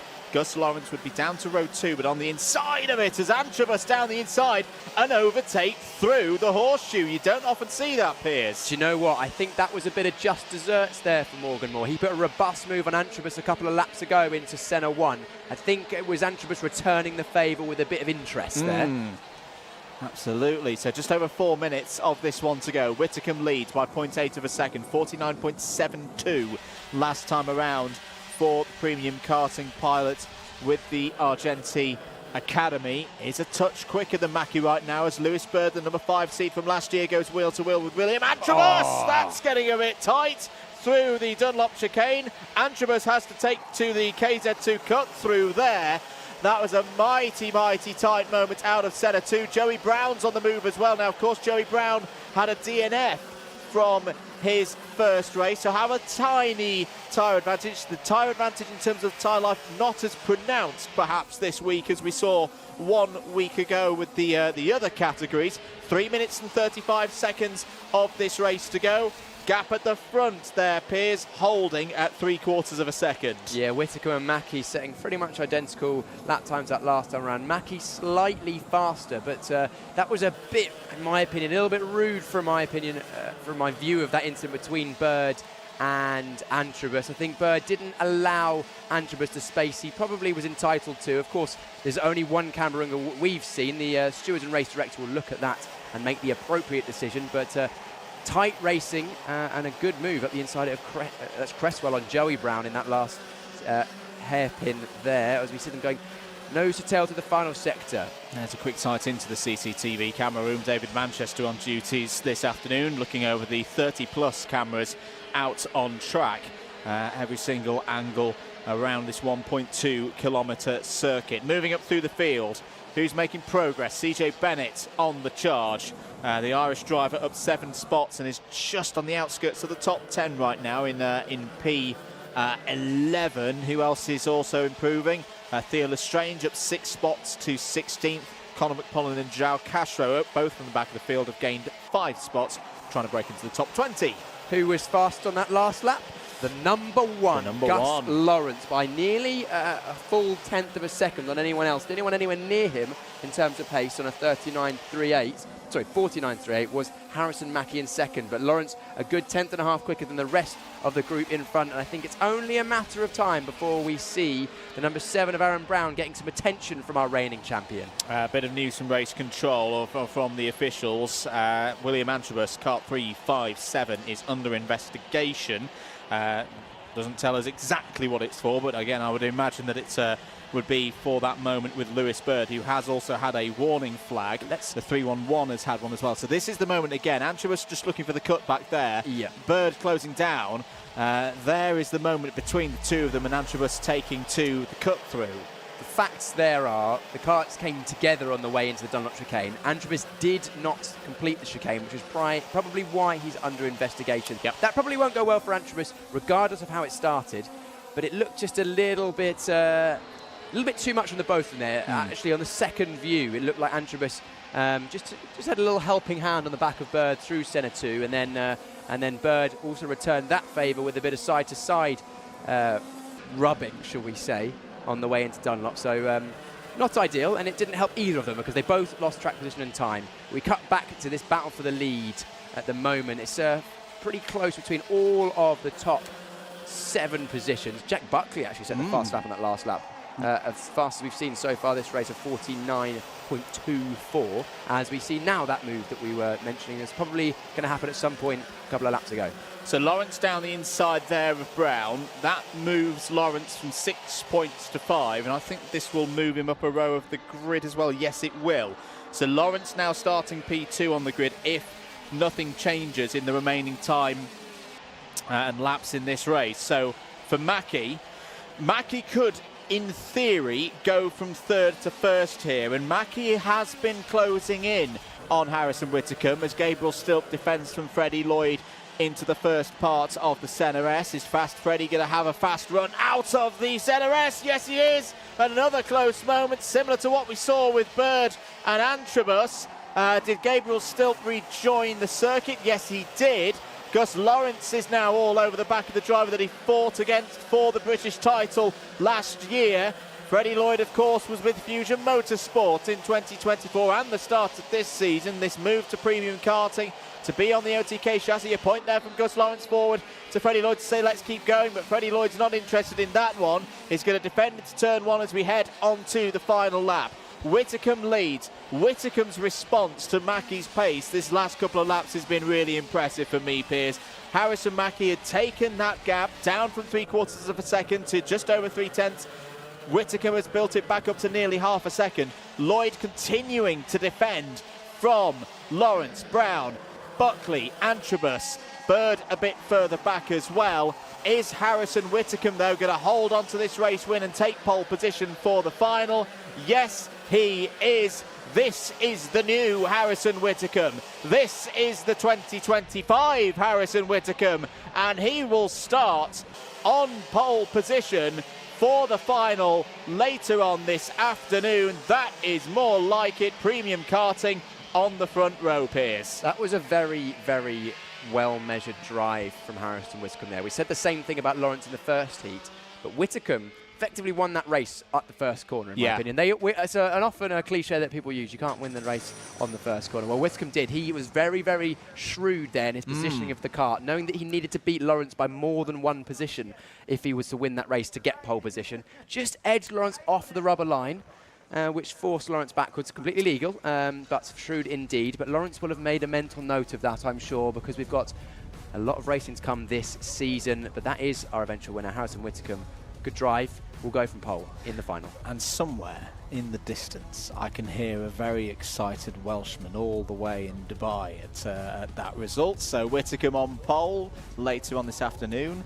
Harrison Mackie, P2 in that race, will start immediately behind him from P3 on the grid. Good drive from Gabriel Stilp in that one to take third on the road. Freddie Lloyd P4. Should note, though, the number 2 is under investigation. That one popped in on our screens just after the checkered flag. Doesn't mean it was necessarily for something after the checkered flag, but that's just as it came in. The 342 of Gabriel Stilp, also investigation. That's going to be probably for what we saw a few laps before.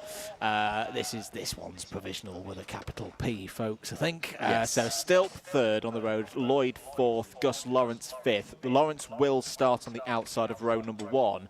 We'll have a repeat potentially of what we saw at the start of that first heat, Piers. Do you think Gus Lawrence will be happy starting from the outside of row number 1? Happy is a relative term. He'll be glad to be at the front of the field. Starting the year off in a good position. I imagine he'll be hoping that the start of heat number 2 that we've just witnessed doesn't happen again, because he found himself outside the top 5 or 6 at the end of the first sector. That was due to the tactical positioning that we've mentioned by Harrison Whitcomb. He'll be looking to slot in and join that front group from the beginning, because I think, judging by the pace in that race, certainly Lawrence has the pace to win the race if he's in the right place. Another way of looking at it, though, is that Harrison Whitcomb, if this is a game of poker, has just played his cards there. Gus Lawrence is experienced enough to go, all right, youngster, yeah, you got me on that one, but you won't get me twice. And, of course, that being a final, points on the line, 12 minutes as well, a longer race to play out for. Senior X30 Finals is going to be an interesting one later on today. Just to run down the rest of the order provisionally. Aaron Brown, Jack Buckley, William Antrobus, Lewis Bird, Jack Nettleship, all in the top 10. Great drive there from Nettleship up to the top 10. CJ Bennett, Reece Newburn, Joey Brown, Morgan Moore and Theo Lestrange all in the top 15. We're going to have to just cut there because we need to have an ad break before we get going for race number 8. IAME Waterswift Restricted are out next.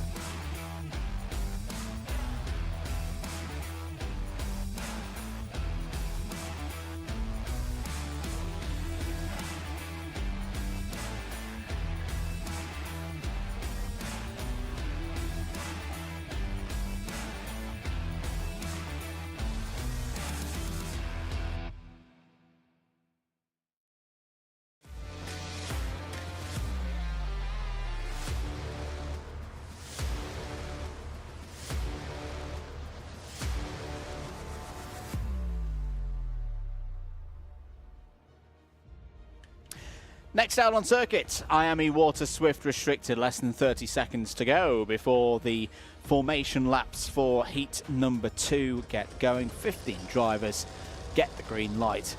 Let's take you through the running order for this one. O-plate holder LBJ Stubbs starts on pole position. Harry Chapman alongside on the front row. Bodie Batch and Louis Williams-Mabs go from row 2. Then America's Zev Godschalk and Ollie West of England on row number 3. Jaden McElhenney, Corey Lyons currently top of the intermediate classification, who are on row 4. Row number 5, Freddie Baker alongside Leo Russell. Row number 6, Patrick Wood and Benjamin Slivar. Row number 7, Harry Murphy and alongside Frank Morris. And then rounding out your 15 kart grid, the privateer Logan Hodgetts. Good crop of privateers in the Waterswift Restricted. We like a privateer in the commentary box, and it's good to see so many of them doing so well. Very quickly, there were quite a few changes in the final classification after penalties. So at the moment, after Heat 1, it's Corey Lyons, Bodie Batch, Zev Godschalk, you 1, 2, 3 in this category. Ollie West P4, LBJ Stubbs and Harry Chapman, your 2 front runners on the road in Heat 1. In the end, we're classified 5th and 6th. What's going to happen in this one? Away we go once again for 8 minutes plus 1 lap here at Warden Law. Another very even start across the front row, and it's the same as we saw in Heat 1, Piers. Round the outside, Harry Chapman takes the race lead. Rinse and repeat. He did it in the first heat, did it in the second again. Around the outside, it's the only driver we've seen do that today in any of the classes, managed to take the lead from the outside. And he's done it twice, so brilliant start. And then literally, are we watching a replay of the first heat? Into centre 1, through goes the O-plate, LBJ Stubbs. And this time, Chapman's going to have a go on the cutback, pulls out of that one wisely so. Good start as well, once again, for Corey Lyons. The race pace of Corey Lyons. Sorry, no, it's not Corey's, it's the 24 instead of the 14. It's Ollie West who's come forward. There's Frank Morris in that brilliantly liveried number 55 machine, the driver from Wales, one of the privateers in this one. Harry Murphy there as well, wearing the replica Lewis Hamilton purple and yellow helmets. They've gained some positions in the early stages of this one. So Stubbs leads, Chapman P2, Ollie West up to P3. Corey Lyons has had another good start and is going for 3rd place now, has got through in the number 14, so Corey Lyons leading in the intermediate classification at the moment. This would be a great result for DMS, Piers, to see if they can hold on to this. Well, at the moment, is net pole position for the final. Still 6.5 minutes. It's a lot of Waterswift restricted racing to go before that comes to fruition, but I love the DMS livery. Actually, in the middle sector, Corey able to switch on that kart that he's on, the DMS kart, pretty quickly, and has closed the gap down to 3rd to 2nd place of Chapman already. One of many runners, probably about a half or just over half of the field running on Kart's Republic chassis. They do seem to be the weapon of choice at the moment in this category. Through turn 1 again. There goes the O-plate holder, LBJ Stubbs, into this tricky part of the course. Got to keep it tight through the dogleg. Set things up for St. John's. We saw a few thrills and spills over that exit curb in Heat 1. There's a move coming in from Louis Williams-Mabs down the inside. Nice overtake from Louis Williams-Mabs on the dap, down the inside, up to P4, but not for long, because here comes Ollie West back. Nice cutback there for Ollie West with the Evolve Motorsport team. Still quite a young team, Evolve Motorsport, in their 2nd full year. But performing strong in this category, performing consistently right now. Ollie West looking at a potential start on the 2nd row for the final. Yes, it's often viewed as good to go at the inside on the entry of a corner, but often much easier and you lose less time to do it on the exit, as we saw West do on Louis Williams-Mabs there. Corey Lyons sits the fastest lap on that previous lap, closing the gap down to just 1/4 second to our leading group, and actually that's less than 1/4 second visually on the road. Is now Lyons right on the back of Chapman. Yeah, he's doing a good job right now and holding on to the advantage in the intermediate points. Right now, Lyons on 3, Stubbs 5, Chapman 8. That is a tiebreaker situation at the moment with Ollie West running 4th on the road in this one. But again, we go back to TQ, we go back to the performance earlier on this morning over those times lapsed. Chapman would hold third ahead of West. Gottschalk currently in 5th place. Batch, Williams, Mabs and Baker completing the top 8 as things stand. But plenty of time for all of that to change. Just over 4 minutes remaining in this second heat for IAME Waterswift. Do keep your comments coming in messages of support. Hello to Barry, who's cheering on Harry Chapman in this one. And I'm sure Barry and everyone cheering on the number 32 are going to be pretty happy with this. Good race pace once again from Chapman. Gap to LBJ Stubbs. Just under 0.3 of a second, but Stubbs last time around fastest lap of the race, Piers. Yeah, Stubbs just opening things up and also backs that fast lap of the race up with the fastest first sector, nearly 0.2 faster, in fact over 0.2 faster than Chapman and Lyons behind. So coming into a good run of form in this race is Stubbs at the front of the field. We're looking back at this battle between Louis Williams-Mabs and, is that McElhenney? Or is that, oh, he's actually got past Ollie West. I was about to say before you started talking about the battle at the front that I think Williams-Mabs actually has a lot of pace in that kart at the moment. He set a fastest final sector a couple of laps ago, then got past immediately, and now has been released from that. And you can see already in the middle and final sector, gapped the kart of West behind him.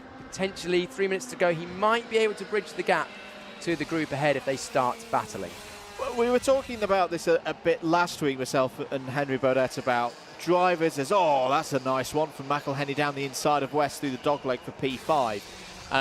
We were talking about it in the Micromax category of drivers who we think have had really good starts to this season, as Zev Goldschalk down the inside of Ollie West for P6. I'm going to throw Louis Williams-Mabs' name in there as really good to see the big step that Louis taken forward relative to, say, 12 months ago in this IAME Waterswift restricted category. Just showing again that, you know, sometimes drivers can be taken through the ranks very, very, very quickly, as this is a great battle going on between Gottschalk and Ollie West for that 6th place. But Louis and his dad, they've stayed at this level, they've built up the confidence, they've built up the race speed, as that was a moment between Stubbs and Chapman into turn 1. Corey Lyons has gone back through into 2nd place. I wonder if you can get another look at that one between Stubbs and Chapman. That is a very, very high-speed part of this circuit, Piers Prior, for two karts to get into that close a level of proximity. Yeah, that was a wheel-to-wheel contact there that sent Chapman's front end into the air, almost out of control, collected it, losing just 1 position, but clearly Chapman not particularly happy with whatever went on there, as he was gesticulating through the exit of 1 and then down towards the left-hander of St John's as well. All seems well with that kart, that black and fluorescent yellow kart of Chapman in 3rd place, but clearly bridged the gap and caught and was attempting to pass Stubbs at the front of the field. Stubbs actually had a poor middle sector on that previous lap, which is what allowed that move into turn 1. But now Chapman's having to fight for 2nd place as opposed to the lead, pressuring the back of Lyons. This is one of those moments where, unfortunately, the commentary curse can sometimes hit a driver. I'll praise a driver and then they'll get a 5-second penalty. Sorry, Louis. Sorry, Sprocket the dog as well. But unfortunately, the number 22 has received a plus 5-second penalty. The O plate is now okay. So LBJ Stubbs now under investigation. We would imagine, Piers, that is for the moment we saw a lap and a half ago. Speculating, it would potentially be over-exuberant defence, because I haven't seen him involved in anything else at this stage of the race. Yes. We only caught the 2nd half of that incident. The race director and stewards have many camera angles all over the circuit to view that incident in its entirety, and we'll make a decision based on that. But for now, we'll say it as we see it. It currently still is Stubbs. Oh, actually, Chapman pointing down at his car, potentially having a little bit of lasting damage from that coming together with Stubbs. Let's, I think we're hearing in my ear that potentially we might be able to get another look at that in a moment. Here we go. Right, so down towards turn 1. Okay, here we go. So it is Chapman that pulls to the inside. Yes, Stubbs, he saw him coming and made a pretty late move there. Look, so Chapman, yeah, you can see the jink of the steering wheel.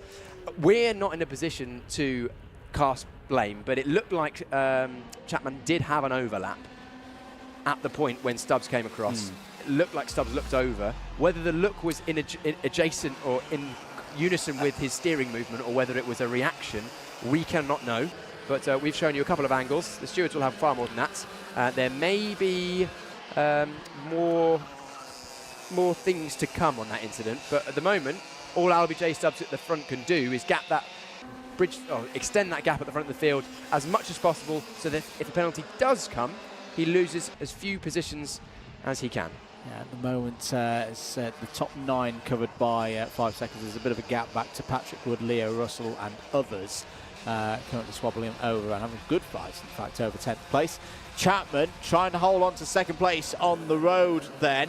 Trying to hold off Corey Lyons, who right now is still in a position that would give Corey Lyons pole position for the final. Jaden McElhenney's had a good middle part of this race, Piers. Is now up a net gain of 3. And 2 DMS drivers there. As Lyons is going to get down the inside of Chapman. That's a lovely little move to take 2nd place on the road. McElhenney's going to have a go as well around the outside of Horseshoe. LBJ Stubbs, race pace still good for Stubbs, like we saw at Wilton Mill for O-Plate. The O-Plate holder takes it on the road. Corey Lyons P2. That is going to be pole position for the final. Corey Lyons 1st and 2nd, at least provisionally, has a 3-point advantage over Stubbs, a 7-point advantage over Chapman, Batch and Zev Gottschalk as things stand. Chapman P3 on the road, McElhenney P4. Keep an eye on McElhenney for the final, because of course McElhenney had that spin in the first heat, so will at least for now be on the outside of row number 4. But that number 77's got some pace today. As drivers shaking hands there, Stubbs and Chapman. That looked like Stubbs actually coming over and shaking the hand of Chapman, so clearly no hard feelings there. Of course, that may still go on. Yeah, it's still under investigation, but it was LBJ Stubbs that won the race on the road. Lyons 2nd. Surgical move on that last lap to take really 2nd place. Impressive, and he will go from pole position in that final, barring any post-race judicials.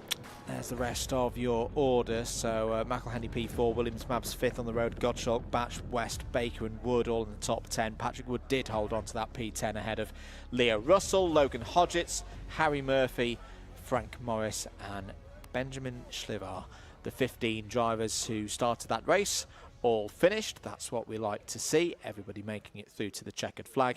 And if your primary interest is in IAME Waterswift Restricted, don't go anywhere, of course. We've got more racing to come from the other categories after this. But the Waterswift Restricted Final today will be at 3:35 for their 12 minutes plus 1 lap heat. And don't forget, of course, that we do all of this again tomorrow on Easter Sunday for round 2 of the championship for all of the IAME categories here at Warden Law this weekend, Piers. 2 equally weighted meetings in one weekend. So today feels like it's building to tomorrow, because that's often how things go in karting. The weekend builds to the Sunday, but no, 2 equally weighted meetings, equal number of points. You win on Saturday, that means nothing, zilch, by the time you turn up on Sunday morning. Let's take a short break. Coming up after this one, race number 9, IAME Waterswift Groups A and B, after this short break.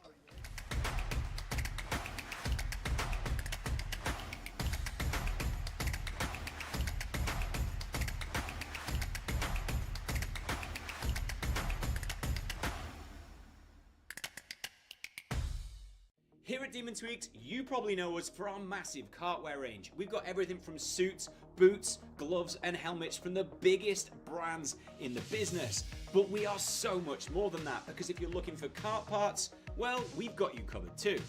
We've got everything from Rotax parts, sprockets and chains, discs and pads, data loggers and dashers, fuel tanks, steering wheels, bead breakers and loads more. But of course, it doesn't just stop at the track, and if you're looking to build your skills in the sim, then we've got everything you're going to need to build the ultimate rig. So whether you're just getting started or you're already at the top of your game, Demon Tweaks has got you.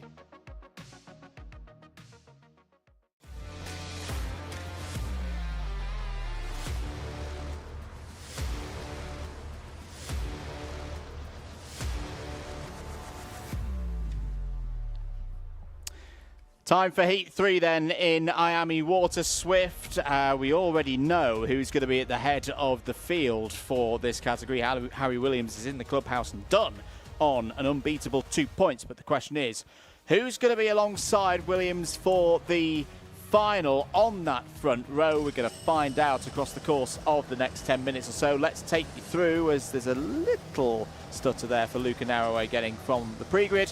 Let's take you through the running order. Austin Gibson starts on pole, the very impressive privateer. Nathaniel Hodges alongside on the front row. Luca Narroway will return to the inside of row number 2. Is joined by one of the strongest runners in the early season running in Europe in this category, Wyn Goldschalk there on the second row. George House on row 3 is joined by Austin Newstead, who needs a good one here after a DNS in the first round of heats. Christian Kobe and Night Measures go from row 4.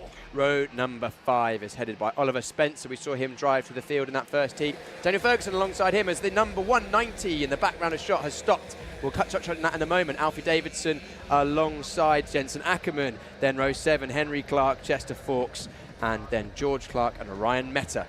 Row 9, Oscar Kenny and Margaret Kovetskis. Andy Stewart will start this race alone on row 10. Her fellow Northern Irish driver Sophie Campbell is the 190 out of this one. Ilias Sami, Joseph Davis, Callum Graham and Ada O'Brien complete the now 23 runners in this one. That is a real shame for Sophie Campbell to not take part in this race. That might mean that Sophie doesn't quite make it into the top 34, into the final. We are away and racing once again here at Warden Law. Good start for Austin Gibson down the inside, as who was that running a touch wide. George House immediately up to P2, make that P1. Here comes George House for Excel Motorsport, started on grid 5 Piers. That is a tremendous start. We're seeing the inside line down to turn 1 work once again as Oliver Spencer in the KR kart going through on centre 1, but House 5th to 2nd to 1st in as many corners. We've seen him drive through the pack on a number of occasions this season already. We saw that a couple of times at Wilton. Not afraid to that again, as up the inside goes Luca Narroway. Luca Narroway, a nice move there, just tucking the kart at the inside of Gibson. Gibson having the pace pretty much on everyone else through practice and qualifying, but not having it all his own way in the racing. But one of the nice things about this circuit is if you do lose a lead, it's a place where you just don't panic. There'll be opportunities if your pace is good, as Night Measures goes through past Nathaniel Hodges there for P7. The race I particularly note that we've seen in the last few weeks, albeit in a faster category than this, was Jacob Ashcroft's performance in the final in the juniors last week. Fell down to 3rd, didn't panic, let the race come back to him, and eventually went on to win that final, of course. So if you get the bit between your teeth, you can race back through having lost the lead. Chester Fawkes there lost out a couple of positions to Alfie Davidson, and Daniel Ferguson changed for the lead again. Luca Narroway this time down the inside, Piers. Narroway up the inside of Gasworks 2 laps in a row. Last time out it was 3rd to 2nd, this time 2nd to 1st place for the Evolve team. Good driving for Luca Narroway. 2 very clean, very decisive moves, and House happy to work with Narroway. So clearly House thinking that Narroway's got good pace at this stage, trying to push away from the front of the field as we got a 3-kart break ahead of Wyn Goldschalk in 4th place. We have indeed. So right now, the final intermediate classification for today's round would look like this. Williams on pole, we know that. That's locked in and done already. Patterson would be alongside on row 1, isn't in this race. So the highest ranked driver in the FIC out on track right this minute is George House on 4 points. Austin Gibson on 6. That would be row 2. Gottschalk, Hodges, Spencer and Kobe completing the top 8 as out of the race. That is Orion Meta in the 157 for premium karting. Tough day for Orion, unfortunately, who joined the championship midway through last year. Not such a tough day for George House, who's down the inside, has taken the race lead.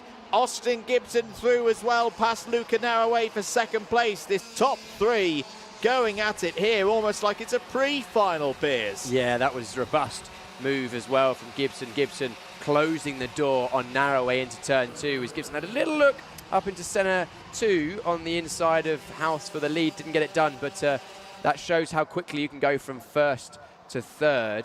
We can see the front right tyre completely flat. Well, I say completely flat. It was only flat at the bottom, actually, on that kart. That's why he is not continuing on. But the leader of the race, Gibson, currently leads. So he must have made his way through past House while we were looking at the kart in the pits. I saw it at the end there. Let's head down to Nicole Sutherland. Nicole, what have you got for us? Well, boys, I'm just watching on at the performance of Austin Newstead. In his first heat, he had a retirement pulled over onto the side of the track because that engine, that mini IAME engine, had oiled up. Do you think Austin has enough time within this race to pick off some more places? If I've seen Austin Newstead race enough times over the last 2 years, Nicole, I would say yes. If Austin Newstead's got a strong point, and it's many strong points actually as Austin Newstead, it's his ability to finish strongly. So keep an eye on him there. In 8th place at the moment, only 2 seconds off the leaders. Narrowway goes down the inside of House, takes P2 away from George House, and will now have a bit of a resumption of a battle that we saw in the IAME Winter Cup earlier in the season in Spain. House versus Gottschalk. Down the pit straight once again. Jensen Ackerman go for movers. House is trying to get back down the inside of Narrowway for second place. Narrowway defended that nicely round the outside. Did the old classic pinch to the apex there, Piers. Yeah, good defensive driving from Narrowway. Saw that that House was coming and couldn't, or covered him off by just squeezing him down to the apex, as House has a late lunge into centre 1, but that's going to leave House vulnerable into centre 2 from the 1-2-5 of Win Gottschalk. Gottschalk can't get that done, is now under pressure from the pack behind, and all this is helping Austin Newstead that Nicole just mentioned a moment ago. He's now joined the back of this group. He has indeed. House has another go at Narrowway, in and through the gasworks bend. Whoa. Narrowway takes to the grass there and is going to lose out as it's now under attack from the 199 of Christian Kobe. Kobe round the outside. Jensen Ackerman's in there as well on the Synergy chassis. The 112 going very nicely indeed, solidly up in the top 10. Newstead actually going the other way, so not having such a strong finish in this race. Has just lost out to Daniel Ferguson, so Ferguson through into P9. Ferguson who's had a good degree of training, especially our former world champion Danny Curl. 2 minutes to go, Piers. We now have a battle for third down to about 12th place. Pretty much nose to tail for this whole group, which is why we saw Newstead just drop down a couple of positions. It was almost like a bit of a concertina effect, a bit like on the motorway, often where you see cars come to a stop just because things close up. And a good move up the inside, the 193 of Hodges, our privateer who started on the front row. He's fighting his way back through after a poor start, owing to being on the outside line into turn 1. But yes, a move further up in the group can cause a ripple effect backwards, and if you're just at the wrong place at the wrong time, you can get your momentum can get halted, and then 3 or 4 karts can make their way through. Loving this battle of the privateers. Hodges and Ackerman back and forth. Ackerman's lost out in the end in that one, and through goes Daniel Ferguson into P8, but proper brave wheel-to-wheel stuff there. Back at the front of the order, Gibson and House aren't done yet. Right now, in terms of those intermediate points, Williams P1, we know that. Gibson would be alongside on the front row on 3. Patterson 4, House 4. So this battle here is not just for a heat win, it is to start on the outside of row number 1. Gottschalk and Spencer also having a good scrap right now. There's a yellow flag out. That is why Night Measures has had a moment at least through Gasworks and rejoins the race pretty promptly. 2 laps to go in this third and final heat for IAME Waterswift to set the grid for this first final today of the year. Gibson versus House. Who's going to take it? Gibson doesn't have good pace at this stage of the race. His previous 2 laps actually the slowest of most of the karts within the top 10. So on his own out the front, doesn't have the pace that he showed in practice. Potentially, who knows, kart going off away from him a little bit, and you can see the pressure he's under as House is going to look for the cutback at centre 2. We've seen that so many times. Whoa, closing down goes Gibson. That was borderline, but it keeps the position and has removed the momentum from House, and now Gottschalk is on the pressure, is pressuring the back of House. Time is up. Final lap board will be out this time around, and that move from Gibson has meant that House has got to be on the defensive right now. Gottschalk has to check up in the middle of the horseshoe. stays there in third. Just checking further down the order. Good progress through the field for the likes of George Clark, up 4 places to 11th place. Joseph Davis as well has gained a number of spots out there, but this has been a pretty nip and tuck race for the last 9 laps. Austin Gibson does have a bit of a gap, needs to keep things nice and tidy through the middle sector here.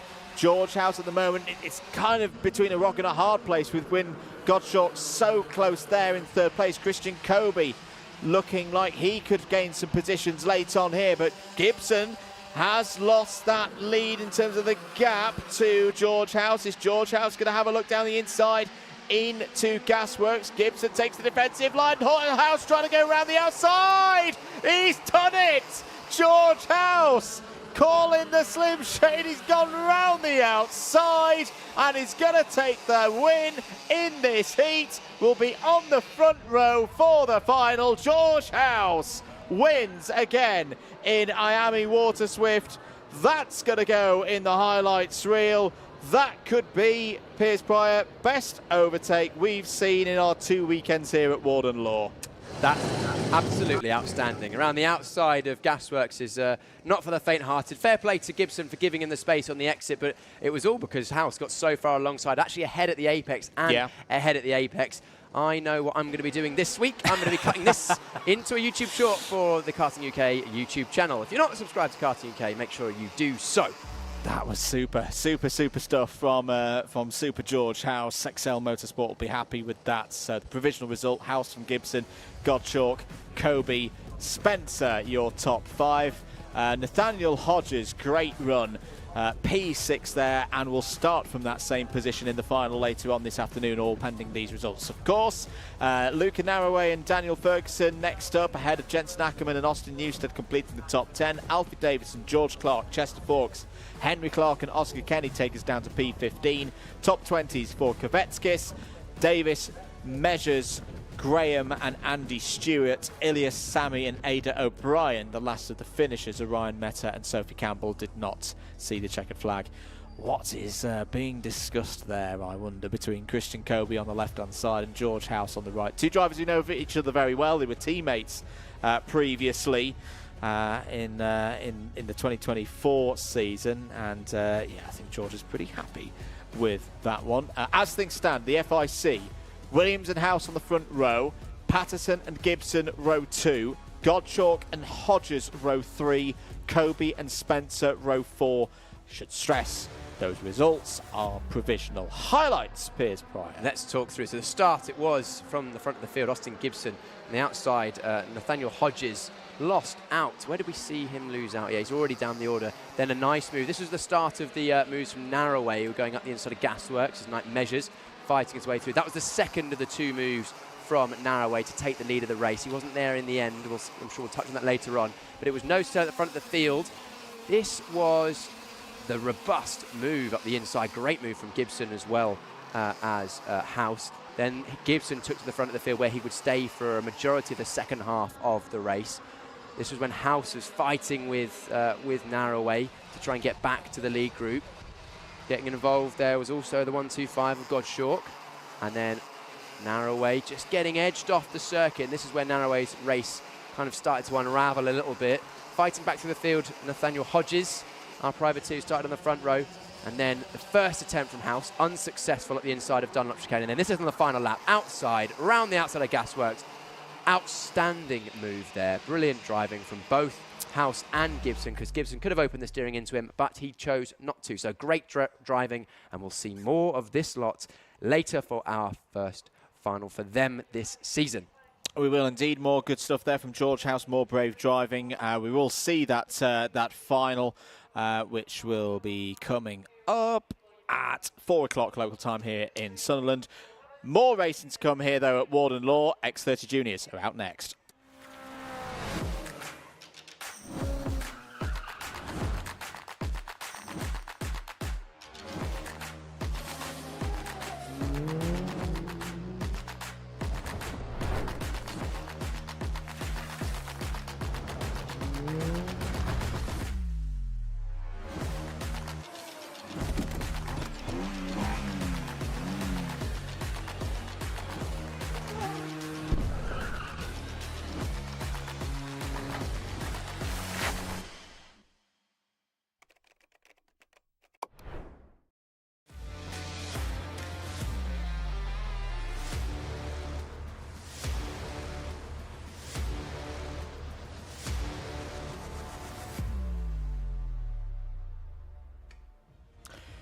Time to go racing for X30 Junior, the third heat. This is an A versus B race to bring to a close this part of today's round. 22 drivers heading out on circuit to entertain us here at Karting Northeast. And we start with Aaron Richardson on pole position. Riley Cranham, the unstoppable force of Fusion Motorsport, on the front row. George Edgar, though, starts on the inside of row 2 and has Sam Woolley for company starting 4th. Archie Owen and Isaac Sayer on row number 3. Tyke Buckley and Ethan Woodward go from row 4. Max Ewell and Jacob Backley complete the top 10. Harley Musk and Zach McDonald start on row number 6. Alfie Brown and Freddie Wood will take things from row 7 ahead of Cooper Sneddon and Max Mason on row 8. Alexander De Benedictis and Oliver Meek have work to do from row 9. Completing the top 20, it's Baron Alton Soy and Cameron Edmonds. Last row, row 11, Ireland's Joan Foley Jr. and Jamaica's Ashley Haase.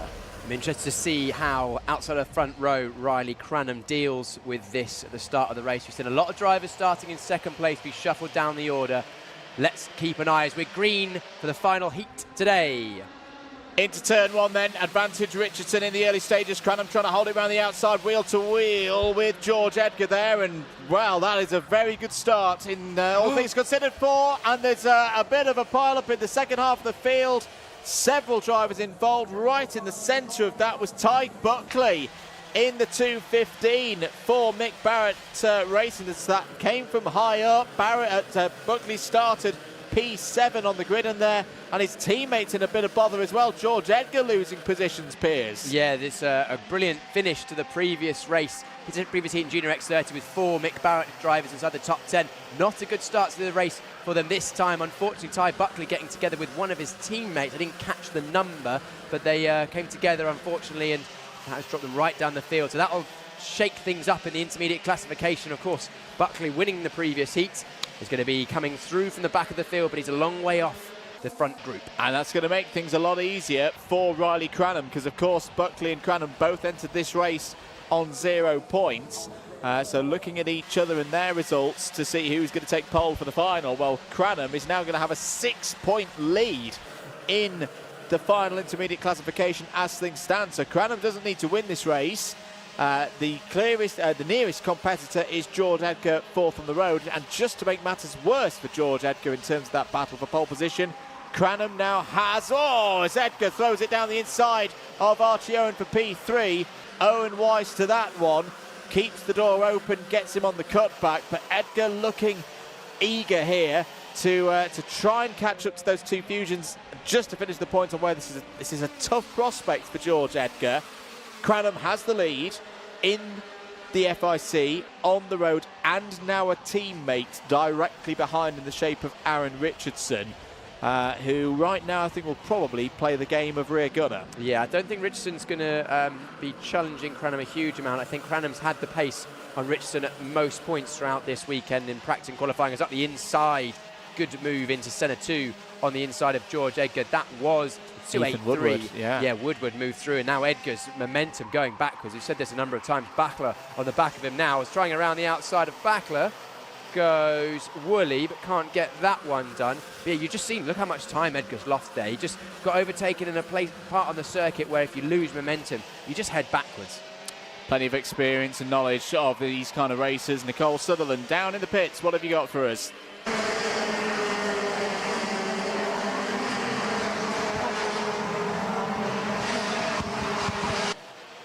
Apologies there, couldn't quite hear Nicole on that occasion. I'm sure she'll be back with us in a short moment's time. Under investigation, the 275. You were asking Piers that you thought there was a Mick Barrett Racing teammate involved in Tyke Buckley's demise. Might be Max Ewell, because that is an under investigation notification for Max Ewell, who did also start directly behind Tyke Buckley on the grid for the start of this one. I was going to say that they finished up together at the back of the field. I don't know whether they started the incident together. It may not have been.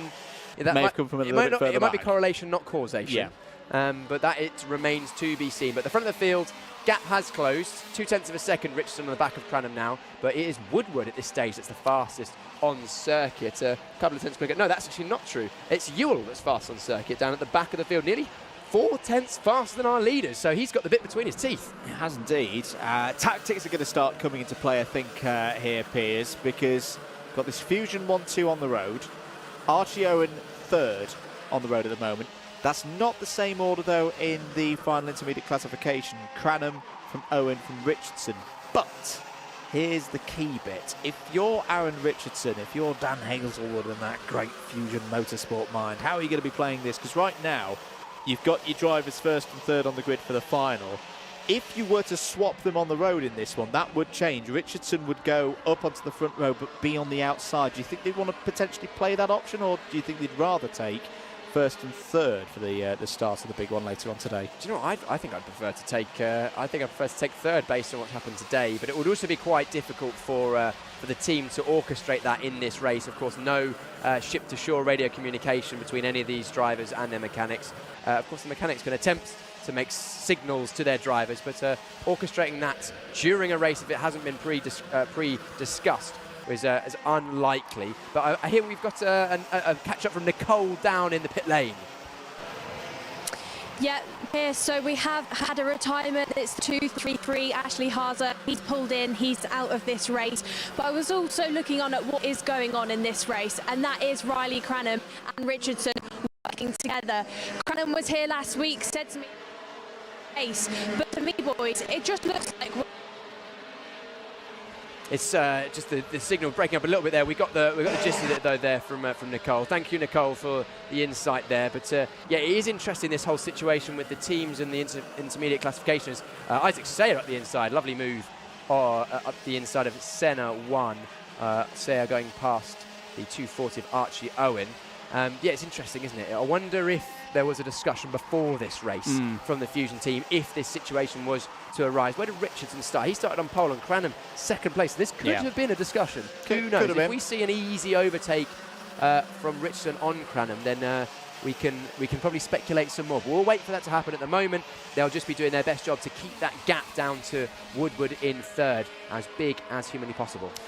Shame there for Ashley Hazer to be out of this one. He's got some great support, fantastic livery. Had a look at it earlier on in the weekend. Chorella Inn in Kingston, Jamaica is the event sponsor for Ashley this weekend. So our international audience, if you want to back a kart, if you want to get involved, get in touch with Ashley and his dad in the Croc Promotions awning this weekend. They'll valuably love your support. That was a big load of curve from Isaac Sayer there in his brand new suit, JGR suit, running P4, trying to break this 1-2-3 for Fusion Motorsports apart. 1 minute and 10 seconds remaining on the clock.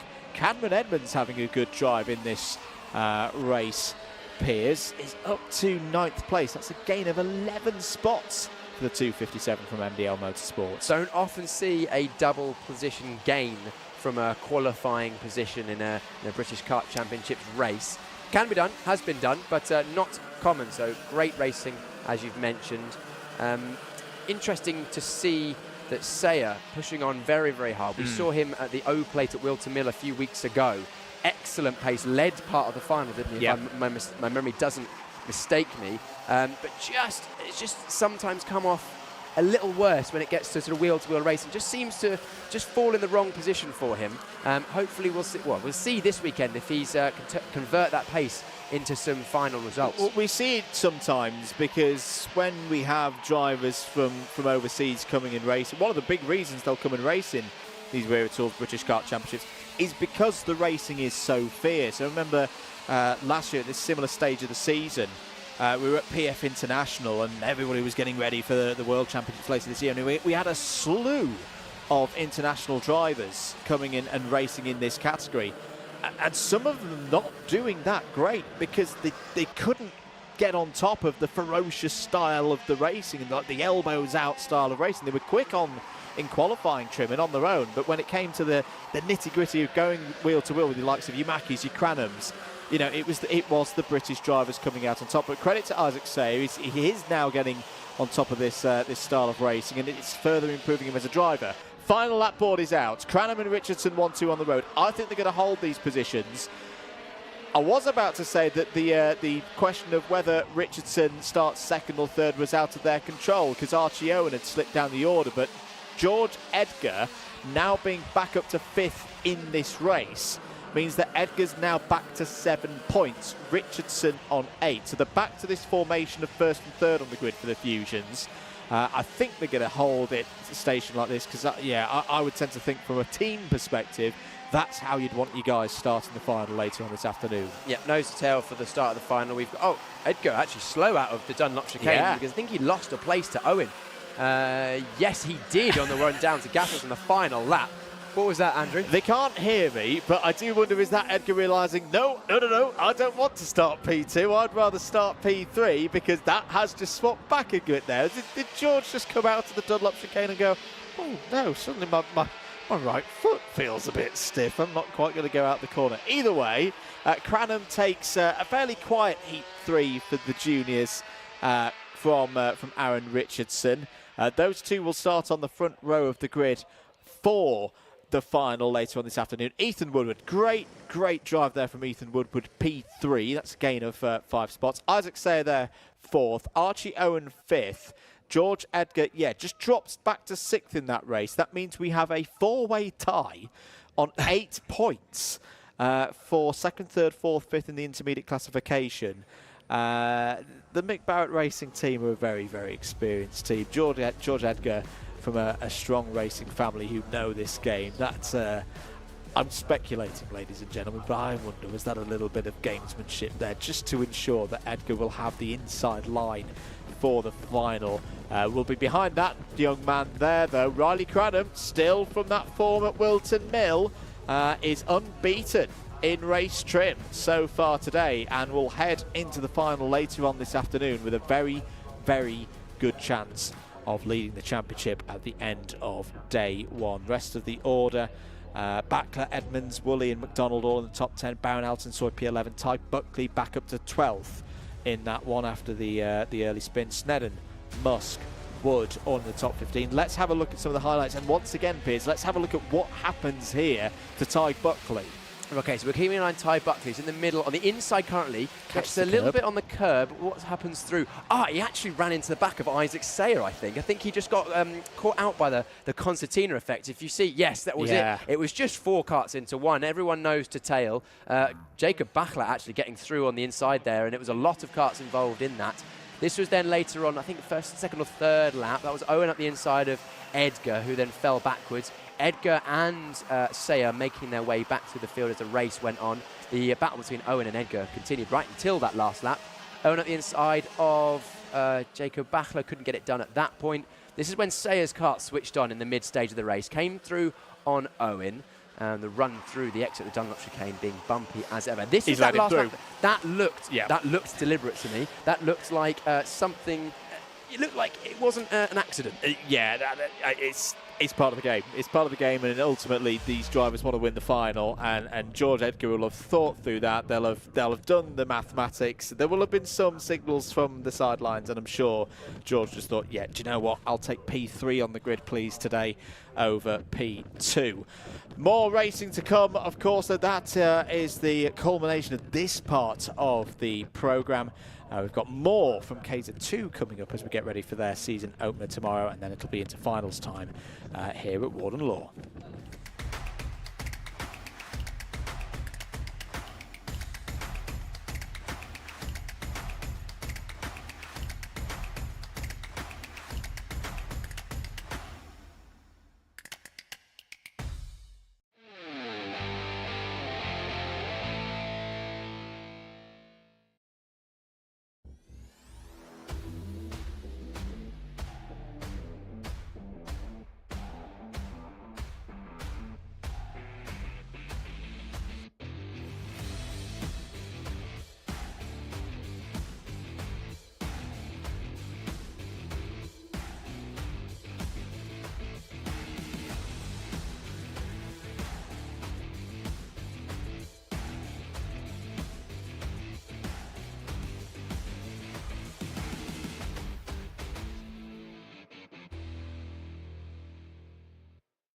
Do you know what I like?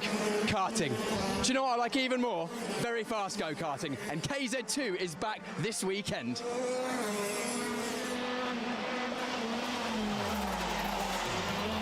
to 60 in less than 3 seconds. Top speed over 90 miles an hour. They're absolute animals.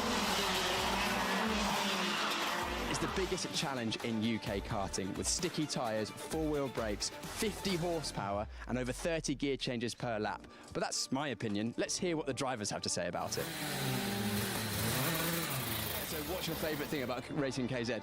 It's an unbelievable driving experience. What's your favourite thing about driving a KZ? Speed. Everything is very, happens very quick, changing gears and a lot is going on. Shifting gears. Fast, fast, fast. The acceleration.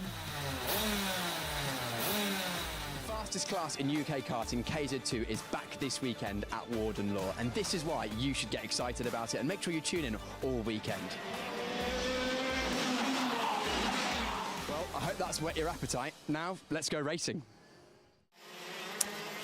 Well, it's definitely whetted my appetite for a bit of KZ2 this weekend. This is non-qualifying practice, so you're not missing any competitive running, but all of our drivers out on circuit, apart from Miles Murphy, who I'm told is going to be with us tomorrow.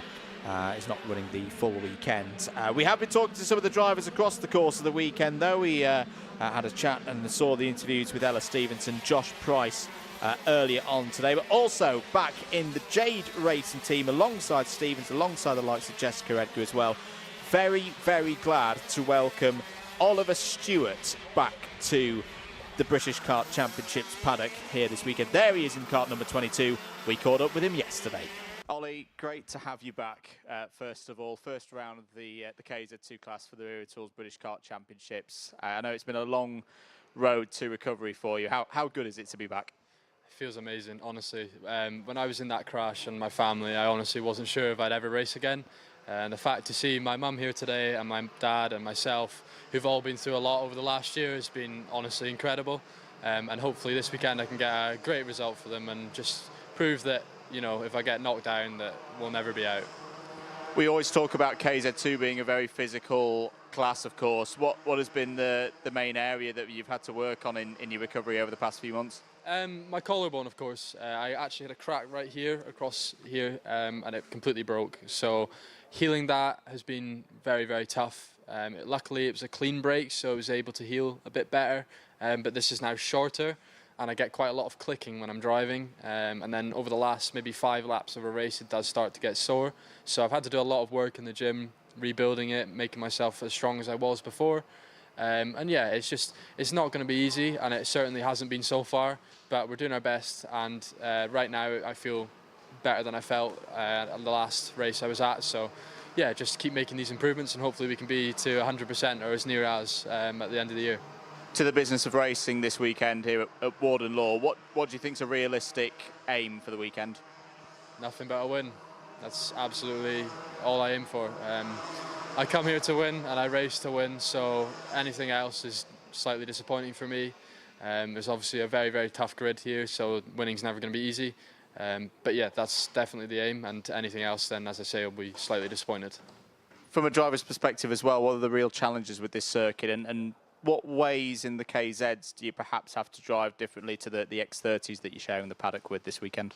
Well, of course, in a KZ, you've got a lot more horsepower, a lot more power. You've obviously got gear sticks, 4 brakes, so you can fire it in a lot deeper into the corners. The tyres have got more grip as well, so you get a lot of hopping and bouncing. So it's a lot more physical. So in a 15-minute or 12-minute race, you really, really, really do feel it. And especially in the equipment as well, the rear starts to get hot, the kart starts to slide on the rear. So tyre management is also extremely vital, a lot more so than in one of the direct drive categories. And yeah, of course, the start is extremely important. It's not as easy as rolling up to the line and driving and going. When the lights go out, you've got a lot to manage, a lot to maintain. And yeah, hopefully if we can put it all together, then we can be right at the front.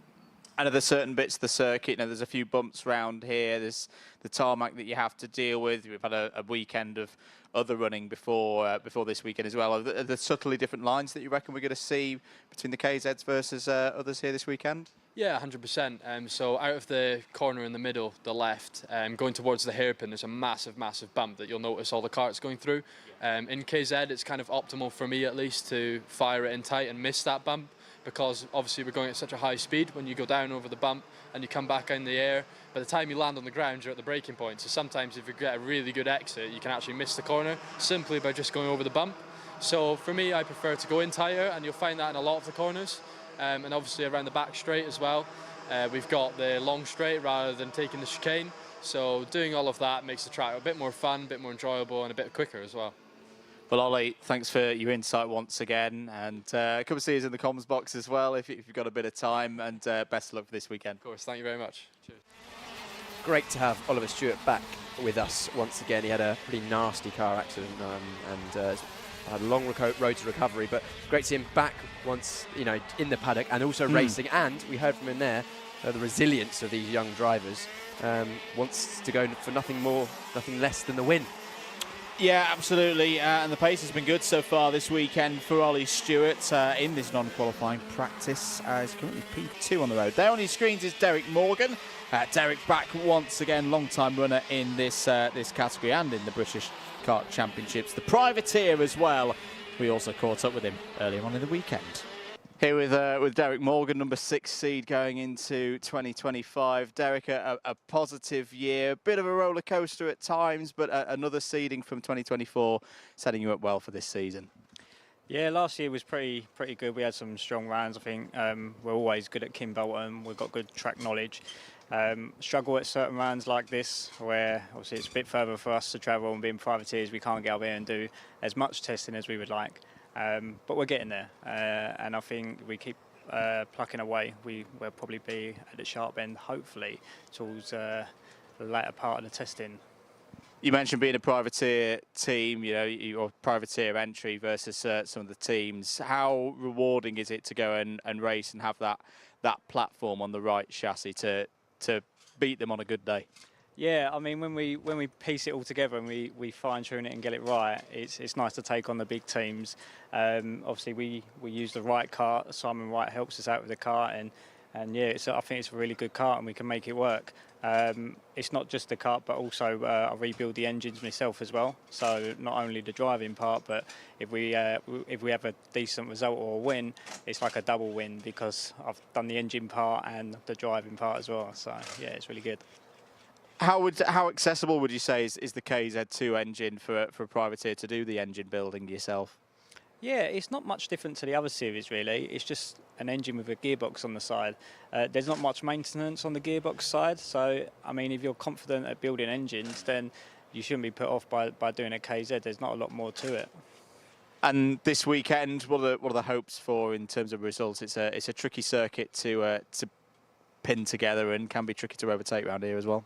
Yeah, I think this circuit, we sort of looked at the calendar and we think that this will be our worst round. So, I mean, if we could put it in the top 5, I think we've had a decent result, and that'll put us in good stead for the rest of the year. Good stuff. Well, Derek, best of luck for the weekend, and we'll see you out there. Cheers, mate. Thanks.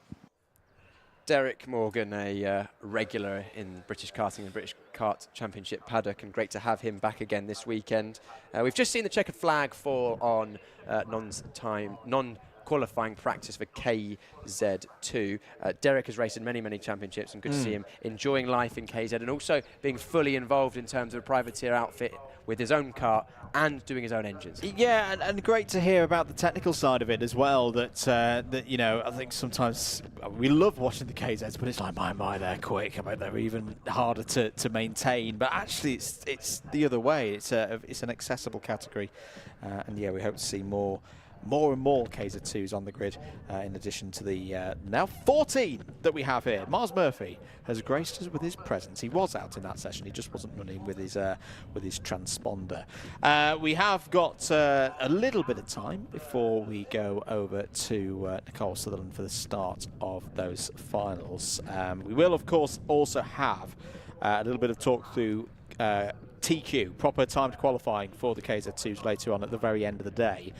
So do stick about for that. And we had chats with Jake Weston and the younglings as well, who are here this weekend for round 1 of the Wera Tours British Kart Championships for KZ2. Can I poke your peers for a prediction of a pole position? Poke away. Who do you think is going to be on pole for KZ2 later on today?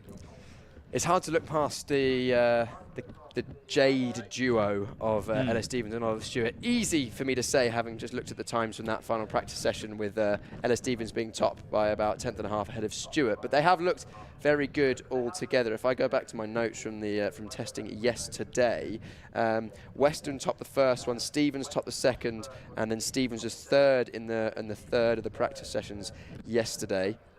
Also, that was practice session 3, 4, and 5, should I say. And in the middle session, Stevens was a good 10th or so clear, which is interesting because in the interview you did with her that we heard earlier on, she said she hoped it was going to stay dry. But actually, that middle session was ever so slightly damp, about 3 seconds off the pace. And she was the fastest by a good 10th. But it's going to be very, very close. In the final session of the day, Turner and Morgan were the top two, separated by 100th. And in the fourth session yesterday, the one before that, second down to fifth was covered by 0.05 of a second.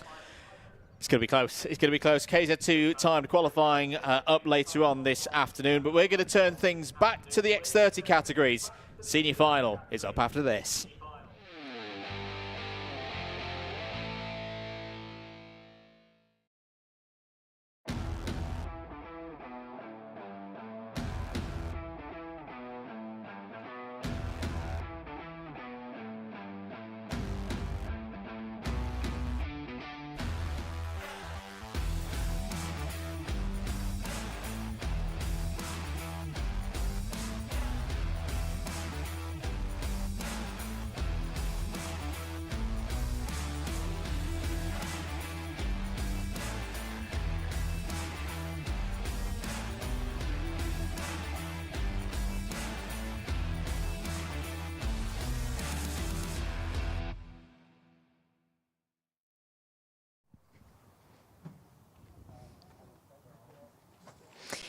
As always then, great to hear from our championship partners on the grid ahead of our senior final for the first day of racing here at Warden Law. Of course, we've got another senior final tomorrow, but we're going to start with this one, and we're going to start with the two Harrisons in our grid, Harrison Whitcomb and Harrison Mackie. So behind me then, I have Harrison Whitcomb starting on the front row for this final. Harrison, good to see you. Good to see you in the grid. Tell me, new setup for you this year. You're now part of the Argenti Academy. A bit different from what they had going on in previous years. Can you tell us a little bit about it? Yeah, so I've been with the team for about 4 or 5 years now, and the team decided to part way with karting for a bit because they don't have a lot of drivers. So they've done an Argenti Academy, and I'm with the premium team, so I'm in the order with premium, but I've still got a bit of backing from Argenti. And Argenti, you know, providing a lot of support to the drivers here this weekend. Every driver received an Argenti IAME water bottle over the weekend, an Easter treat for everyone. But tell me, what are they doing for you this year? What is it that the Academy has done for you to put you on the front end of the grid? They've given me 2 engines this year to fight with, and they've been really competitive so far. They've been great, and they've always been here at the events helping me out, always giving me setup advice when I need it. Ollie's been so helpful, and Karen, they've been great.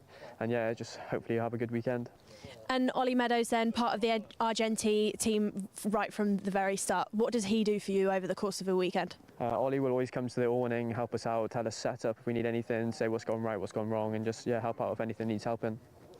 And then starting from the front row for this race, Harrison, you know, your experience now, do you ever get nervous, or is it just all business for you? How do you feel? You always get a bit nervous at the start anyways, but that's just a part of the racing. But yeah, honestly nowadays it's a bit usual being at the front. But it's a bit cocky, but it's a bit usual being at the front. But yeah, the nerves do kick in at the start a little bit, but yeah, just got to keep calm and do an extra 4 minutes of the race. Well, I'd say it's confidence, Harrison, and you're experienced enough, you're fast enough to have that confidence, so good luck. Thank you. The next Harrison then is Harrison Mackie.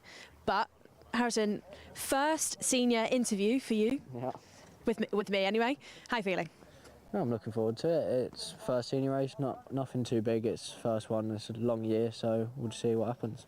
Long year, it's a championship game, it's a points game, and we all know that points mean prizes. But this year, it's very different for you because you're not only within the senior grid, your brother's still in the paddock, but he's not with you for the first time in a couple of years. Your brother's not your mechanic. What's that change been like? Yeah, it's been different. It's been a lot different, but it is what it is. We've got to move to do bigger and better things. So it is what it is. Is he still here though, telling you, that you got that corner wrong or you missed that apex? Yeah, he messaged my dad on the grid to show me a message. So he's still part of it. Just doesn't want. He's in and out. Yeah, you've still got that great team dynamic, that great bond.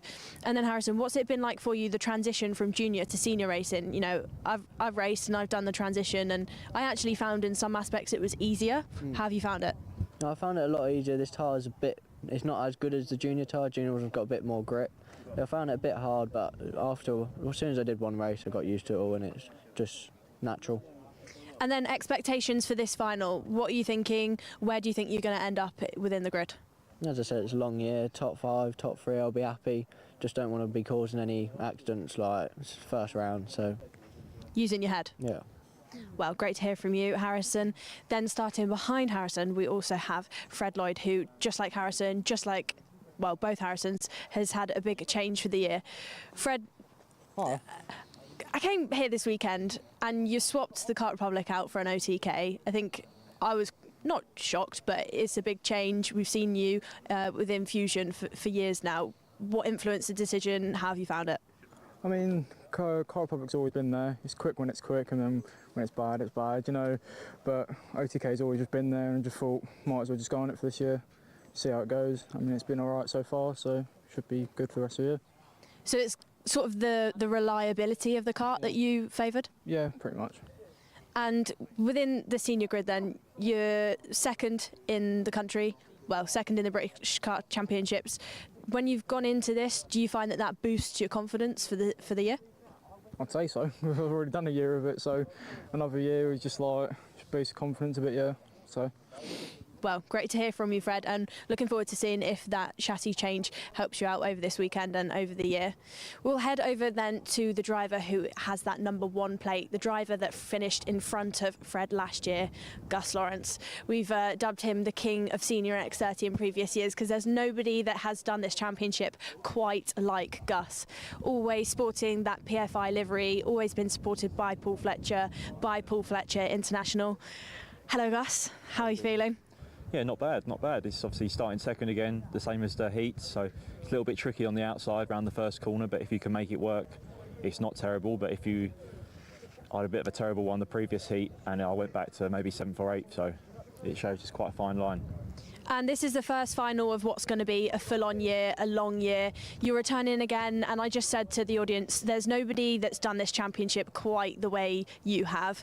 Do you think, it's going to be another championship win for you this year? No, I've had a good run over the past few years, but obviously new people come up to the class and whatnot, so again, new competition and obviously the same competition, so you just need to take it in your stride and not rush into things because it's a long year. It's definitely not won in the first round, but over 5 or 6 races it can be lost or won, so see how we go. You can't win it in the first round, but you could actually lose it in the first round. Yeah, to a degree, yeah, I reckon so. You can really hinder your chances for sure, yeah. And then Gus, you just said about the new competition within the grid. We said mid-heat earlier on. You've got some young guns around you, the likes of Harrison Mackie, Harrison Whitcomb. How have you found that so far this weekend? Is it any different or? No, it's no different to racing than anyone else. They're obviously fast. They were successful in what they raced previous, so it's no different. They get up to senior, and it's just a bit quicker for them, but just someone else to race for me. So see how we go. Well, we'll see how you go. Best of luck to you, Gus. We'll head back up then to the box ahead of the first Senior X30 Final of 2025. Thank you very much, Nicole. Good to hear the thoughts of the drivers at the front of the grid for this first one of the year. Piers, you've raced many an X30 Senior Final in your time. From your perspective, what do you think the drivers will be going through right now? As the weather conditions, they're fairly stable, but they're not ideal, are they? No, you can see on the screen right now, the wind is still blowing across the circuit, a bit of a tailwind down towards turn 1, slight headwind up the down the back straight towards Gasworks we're pointing at right now. You can see where we are on the map. We are somewhere in the northeast, not far from the sea. That breeze often comes straight over the sea, and it doesn't look like there's any rain forecast, but the temperature of the circuit, the temperature of the air certainly impacts your choice on tyre pressures. Yes. Generally, the lower you go, the quicker you'll be at the end of the race, but the slower you'll be at the start of the race. And we've seen a bit of ebbing and flowing of pace as the race went on. Whitcomb has been pretty strong towards the end of races so far, but this is the longest race that these drivers will have done this weekend so far by a decent amount. So the karts will feel a bit different on that first lap. They will indeed. We're going to find out what's going to happen in a short moment's time. The first final of the Wera Tools British Kart Championships for 2025 in Senior X30 is next.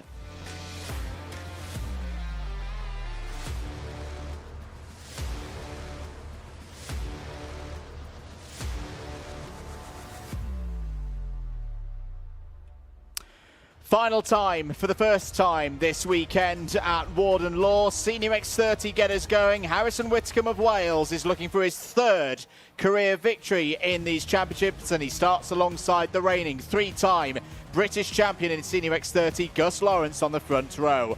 Harrison Mackie, junior champion last year, is on the inside of row number 2, joined by Vismo International's Aaron Brown. Row 3, runner-up in the championship last year, Freddie Lloyd, is joined by Jack Buckley on that third row. William Antrobus here last weekend looking for a good run from row 4, is joined by Morgan Moore. Row number 5 is started by Lewis Bird and Tristan Powell on the outside. Row number 6, Reese Newburn and Gabriel Stilt. Row number 7 will be started by CJ Bennett, and on the outside is Hayden Eldridge. Theo Lestrange on row 8, and rounded out by Sam Lewis. Row number 9, Samuel Branston and Joey Brown. Row 10, Jack Nettleship and Conor McPollin. Levi Sanger and Laith Khan on row 11. Dylan Patel and Harrison Morrow on row number 12. We're going to go around again for another formation lap. Joao Castro on his debut in Senior X30 starts from row 13, is joined by Michael Gray. Oliver Harris and Harry Cottrell complete the 28 runners for the first of these finals on this opening double header for the season in the IAME categories here at Karting North East. Warden Law, Andrew Mather and Piers Pryor on commentary duties for you this afternoon in the northeast of England. Nicole Sutherland down in Parc Ferme, giving us all the latest news and bits from trackside. Really difficult to call a winner in this one ahead of one of these races. Whitcomb, Lawrence, Mackie, Brown, they've all been very evenly matched so far this weekend. Do you think the drivers will also be reminding themselves, you know, it's the first part of a double header, they've still got to have all their bits together when they go again on Easter Sunday? I mean, you can fix quite a lot on a go-kart overnight, so I don't think they're thinking about that a huge amount, but they will be wanting to get this season off to a clean, safe start. We heard from Harrison Mackie on the grid from Nicole there. He just wants a nice, clean race. He'll finish where he finishes, hopefully inside the top 5 or so. We know how consistent he was last year in Junior X30, but the first race final of the day is underway, and it is Whitcomb from pole position. Can Gus Lawrence swoop around the outside? He's holding around the outside off of the racing line, and it's side by side through turn 2, but it is Whitcomb that leads. It is Whitcomb who leads. Lawrence has been able to hold P2, has not been shuffled back in the pack like we saw in the second heat. Mackie's had a decent start as well there in P3. That might have been Lewis Bird, I think, in a bit of bother through St John's in the early stage. No, Lewis Bird is okay, still running towards the front. It might have been one of the Mick Barrett Racing runners who was being caught out. Jack Buckley's fallen down the order, and in fact, Jack Buckley's off the road. What a disaster for Jack Buckley. One driver's gone through the cut-through. We'll catch up with who that was in a moment's time. It's the 358 of Sam Branston. Branston out on lap 1. Looked to be like a technical problem there for the Croc Promotion 358, but end of lap 1. Whitcomb leads, Lawrence P2, Mackie in third, Antrobus, Lloyd, Bird, Stilt, Brown, Moore and Powell are all in the top 10. Pretty line of stern start at the front of the field, but sort of 6/7 downwards. It was a bit of a scrap and a few drivers getting together and a few people falling foul of that. It was the MDL kart, the Mick Barrett kart, the exit of St John's on the first lap that got caught in an incident which sort of backed everyone up. But Bird managed to get through that. I think he was involved, but has carried on. Gabriel Stilt was down the inside there to gain another position. Has probably got the race rust off after his layoff due to injury in preparation for the World Championships. That's all in the past. Had a decent run in the O-Plate at Wilton Mill a few weeks ago, but now is looking to press on and get onto the podium here in this first final of the year. End of lap 2, the pace pretty even 50.97 for Whitcomb, 51.03 for Lawrence, 51.05 for Mackie, 51.08 for Antrobus, but it's Freddie Lloyd, Fast Freddie, that they need to keep an eye on here because he's quicker than the top 4 right now, and Tristan Powell is quicker than all of them. This is a good set of lap times and sectors coming in, particularly from those drivers 5th down to 10th.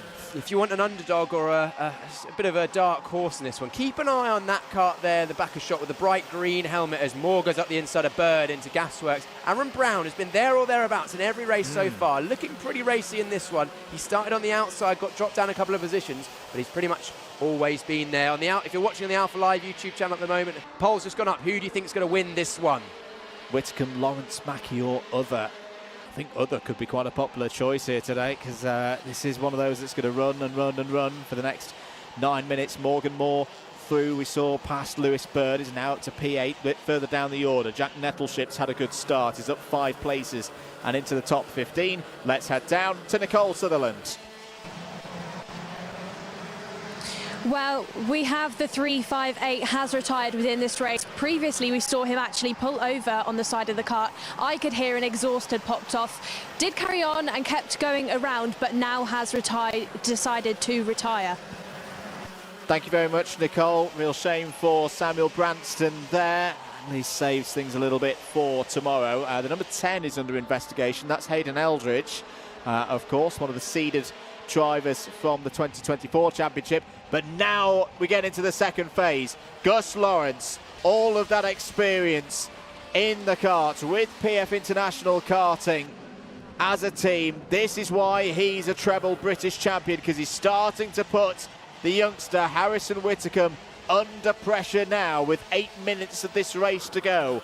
49.85 last time around, 2/10 quicker than the young Welshman. Mackie's trying to dig deep as well to respond, the junior champion from last year, the double British and IAME Euro Series junior champion in an incredible 2024. And I tell you what as well, Piers, Mackie is bringing his teammate for this weekend, William Antrobus, along with him. Is this where a little bit of extra time round this circuit? Antrobus part of the Rotax ranks last week, of course, in a longer final. Is this where that extra track time starts to pay off for William Antrobus there in the 357? It might pay off towards the second half of this race. Let's not forget, we're only just at the point where we started the heats in terms of time. Still 7.5 minutes just over, plus 1 lap remaining. Let's not count out Freddie Lloyd in 5th place as well, just at the fastest lap of the race. 3/10 faster than our leader on that premium karting chassis behind that group there. We heard from him on the grid with Nicole. He wants to get involved. He wants to turn that 2 into a 1 this year. And coming on strong at this stage of the race isn't such a bad thing. There is that man we're talking about, Freddie Lloyd, the blue kart, premium karting. He's got his head down, and if these start battling, he'll be right there. Huge lap there from Harrison Whitcomb. Just popped in a 49.63. It's not the fastest lap of the race. You'll have seen on your graphics that that's Lewis Bird. Bird down in P8, but that was a fantastic response from Harrison Whitcomb. Saw the approach of Gus Lawrence down the inside. Antrobus on Mackie. 2 drivers up from the juniors in 2024, and Antrobus is through. Yep, that was a bold move. Block pass into Senna 1 from Antrobus. It looked like he almost second-guessed himself. He went for it and thought, oh, I'm a bit far back. A little bit of side-to-side rubbing at the apex, but made his way through, as we see Stilp on the inside of Brown. Or was that Brown trying to go around the outside of Stilp? Stilp down the inside there will take P6 and has taken P6 away from Aaron Brown. 6 minutes of this one to go. Into the second half almost on time. Gus Lawrence is kicking again. 49.46 for Gus Lawrence. 49.61 in Whitcomb's locker at the moment. This is one going back and forth here at Warden Law, but keep an eye on William Antrobus there in 3rd place, starting to edge away from Harrison Mackie. This says to me, the front 2 at the field, that potentially that PFI kart in 2nd place, the number 1, got a bit lower on the pressures, coming on stronger a couple of laps later. We saw 2 laps ago, Whitcomb's kart suddenly switched on.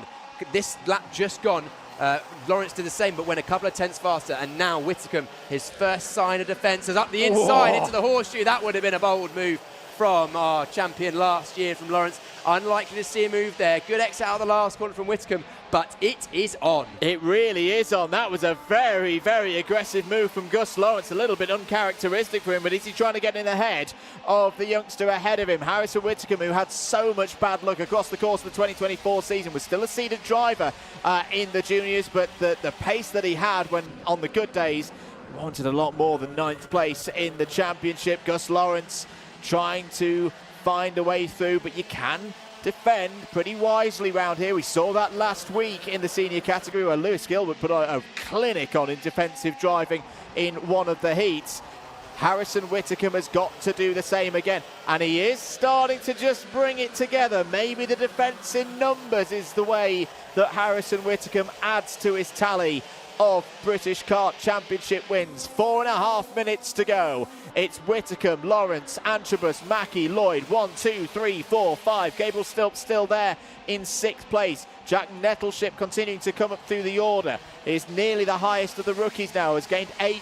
Is just behind Tristan Powell for that last spot in the top 10. Gus Lawrence has a look as down the inside comes Mackey on Antrobus for P3. Then through goes Harrison Mackey. Here goes Freddie Lloyd through past Antrobus. So Mackey back up to P3, Lloyd up to P4. Freddie Lloyd will not get an easier overtake this weekend. Bird flies his way in. Had to go at Stilp for 6th place. Yeah, Bird went so far forward they nearly hit the kart in front and unfortunately dropped himself a little bit further back. That stalled this group of drivers, but I had a little bit of a wry smile during that last couple of laps while you were commentating there, Andrew.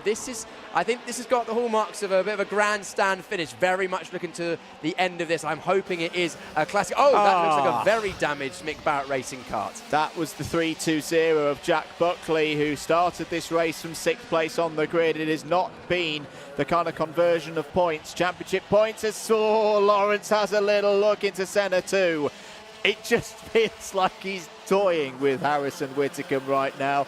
This is a tremendous drive under pressure from Harrison Whittaker. 3 minutes of this one to go. He's got 2 reigning British champions behind him as Lewis Bird gets together with Aaron Brown. Morgan Moore's going to get stuck in as well. That's all for 7th, 8th, 9th and 10th places.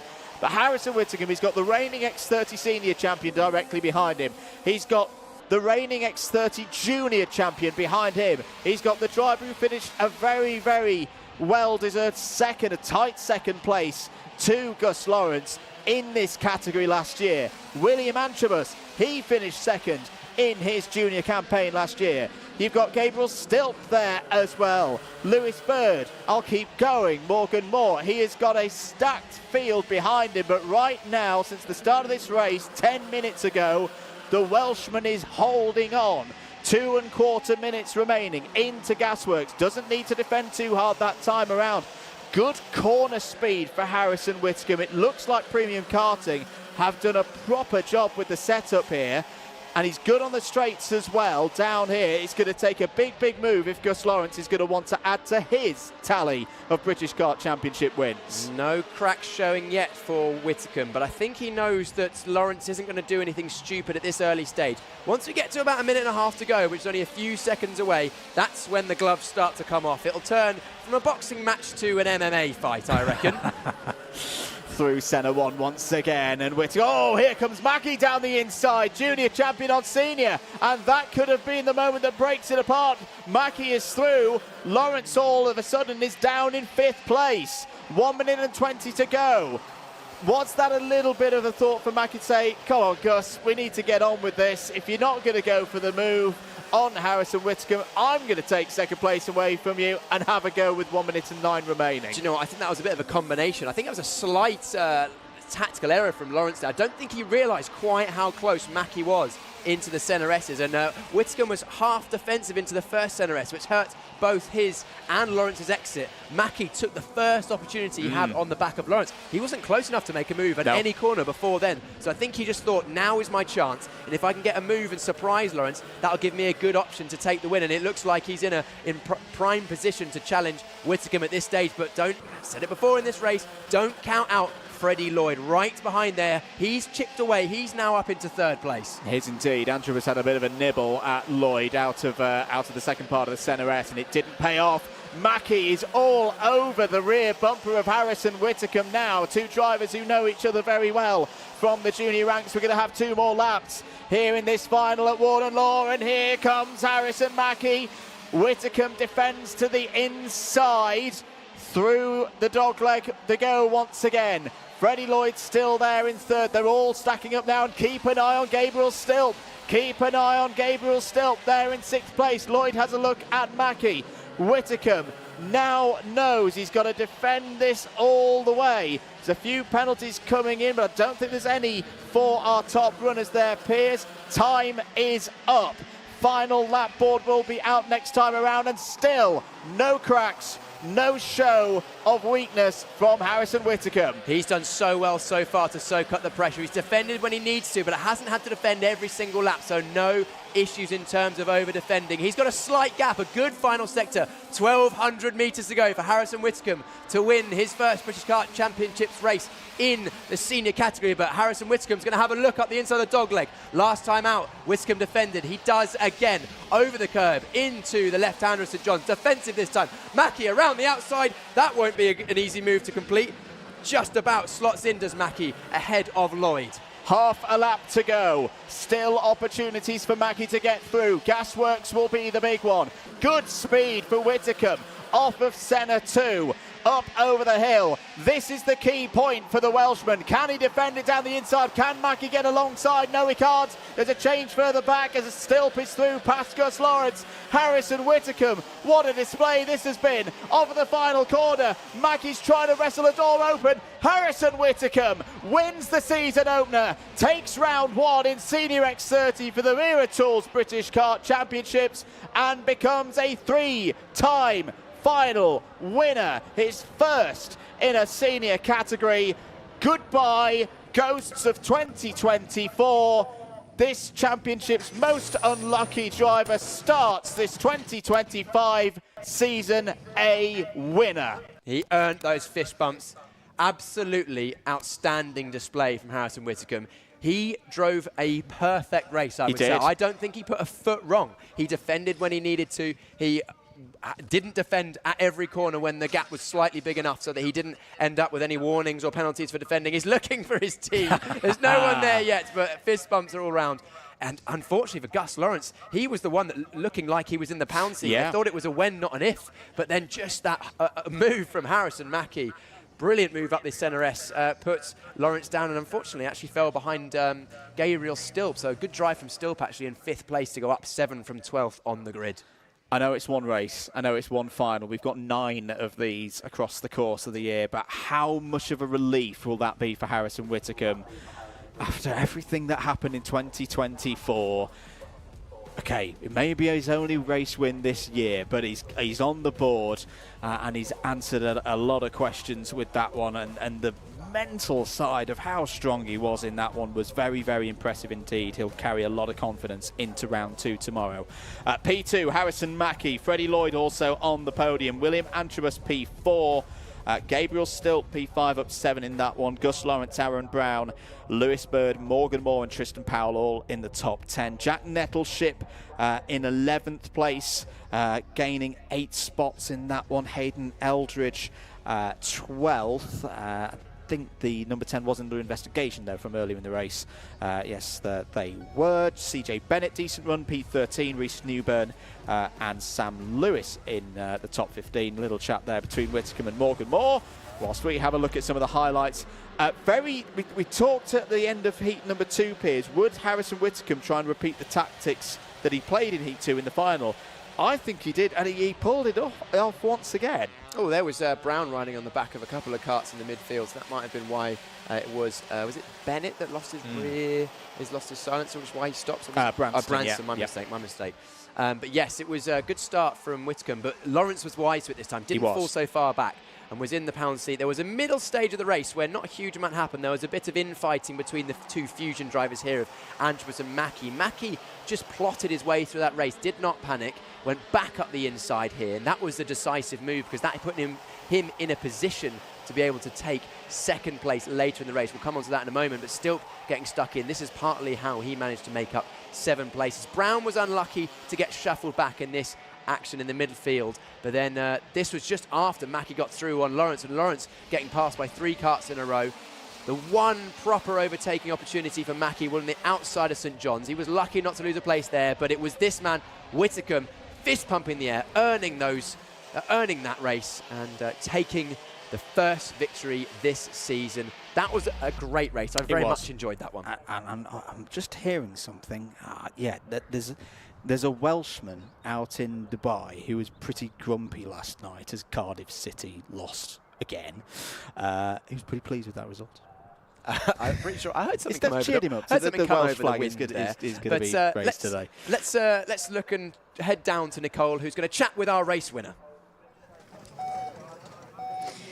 Yes, I am then, Pierce. Harrison, I'm no expert, but I don't actually think you could have done anything better within that race. Please tell us, what was it like out there? Yeah, it was really tiring, to be honest with. I think I had Gus and Mackie behind me all the time, so I just had to keep going, keep fighting. And yeah, it was just really nerve-wracking coming to the end because I saw everyone in the train. If one person got through, everyone would have got through, so I just have to defend at the end. And that fight right at the end when, you know, you were hugging that white line, really tightening all the corners up. The defending, how does it work? How does it work around Warden Law? Around Warden, it's quite hard to get the switchback if everyone's in a train. So as long as I was covering the corner and behind me was following my line, it would have been impossible for him to get through unless he hit me out of the way. And your first senior win must feel absolutely brilliant. We go into another day of racing tomorrow.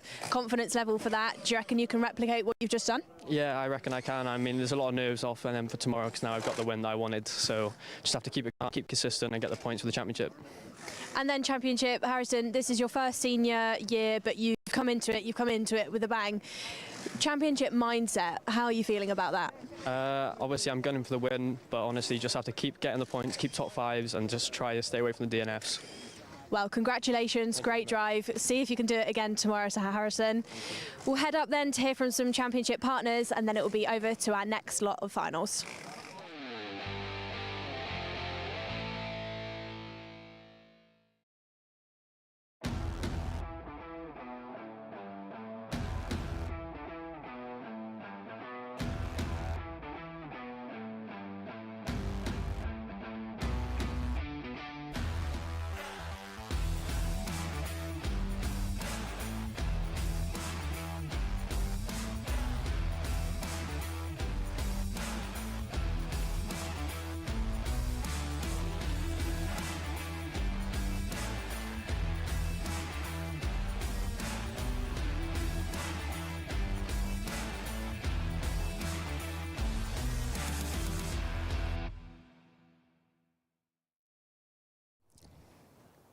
Back on the grid then, I'm going to start this first grid walk of the year for our minis with Harry.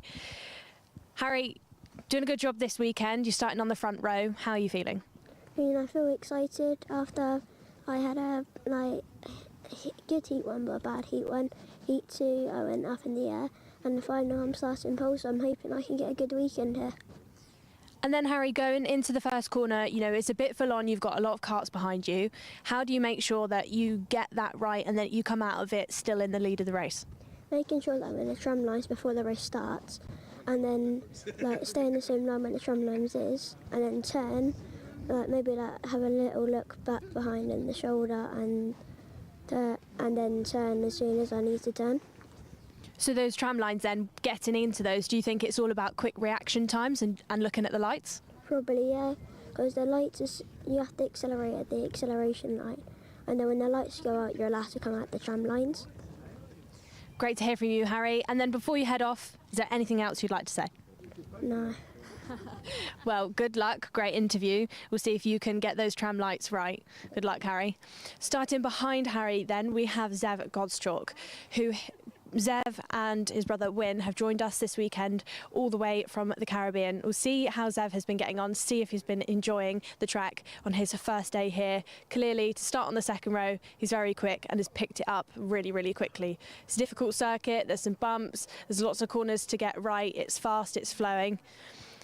Zev, good to see you. How are you feeling? Do you enjoy the track? Yeah, You like it? Yeah. And you and your brother, you look really quick. You've both picked it up really quickly. Are you, have you been working together at all? Have you been talking about what the track's like? Yes. Great to hear from you then, Zev. The whistle has gone out. It's time for our minis to head off restricted. Good luck.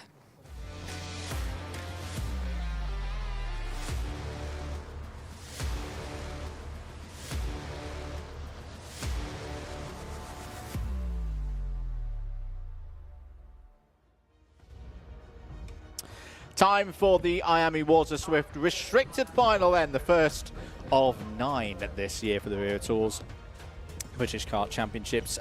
15 drivers on the grid.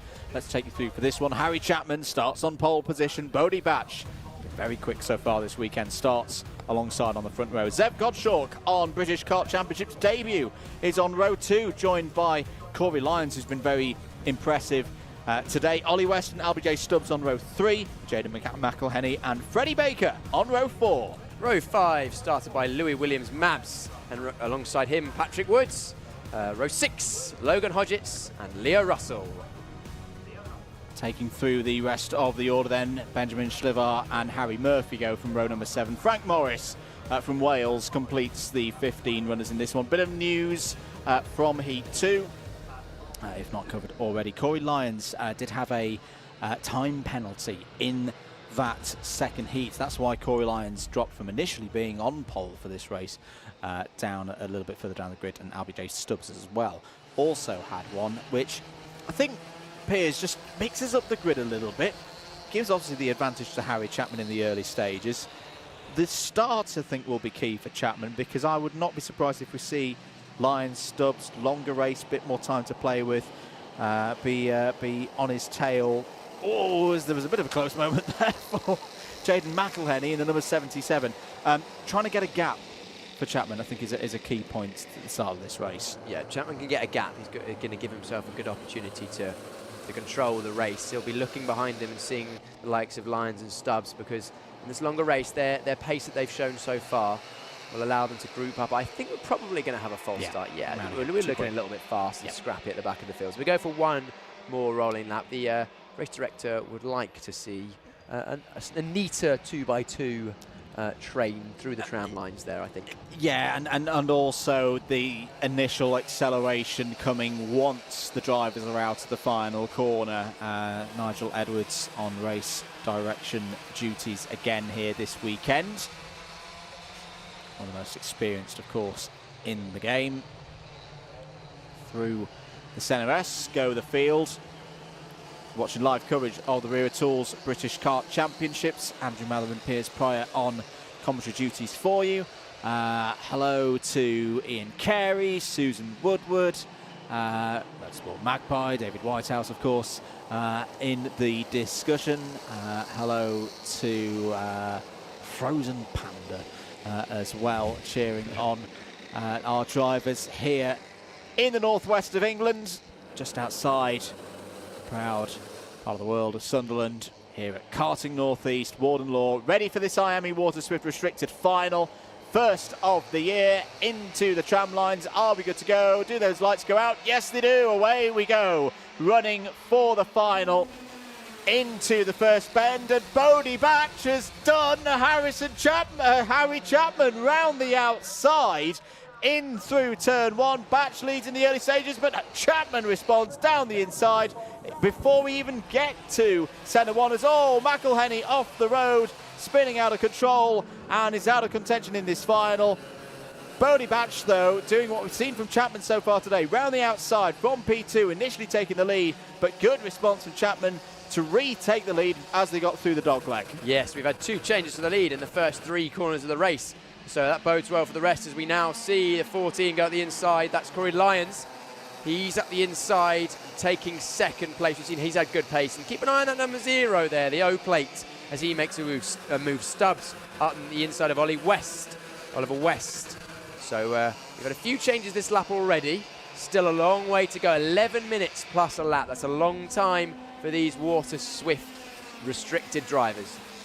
Is indeed. Longest race that they've had so far today. They'll have 2 of these across the course of the weekend. And remember, it's another opportunity for 65 championship points to go the way of the race winner.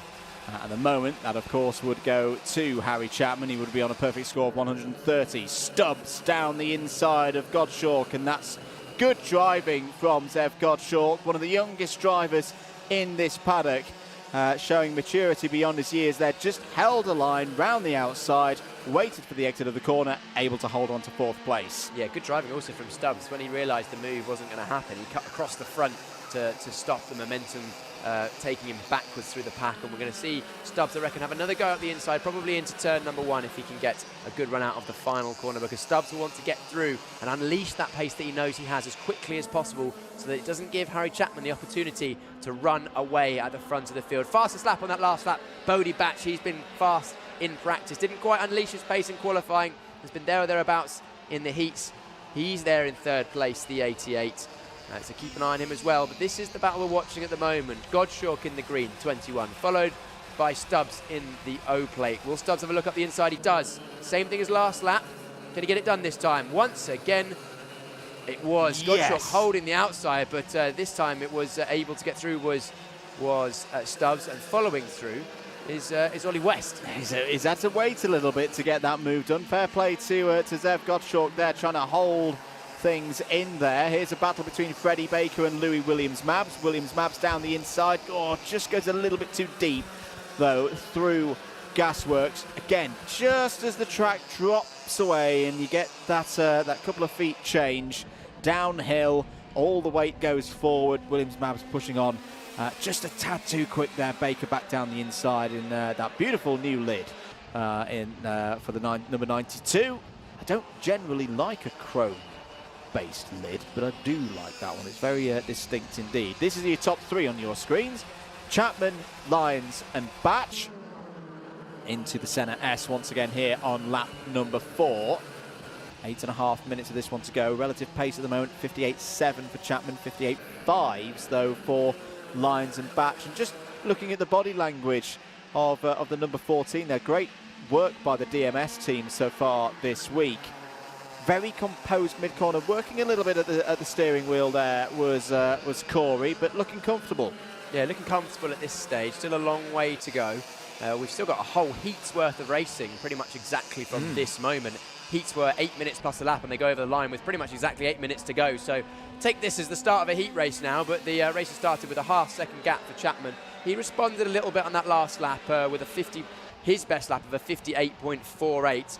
The two behind Lyons and Batch just dropped away a little bit, but this is going to ebb and flow as the race goes on. Fastest on that last lap by a good tenth, well, nearly a quarter of a second was LBJ Stubbs in 4th place on that O plate. He's closing that gap, and we've got a yellow somewhere on Slow circuit. procedure. Slow procedure boards are out.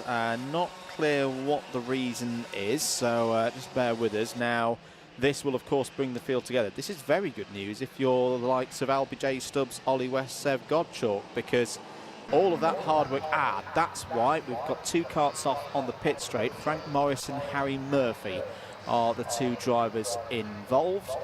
So this slow procedure gives the safety teams, the marshals, the officials, the chance to make sure that everybody is okay out there. Timer will continue to tick down, of course. And Piers, what do you think will be going through the mind of the drivers at the moment, particularly Harry Chapman, because he didn't put a foot wrong in that early stage. Developed a bit of a lead, got the number of contenders, as it were, down to 3, and now he's going to have to do it all again with 6 minutes and 30 seconds to go. Yeah, it's a bit of a reset mentally for the drivers, because anything that happened in the race up until now, it kind of just gets washed away. Yeah. You know, if the drivers had caught up to the back of Harry Chapman, then he'd be thinking, right, clearly they've got more pace at this stage, that sort of thing. Whereas now, he's effectively we're having a restart, a single file restart, as of probably about 5 and a bit minutes plus a lap to go, assuming we go this time, hopefully soon enough, but if not, then the lap after, I would imagine. So at this stage, Harry Chapman's all he's going to be trying to think is, how can I cause a bit of a fight behind, so I can give myself a bit of breathing room? Am I going to either have a deliberately slow start? Am I going to try and just gap them by going a bit earlier or a bit later than anyone's expecting? But then the drivers behind, the likes of Lyons, Batch and Stubbs, all they're doing is trying to keep as close to the front of the field as they can. Great to see both of these drivers walking away from that incident. It looked like a bit of damage on both karts. Rubbing his hand there. I think that was that Morris that was rubbing his hand, I think. clearly come to a little bit of an abrupt stop as we saw one of those karts fairly damaged down turn 1. But the main thing is, karts can be fixed quite easily. Humans, of course, need a little bit more attention. So we may well be going this time. Are we clear? No, I think we're going to go around again on the base. Actually, no, we might do, because it looks like yellows are going to static. Static yellows normally indicate that we are set to go to green. Yes, I can see the green flag is being prepared. So 5 minutes for Harry Chapman to try and lead this one out, to take this first win of the season in IAME Waterswift Restricted. We are back to green at least. Yeah, green flag is out and waving. I don't think all of the field were fully expecting that. And Harry Chapman has broken away at the front of the field. That was a good restart from Chapman. Yeah, brilliant restart. He actually went a little later, I think, than Lyons was expecting. Lyons actually bumped into the back of Chapman accidentally going down the start-finish straight, which gave Chapman a bit of a boost. But the one that came off worse from that was Bodie Batch in 3rd place. And now he's under pressure and is being overtaken into Senna 1 by Albie J. Stubbs. That's good for Stubbs, but he's now got a good half second, 7/10 second gap, and he points ahead. He tells the guys behind, look, I've got the pace. You can see they're pulling away. Still a long way to go, 4 minutes. Let's close down and give ourselves the best chance of a win. Green flags all around the circuit now, so it is a straight fight to the end, assuming nothing more happens. We've already seen one driver on 2 British Championship level wins take their 3rd here this afternoon. Can Harry Chapman become the latest driver to achieve that little feat? Same as we saw from Whitcomb in the previous race. 3 minutes and 45 seconds remaining on the clock. Chapman's lead is 1/3 of a second. Albie J. Stubbs up to 3rd place. Should note that the O-plate received a warning flag earlier in this race, but a warning only, as did the number 21 of Zev Godchalk. 3:30 to go into the Senna S. Tight line there from Ollie West. This slow procedure, though, has also been good news for McElhenney. The number 77 back into the top 10 now. We saw Jaden McElhenney having a bit of a spin in the early stages. At least that bunching of the field has allowed him to get back involved. Yeah, that's the advantage, the swings and roundabouts that a slow procedure gives. As those drivers that have had an unfortunate start, they get a sort of a second chance, and also the drivers at the front who have got a gap, that gets eroded. You really do have to approach it like a second race. Stubbs has certainly started to drive away from Batch and West in 4th and 5th and towards Lyons and Chapman in 2nd and 1st respectively. Also, likewise, Lyons has actually closed up onto the back of Chapman down the start-finish straight and into Sector 1. We potentially might be seeing the front group coming together, and I reckon it's only a matter of time before we see either an attempted move or a block from Chapman as he goes half defensive into Senna 1. I've seen Corey Lyons be able to pull moves off so far today. Can there be another one from the driver in the number 14? Through the Dunlop chicane once again. Time ticking on down, and it's not the very end of the race just yet. And Chapman, the good job by Chapman here is that, again, by keeping the pace high, he's got the numbers game down. We're back to it being a group of 3 again. Yes, the drivers involved in the 3 may have changed a bit. Stubbs in for Batch in that regard, but he's increasing the chances of a podium at least here today. But he wants it to be more. He wants it to be a season-opening victory here at Warden Law. There's been a change for 6th place, but there may be a change for the lead at the moment as down the inside goes Lyons, and there could be a chance now for Stubbs. 3 wide into Senna, and through goes the O-plate holder, the British Open champion. Albie J. Stubbs takes his first opportunity to lead this race. It all came from the move by Lyons down the inside into St. John's. What a great piece of driving there from Albie J. Stubbs. Yeah, Lyons tried to move, didn't come off, and now Chapman looks up the inside and takes that position back, but it's one place further down because Stubbs, he's probably saw that unfolding and thought that this is a gift for him. All he had to do is get a good exit out of St. John's and take the lead fairly easily up into turn 1. It's going to be hard now for Chapman and Lyons to keep Stubbs within reach.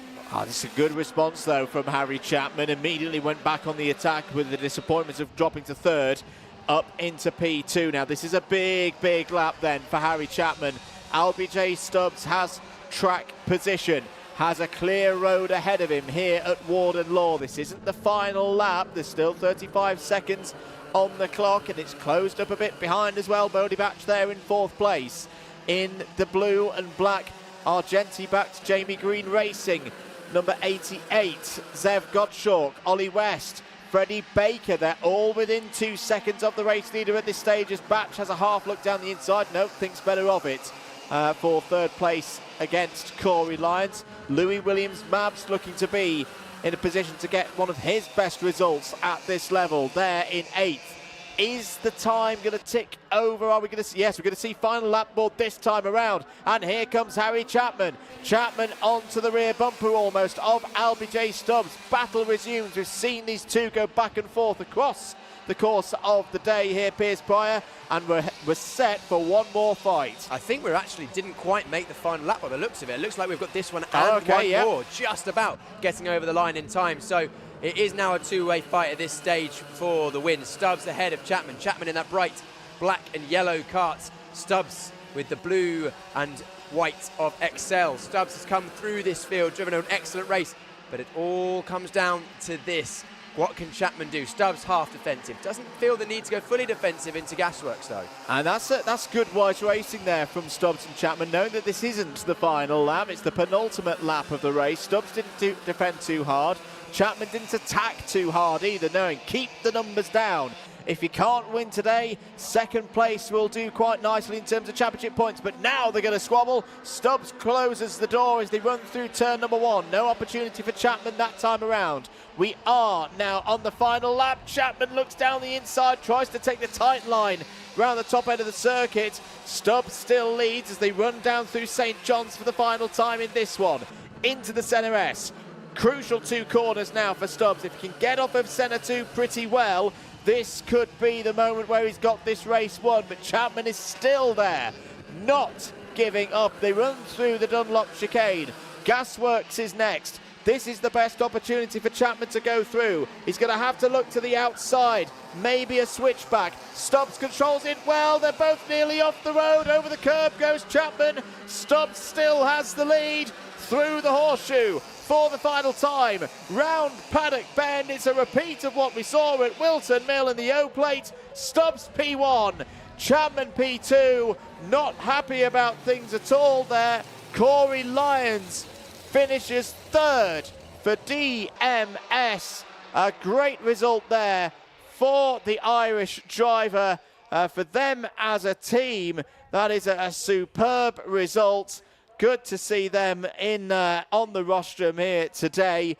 Bodie Batch P4, Zev Gottschalk P5, but it's LBJ Stubbs, your winner again here in IAME Waterswift Restricted. Great drive from LBJ Stubbs. He had to do it the hard way there. Started in 6th place on the outside, which hasn't been favourable for a lot of drivers today so far, but he fought his way through, helped slightly by that slow procedure in the middle of the race, but he still had to get it done. He bided his time. He got the double move for the lead and then defended valiantly on the final lap. An excellent opportunist attempt around the outside from Harry Chapman on the last lap. Didn't quite have enough of an overlap. Great drive by Stubbs. Very good stuff indeed. We'll see the IAME Waterswift Restricted drivers again tomorrow, of course. LBJ Stubbs wins here at Warden Law. Harry Chapman P2, Corey Lyons P3. Apologies if I am mistaken on this one. I think that is a first Wera Tools British Kart Championships podium for DMS as a team. A really good result for them ahead of Bodie Batch and Zev Gottschalk, the 2 Jamie Green Racing runners there. Ollie West P6 for Evolve. Louis Williams-Mabs the best of those in the privateer pack from 7th downwards. Chapman the best of all of the privateers, of course, but Williams-Mabs a good result there, P7. Baker P8. McElhenney recovered back to P9. Patrick Wood completes the top 10. Here's the start. Bodie Batch went round the outside of Chapman to take the race lead, but what really impressed me here, Piers, was the resolve of Harry Chapman to go, okay, lost the race lead, I'm going to take it straight back.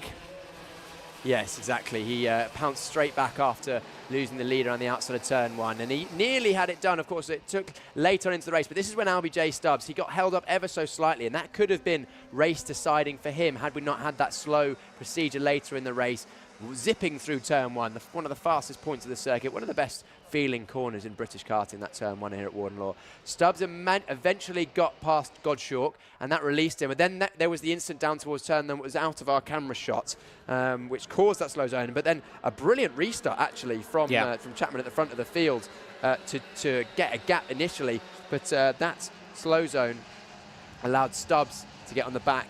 He then passed Batch 1 lap later, was then set off for the lead pairing as further down the field. Williams, Mabs getting involved in the battle. Then this was the move. It was up the inside by the 14 Corey Lyons, trying to get it done at St John's. They couldn't get it done, but it slowed them both down. And then up the inside, opportunist move, double overtake on the inside for Stubbs. Fended off one attack on Gasworks in the final lap from Chapman in second place. Chapman not happy with that, unfortunately, but hey, sometimes it's just not quite enough. Yeah, but tomorrow's another day, another opportunity to get points on the board. As things stand, the Virtual Championship looks like this. Chapman will be your points leader overnight, 127 from a possible 130 on offer here today. Stubbs 122, Batch 121. Still very early season in the season, of course, plenty of racing to go. Let's head down though to Parc Fermé and to Nicole Sutherland. Well, Albie, it was a win at Wilton Mill, and now it's a win here at Warden Law. You must feel absolutely fantastic. Yeah, I feel amazing. The race then, Albie, tell me about it, because I saw you pull off a really impressive move.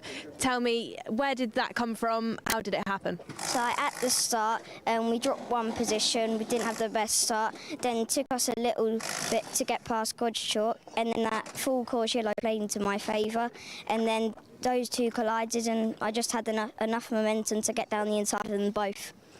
And from what we've seen from you so far this year, Albie, for first year, you're doing fantastic. You couldn't have done anything more in that. But it's a championship, and we've got another round tomorrow. What's the confidence like going into tomorrow's race? Yeah, really good. Hopefully we can take a win again and come out on top in the championship. Well, maybe we'll see you take another win tomorrow. Congratulations, Albie. It's a win today in today's final. Before we head over to our next lot of minis, let's hear from our championship partners, the people that make all of this happen.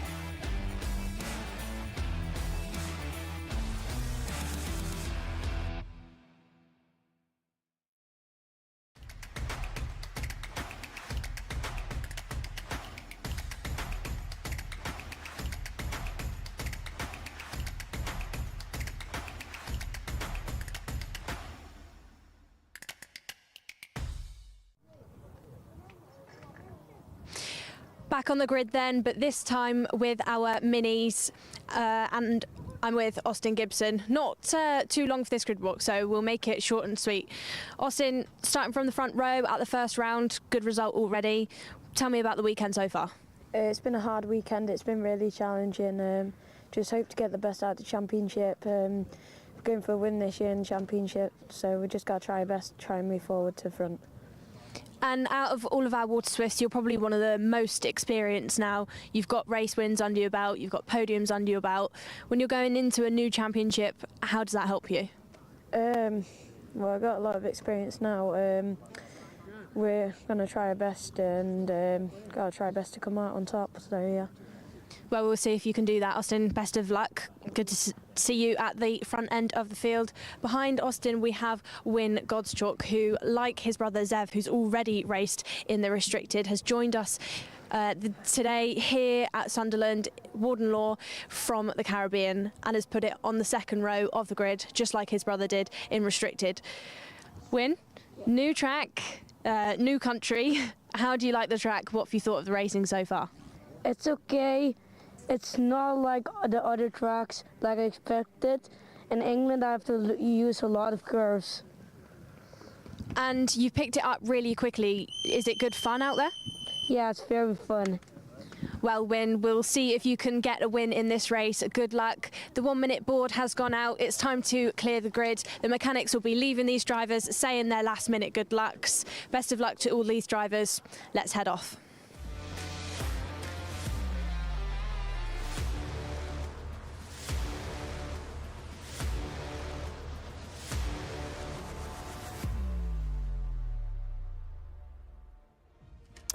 Thank you very much, Nicole. Looking forward to this one, the first final of the year for IAME Waterswift in these Wera Tools British Kart Championships. 34 drivers ready to go here at Warden Law. Harry Williams looking to repeat the victory that he had at Wilton Mill to take that O-plate a few weeks ago. Starts on pole position with teammate Austin Gibson alongside on the front row. Colby Patterson and Wyn Gottschalk, they go from the second row of the grid. They're ahead of Nathaniel Hodges, the privateer, on row 3 alongside Christian Kobe.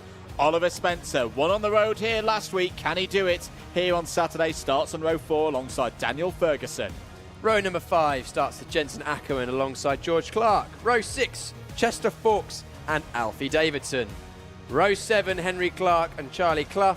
And row 8, Johnson Stewart and Luca Narroway. George House needs to show those never give up heroics from row 9. Is alongside Night Measures. Ian Carey and Mason Hibbert go from row 10. Orion Meta and Danny Dempsey start on row 11. They're ahead of Alex Riley and Lithuania's Margaris Kubetskis on row 12. Row 13 is Andy Stewart and Callum Graham. And row 14, Austin Newstead and Efan Owen.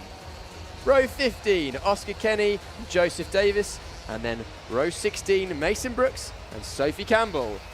The final 2 karts on the grid are Ilyas Sami and Ethan Robinson. I'm very much looking forward to this one. It's been some of the closest racing we've had all weekend. It's going to be good. It's going to be good. It's going to be a good one. Ada O'Brien and Ruben Sagu were the 2 drivers who unfortunately missed out on the top 34 cut-off for this one, but we'll see them again tomorrow. Are we going to go round again? Yes, I thought we would. So another bit of time for the drivers to get some heat into their materials, Pierce Pryor. So we saw in the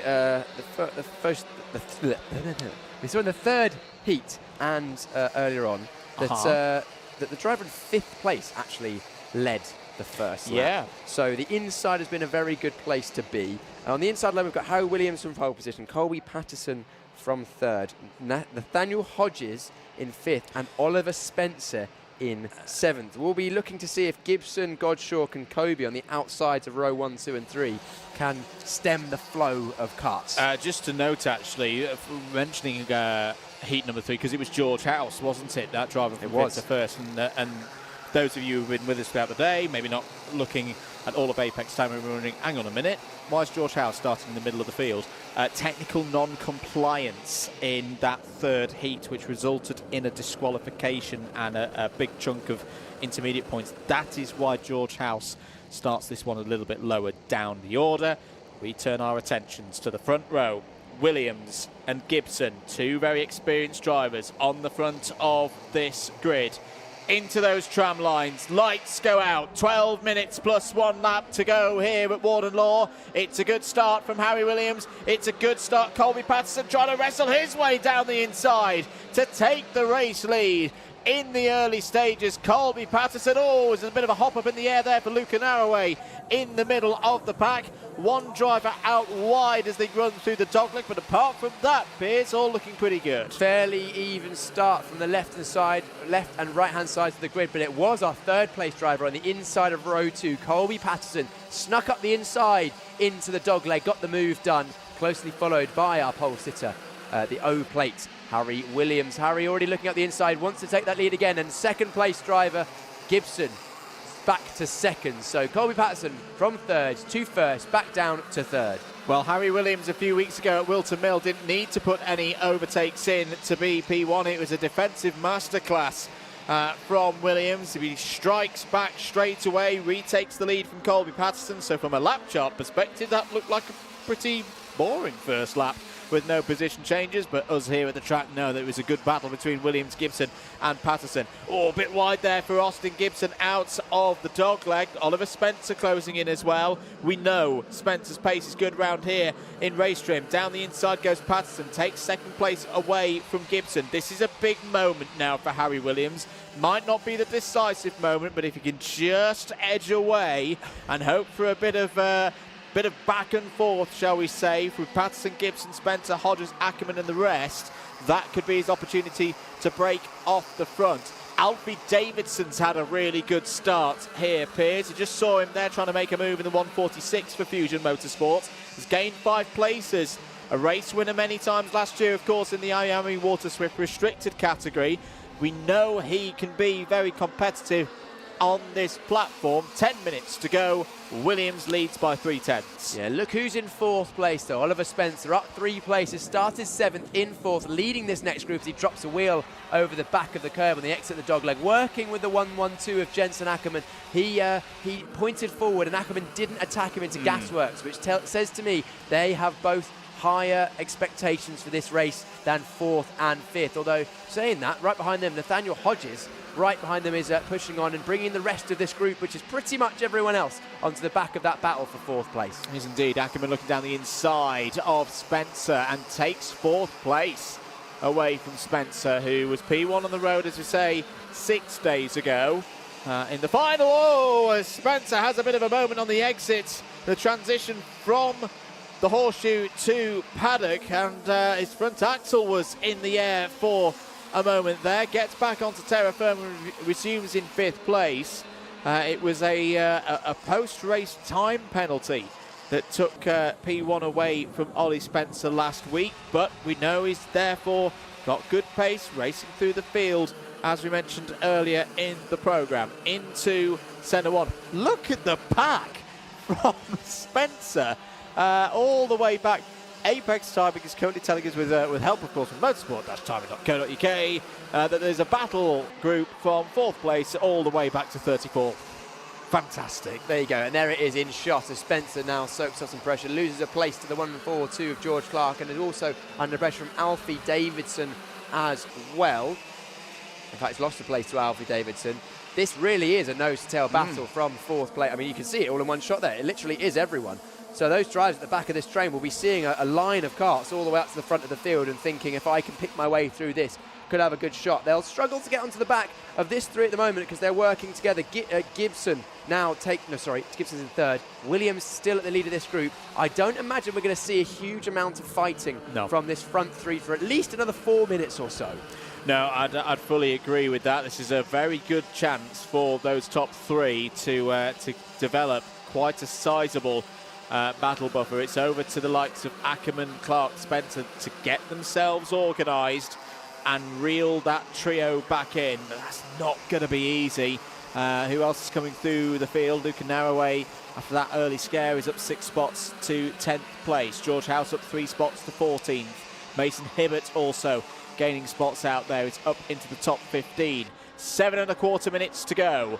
The good news for the chasing pack, though, is that the fastest driver on track is towards the front of this field, but not at the very front. George Clark, there in the 142 kart, the green and silver and white helmets, just set the fastest lap of the race of 55.02.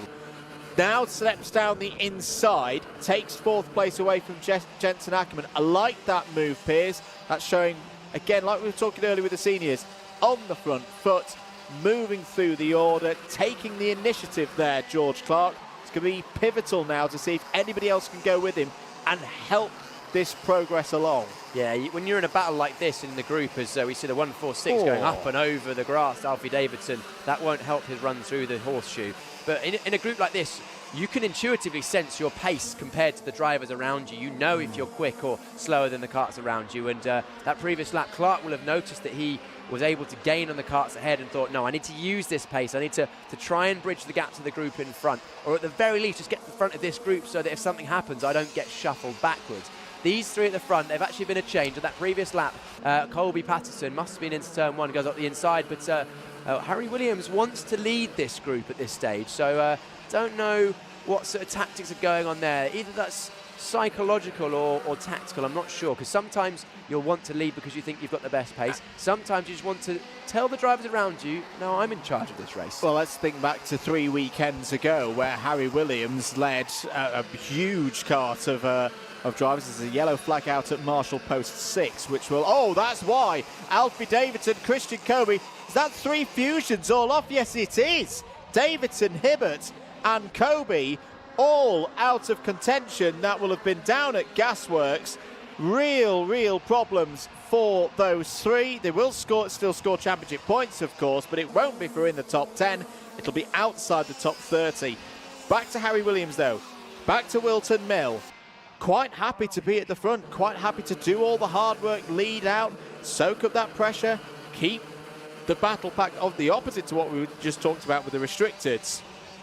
On that day for Williams, it was the more the merrier. Keep the ball in play and battling with one another. As out of the race is Christian Kobe. That's a real shame.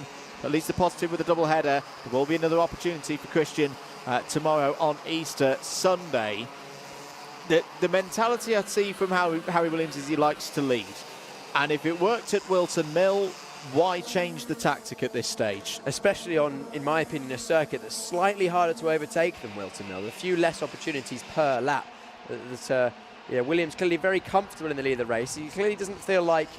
He's actually, thinking about it a bit more, he either wants to lead this race or potentially actually thinks he doesn't quite have the pace, potentially, of Patterson in second place. He could be thinking, you know what, if Patterson gets through and gets a couple of good corners and I lose the toe, I could be out of contention with this. But the lap times would suggest that he's fairly equal to those 3. So it's probably more of what you were saying, Andrew, actually. I think he is just quite happy to lead this group, sit at the front, and then also he gets to control when the race turns from we're all working together to working against each other. Absolutely. Relative pace between these groups at the moment is in the favour of the front 3 as well. 52, 55, what? If someone's doing a 52, that would be... People will be having a look at that. But 55 zeros and 55 ones for Williams, Patterson and Gibson. In comparison, the group behind are all in the 55 twos and 55 threes. So decent pace, but not reducing what is now a 2.5 second gap between Austin Gibson in 3rd place and this battle here. Spencer, Ackerman, Clark and Hodges. Got to give it to Nathaniel Hodges. Great effort from Nathaniel Hodges here today. Is a rookie. We've never seen Nathaniel Hodges have a full season in these championships before. As Clark and Ackerman have a discussion over 5th place there. That's more of a discussion, and through goes Hodges. And they may lose more positions now with House, Ferguson and Gottschalk there. Spencer will break away. But, it's a simple case on that, Cameron. Just look like 2 drivers not quite giving each other enough room. You said it was a discussion. I'd say that was a bit more of an argument there. But it was the person that came through was Nathaniel Hodges. Picked his moment perfectly. Went around the outside into the Dunlop chicane and gains 2 positions for the rookie privateer as well, who's doing well inside the top 10. Has been consistently inside the top 10 all day long. Some big movers in the second half of the field that we just need to mention. Mason Brooks is up 12 spots to P19. Joseph Davis and Austin Newstead also up 10. Newstead, will remember, earlier on in the day had a DNS due to an oiled up power unit. 2 minutes and 10 seconds to go then. Nathaniel Hodges in 5th place. The trouble for Ollie Spencer now is he's on his own. I think the hopes of Ollie Spencer trying to win this race here today are pretty much gone with 2 minutes on the clock. He's on his own. The 3 ahead are still working together, building that gap. The best I think that Spencer can hope for is holding on to this 4th place, or maybe that the battle is so hard at the front of the field that these 3 lose too much time. Oliver Spencer won't mind his positioning at all at the moment, actually. He's got no pressure from behind, a second and a bit from behind, and he can see the gap ahead, even though it is a good 3 or so seconds. That can be eroded very, very quickly. If the 3 of them start fighting a lot, they could lose 2 or 3 seconds in a lap And with 3 laps to go, I think he could be in this battle by the end of the race. We've seen the first defensive move from Harry Williams. Not full defensive attack at the moment, but Patterson will be looking to try and just wedge that door open if he can. Patterson looks at Gasworks, defensive from Williams. Look at the wide line that Gibson can take, with no pressure behind. How long will that be for? As up the inside into the horseshoe, Gibson.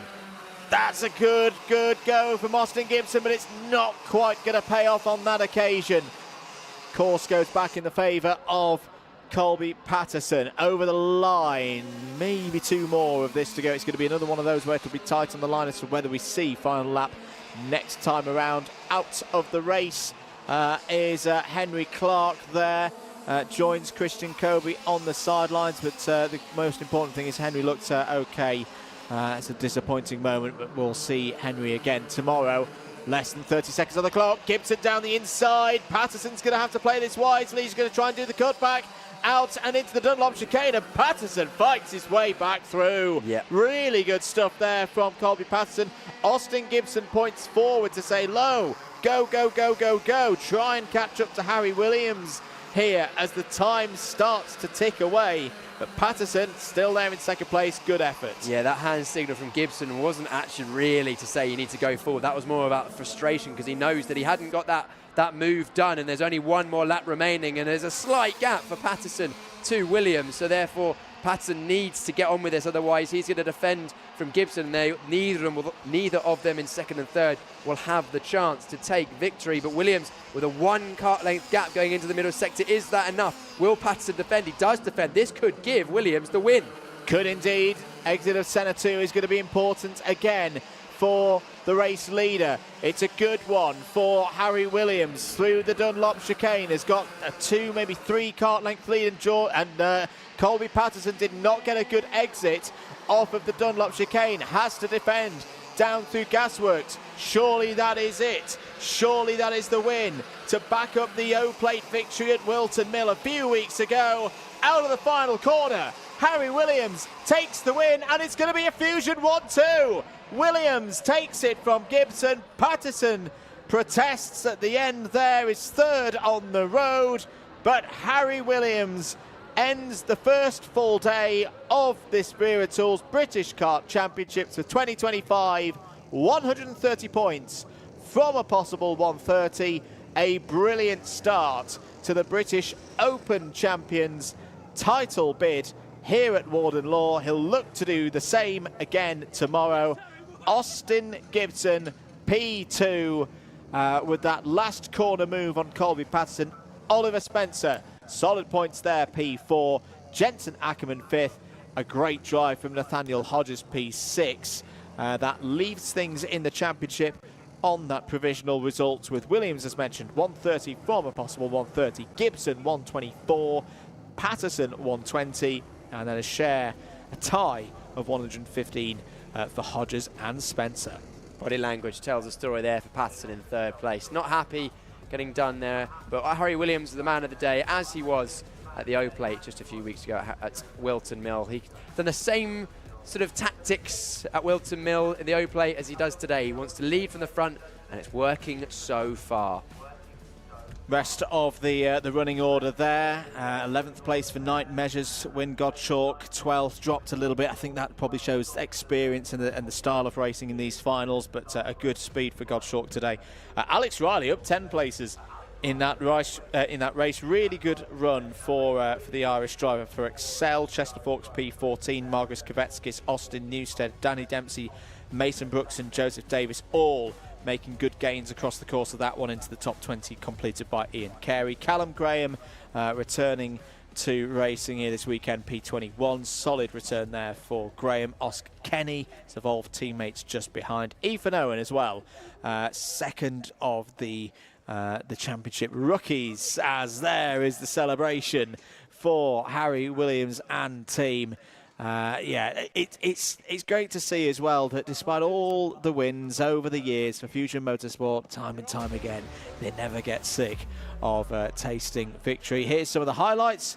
Piers, talk us through the start. Harry Williams led from pole. Gibson did well to hold it around the outside, but it was Patterson that instantly tucked on the inside and took the lead away. We saw that was Narrowway getting momentarily airborne in the middle of the pack. There's lots of drivers coming off the road on the exit of the dog leg. This was already a move a couple of times on the first lap, and we actually ended the first lap in the same order that we started it. Then we had a bit of a jostle for position for second and third place. This was our lead battle. Lovely shot through turn number 2. Really, really rewarding corner to get right this one. If you run that curve, it just hooks the kart around. This was the battle that was on for the most of the race. It was sort of fourth down to the rest of the grid, really, wasn't it? It was Spencer involved in that. He eventually would come out in 4th place on his own, but the rest of the whole group behind were battling away. Clark looking up the inside, getting the move done for the Fusion team, and Spencer getting involved once again, and then moving further into the race. This was further back down the grid. That was the privateer. Nathaniel Hodges getting involved, and unfortunately Davidson taking a trip through the grass, airborne and dropping down the order. Now back to the front of the field. Momentarily Patterson took the lead, but it was Williams that wanted to hold that leading position so he could control the race, and then we saw the contact between Clark and the 172, was that it's Ackerman. Ackerman, yes, and that ultimately led to Hodges getting through. And then this battle for second place allowed Williams to get away. This was the final lap.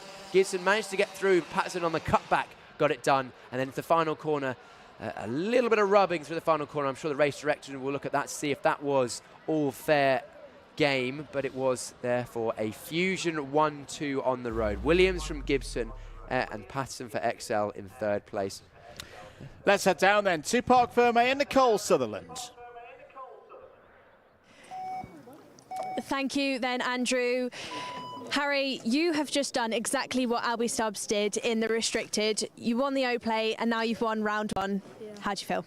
Yeah, I feel really good. I'm really happy for the team. And yeah, it was a hard race, long race as well, but I managed to hold it. And tell me about the team then, Harry. What have they done for you to make this possible? Yeah, they've just helped me a lot by giving me during the data, helping me improve, and just backing me up really, all of it. And you were under a bit of pressure by Austin Gibson and Colby Patterson when you were driving round. You know, I could see that you were driving defensively. Why did you make that decision when you made it, and how did it work? Yeah, I just tried to. I'm always going to have to defend with 2 laps to go, because it's going to be very hard to get past on the last lap if I do get done. But yeah, that's just my marker point really when I start to defend. And of course, we're in a double header, so you've got another opportunity to maybe bring home another trophy tomorrow. You feeling confident that you could get another win? Yeah, I'm feeling very confident. Great to hear from you, Harry. Congratulations once again. It's a round 1 win and an O-Plate win. Well done. Thank you. Let's hear from our partners then for another time today during racing, and then I'll see you over on the grid for our Junior X30s.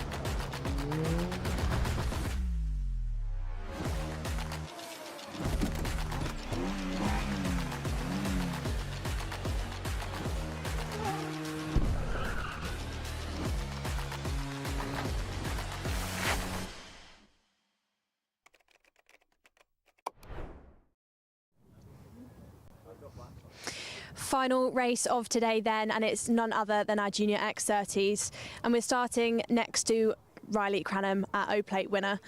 Riley, another championship this year for you within the British Kart Championship, possibly the year that you could take, home that win, but focusing on round 1, this race, how are you feeling? I'm feeling good. The pace has been there all weekend, so we're going to see what we can do now. And talk to me about the pace then. What takes, what does this track take to be quick? How do you approach it lap after lap? I think you just got to be aggressive and calm at the same time, so yeah. And with the conditions where it's a bit colder today, the wind is out, does that aggressive driver help with the tyres, help with the kart? Yeah, but it's a bit cold for me. I'm not really enjoying it, to be honest. You're not enjoying the cold? No, not at all. Well, maybe it'll warm up for the rest of the rounds, but it's a bit chilly out there today, so you're just gonna have to drive around and be a bit cold, I think. Yeah, probably gonna have to, yeah. Well, Riley, good luck for this one. Have you got any final words before you head off? Let's go racing. Let's go racing. Riley is sitting alongside his teammate for this race. Are there any team games that's going to go on between you two Fusion drivers going into the final? Well, we don't really know yet. Hopefully we can just push away and maybe get a 1-2. Maybe get a 1-2. Whistle has blown then, so we'll find out if these two drivers can get that 1-2 within the final race of today.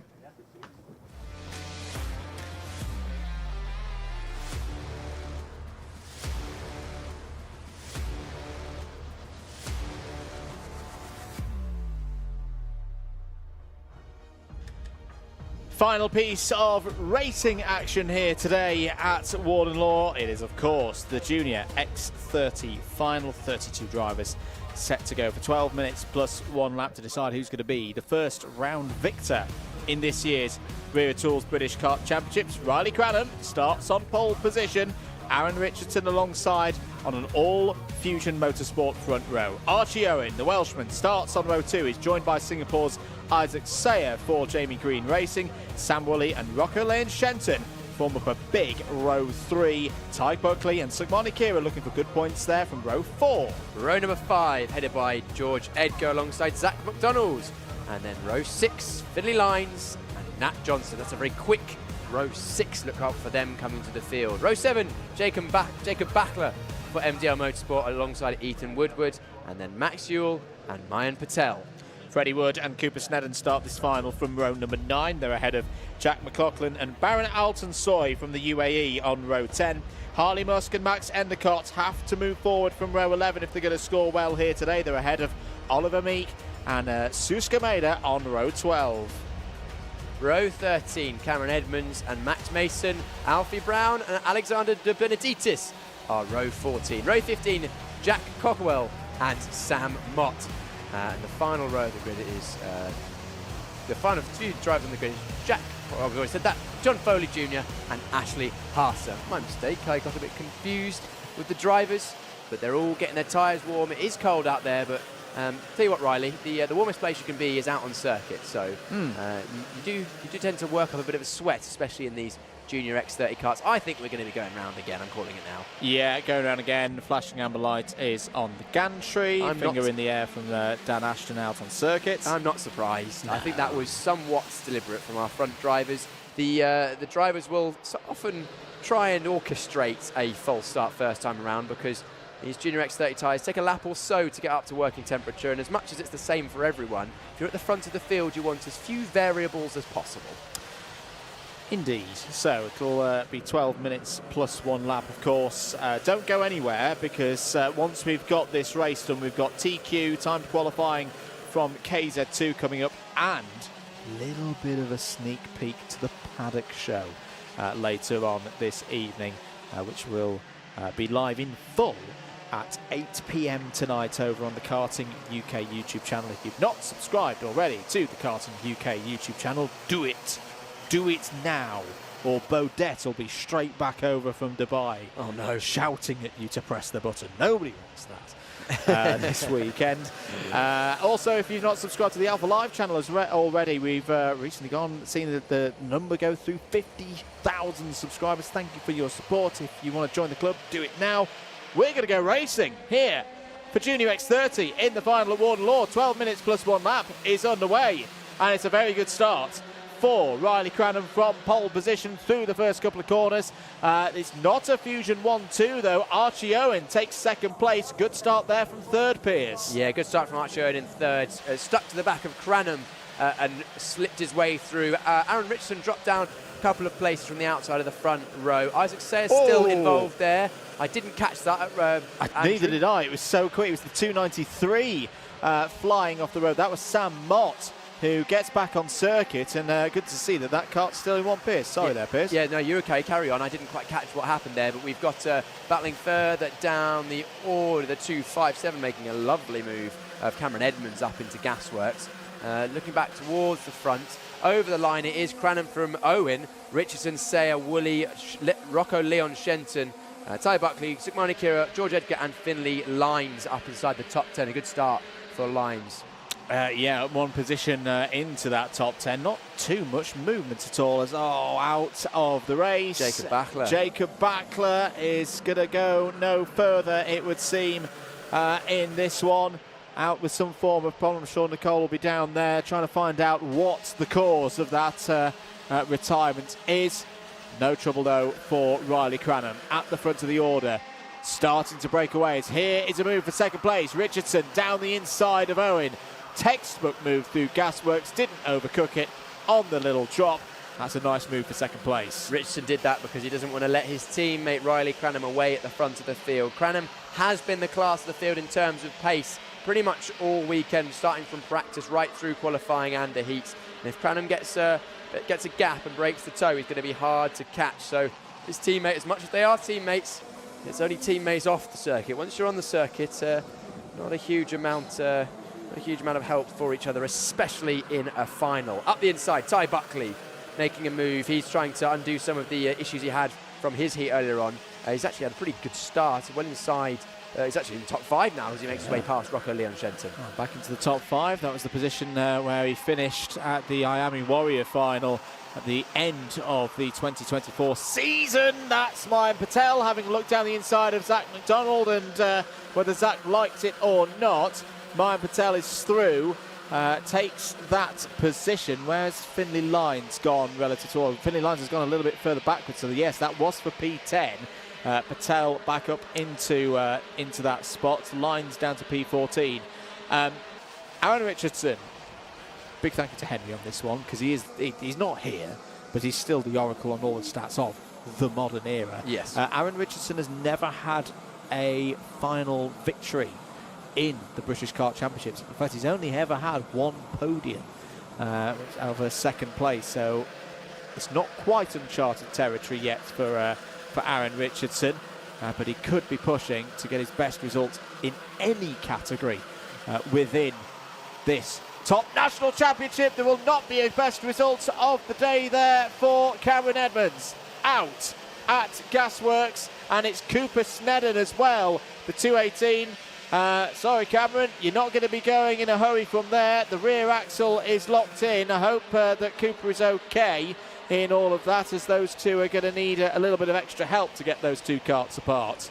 Yeah, that was a bit of wheel-to-wheel contact, unfortunately causing the overtaking driver to take a movement upwards and onto the other kart. Hopefully both those drivers okay. Let's hear from Nicole down in Parc Fermé. Well, we saw Jacob Bachler retire then, boys. It is because of a bent front end. It's the steering column that has just got a bit of a kink in it, which will mean, steering input out there is hard work. The driver has retired. Really unlucky for Jacob Backley. He's been there or thereabouts this weekend. He's been challenging inside the top 5 at times, but just things not quite going his way. We'll see him back again tomorrow. Again, the advantage of a double-header weekend. We turn a new page as we go to bed tonight.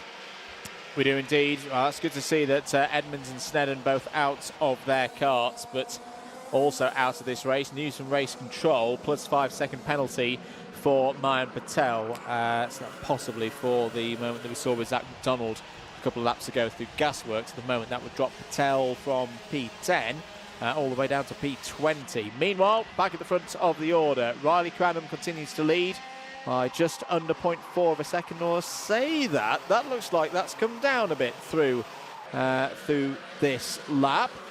Owen still there in 3rd place, Isaac Sayer 4th, Ty Buckley in 5th. No other changes in the top 20 to report in on. End of lap number 6. Yeah, Richardson is closing in here. The gap is now 0.29 of a second. Finley Lines, the fastest driver out on circuit, still in P14 though. With that 50.73, Lines is going to be hoping he can try and break into the top 10. Yeah. Lines has had good pace this weekend, as he did a few weeks ago at Wilton for the O-Plate, but just hasn't been able to unlock either the fortune or the racecraft in these big karts taking a step up from Inter to be able to challenge for the front of the field. I wonder if the weather's an element of that, because I speak to his father Stuart regularly in the paddock and talking about Finley's step from Inter into the juniors. In Europe, it's been very, very good for Finley. And what Stuart, his father, has been telling me is that he prefers grippier conditions. He prefers it when it's a little bit warmer and there's more grip to play with the bigger kart, and almost like lean into it more. That was a bit of a lean by Ty Buckley up the inside of Isaac Sayer. Was for fourth place. Sayer holds onto it. Very close racing again here at Warden Law. That was wheel-to-wheel contact at about 60 miles an hour into turn one. But they both managed to get away with that. It was just a case of a late move from Ty Buckley and Isaac Sayer probably not seeing Ty going for the move. But they both live to fight on, as now Sayer has a good run through the chicane and is going to be pressuring the back of Archie Owen. Not close enough for a move this time, but Sayer, as we mentioned it in the previous heat, he's had great pace at times. It just every now and again, either something doesn't go his way or just makes a slightly a small mistake which can cost him track position. But in this one, still inside the top five, fourth place on the road, my mistake. Ty Buckley chasing him down. And it's fairly stationary at the front of the field. The gap is 0.3 now, only 0.02 did Cranham extend the gap over the previous 2 laps. Top 5 covered by a second and a third. Less than 5 minutes to go in this one then. Opening round of the season for Junior X30 in their Wera Tools British Kart Championships. You're watching Ty Buckley trying to chase down and find a way through past Isaac Sayer, and Archie Owen just looks to be fading at this stage, has lost the rear bumper of the Fusions. Here goes Buckley. That's a lovely move from Buckley down the inside. Decisive, poised through. Into P4 goes Ty Buckley. Could another podium be on the cards for Mick Barrett Racing here today? His teammate George Edgar has just set the fastest lap of the race, 50.56. George Edgar, the number 6 seed from last season, currently in 8th place. 4 minutes remaining on the clock. Cranham still leads by 1/4 second. This final 4 minutes longer than our heats, and we did note at the end of the heat number 2, A versus C, that the Mick Barrett Racing karts come on strong towards the end of a race. Ty Buckley just made a move from 5th to 4th on Isaac Sayer, now on the back of Archie Owen. We've also just seen George Edgar set the fast lap of the races. Oh dear. Buckley off.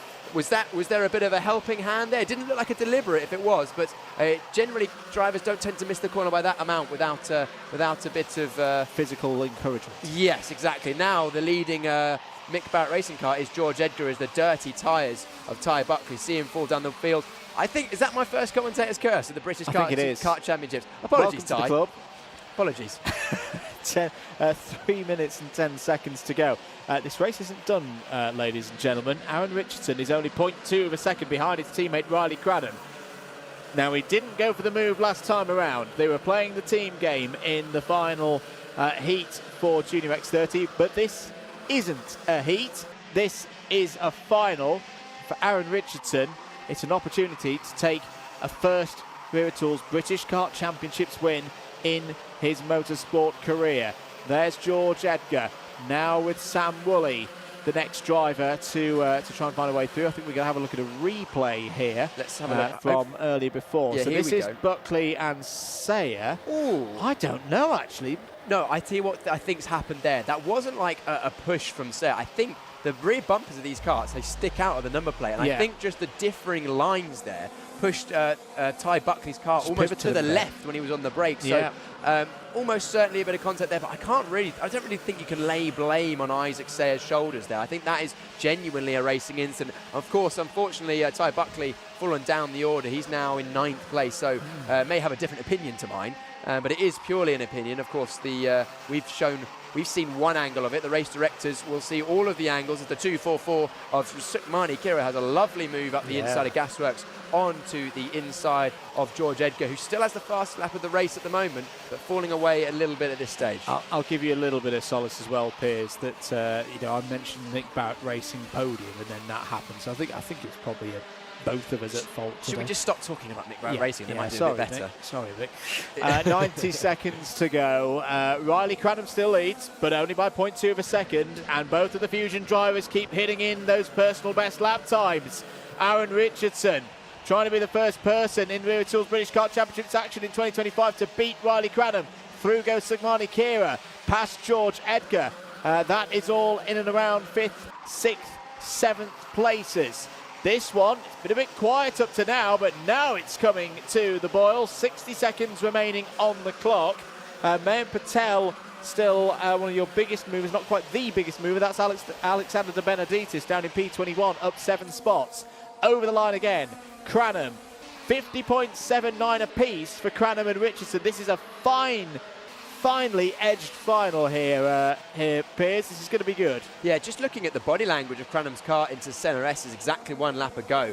I was watching Cranham and all the other karts, to be honest, but Cranham especially very closely on Friday as I was out on circuit shooting some bits and pieces for Alpha Live, and he looked very much in control, that car very much underneath him. Previous lap, backing it into the Senna S's and then turning in hard. He is pushing on. He wants to try and get away from Aaron Richardson at this stage, clearly being pushed as hard as he has at any point this weekend. No, the changes there in that battle with Shenton, Kira, Edgar, Woolley and Buckley. Through now to the final corner. This is not final lap. Lead across the line with, I reckon, 3 seconds remaining on the clock. That's not good news if you're Riley Cranham, because it's going to have to be a 2-lap defence between now and the end of this one. Shenton still holding there in 5th place, trying to get some good points there on the Birrell Art machine. The Privateer run to 86. Sukhmani Kira still there in 6th spot. Through the Dunlop chicane once again. Go those fighting for those big championship points. There's your fight for 3rd, which isn't done as well. Archie Owen and Isaac Sayer down through Gasworks again. You just feel for Aaron Richardson at the moment, he just needs a tiny little bit more speed and one opportunity to have a go at Riley Cranham here. 2/10 away, final lap starting. It's close enough that if he has a good 1st and 2nd sector, he could have a go into Gasworks, but Cranham just using that experience that he has, of course, being the O-plate driver, a returning driver to this class. And he's just at this end stage of the race making just a few fewer mistakes at this stage. Just a couple of hundredths here, a couple of hundredths there is the difference between Richardson and Cranham at this stage. We'll keep an eye as to whether Cranham has to defend into Gasworks. He takes a look over the shoulder, decides that he only has to half defend. Richardson to the outside, he'll struggle to make a move in the horseshoe. Cranham is going to lead you through the final few corners. Here he comes then. Riley Cranham has just got to get out of Paddock Corner, and it's going to mark the start of the 2025 season with a victory to follow up the win at the O-Plate. Riley Cranham wins at Warden Law and answers the questions once again. Leads Fusion Motorsport to a 1-2 on a great day for them. Aaron Richardson is on the podium for only the 2nd time in his karting career. A great drive, kept Riley Cranham very, very honest indeed throughout the course of that one, and takes a healthy haul of points into tomorrow. Good to see there Cranham and Richardson congratulating one another on a very well done job. Very professional job once again from Riley Cranham. Closer than we saw at Wilton Mill, of course, but no sweat at all for Riley Cranham. I think there's something in reserve for tomorrow, Piers. We shall see, but it's hard to see anyone having one up on Cranham at this stage. If I'm not mistaken, he's won every race that he's partaken. The only race he didn't win was the one that he wasn't in the heats. So a very, very good day for Fusion Motorsport and Riley Cranham. Fusion 1-2. Isaac Sayer managed to get 3rd place in the end. I think that must have been out of our cameras. So I think Archie Owen led onto the final lap of those 2. But Cranham looking imperious at the front of the field. Of course, we go again tomorrow. Who knows whether the same story will be told? Thumbs up for Cranham. Will lead the championship. 130 points, maximum score for the driver, of course. Was second in the championship last year to Harrison Mackie. Mackie, of course, now graduating up to the seniors, means that Riley Cranham is team leader. Only the second time that Riley Cranham's won a round in the Wera Tools British Kart Championships.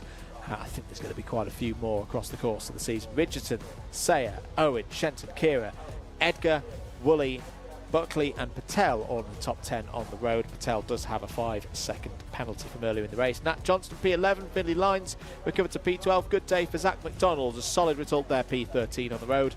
Ahead of Freddie Wood and Max Ewell. McLaughlin, Musk, Endicott, De Benedictis and Meek all in the top 20 finishers. Alfie Brown up 6 spots to P21 ahead of Siska Maeda and Jack Crockwell. Max Mason and John Foley Jr. complete the top 25. Ashley Harzer up 6 places in that one to 26th. Problems out there for Woodward. Alton Soy, those are the last 3 finishers. Mott, Snedden, Edmonds and Backler, non-finishers, Piers. Here we go with some highlights of the race. It was from pole position Cranham that led the way. We had plenty of fighting down there. That's the drive we saw lead us. Actually quite a big hit into the tyres there for the 2.93 of Sam Mott. Not surprising he didn't finish that race. Then we had fighting for second place. This is the moment where we saw Richardson take second place and pull away. That was where Mayan Patel got his 5-second penalty due to a bit of a clumsy move up the inside. We had damage down the order. That's the 2.57 ending up on the back. Cameron Edmonds and Cooper Snedden coming together. Then we had a lot of fighting inside the top 10. At this stage in the race, George Edgar had good pace coming through the field, fighting with Sukmani Kira. And then this was that incident between Isaac Sayer and Ty Buckley that was unfortunate for Buckley, him getting dirt on his tyres. He fell a bit further down the order, would eventually come home in 9th place. George Edgar getting through him due to Ty's dirty tyres and Sukmani Kira following through. Then we had the battle between Woolley and Rocco Leon Shenton. Sukmani Kira getting her elbows out in her first British Kart Championships race in the Junior X30 category, showing that she has both the speed and the racecraft to do it. And then Riley Cranham eventually taking the win ahead of his teammate Aaron Richardson. Isaac Sayer took 3rd, Archie Owen 4th, and then Rocco Leon Shenton 5th place for the privateer. Very good stuff indeed. We'll have X30 Junior entertaining us once again tomorrow. For now, though, let's head down to hopefully a bit warmer Riley Cranham, who's with Nicole Sutherland. I don't think he is warmer yet. Riley just told me he's still cold. Riley, I think there might be something in the Warden Law air this weekend, because our 3 O-Plate winners for 2025 are also our 3 final winners here at the first day of racing. You must feel great. It was a great race out there. Tell me about it. Yeah, it was a really good race. I mean, we had a really good start, and then Aaron got to second, and then we worked with each other to the end. I had to cover 1 corner on the last lap, but all went well. And you were driving round with Aaron, your teammate. Were you actually quite confident that he wasn't going to overtake you? Did you have any moment in your mind that, you know, he thought he would risk a move, or did you think you had it? I knew we were going to work well together, obviously, all weekend, but he's had the pace to obviously beat me, so I was a bit worried near the end, but all went well. All went well. Good day in the office. Hopefully a good day in the office tomorrow as well? Well, I hope so, yeah. Hopefully a warmer one as well? Yeah. Great to hear from you, as always, Riley. Congratulations. It will be a podium for you. That's it from our drivers for their finals today, but it doesn't stop there, because we've got KZ2 qualifying and something very, very exciting coming up shortly. But first, let's hear from our championship partners.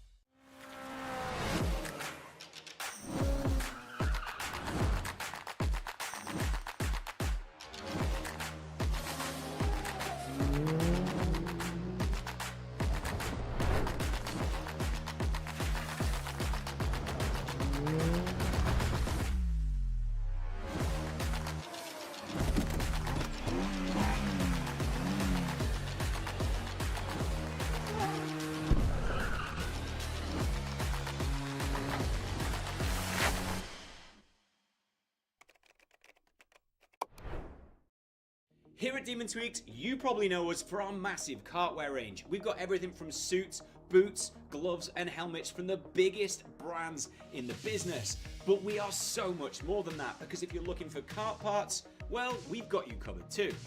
We've got everything from Rotax parts, sprockets and chains, discs and pads, data loggers and dashers, fuel tanks, steering wheels, bead breakers, and loads more. But of course, it doesn't just stop at the track, and if you're looking to build your skills in the sim, then we've got everything you're gonna need to build the ultimate rig. So whether you're just getting started or you're already at the top of your game, Demon Tweaks has got you.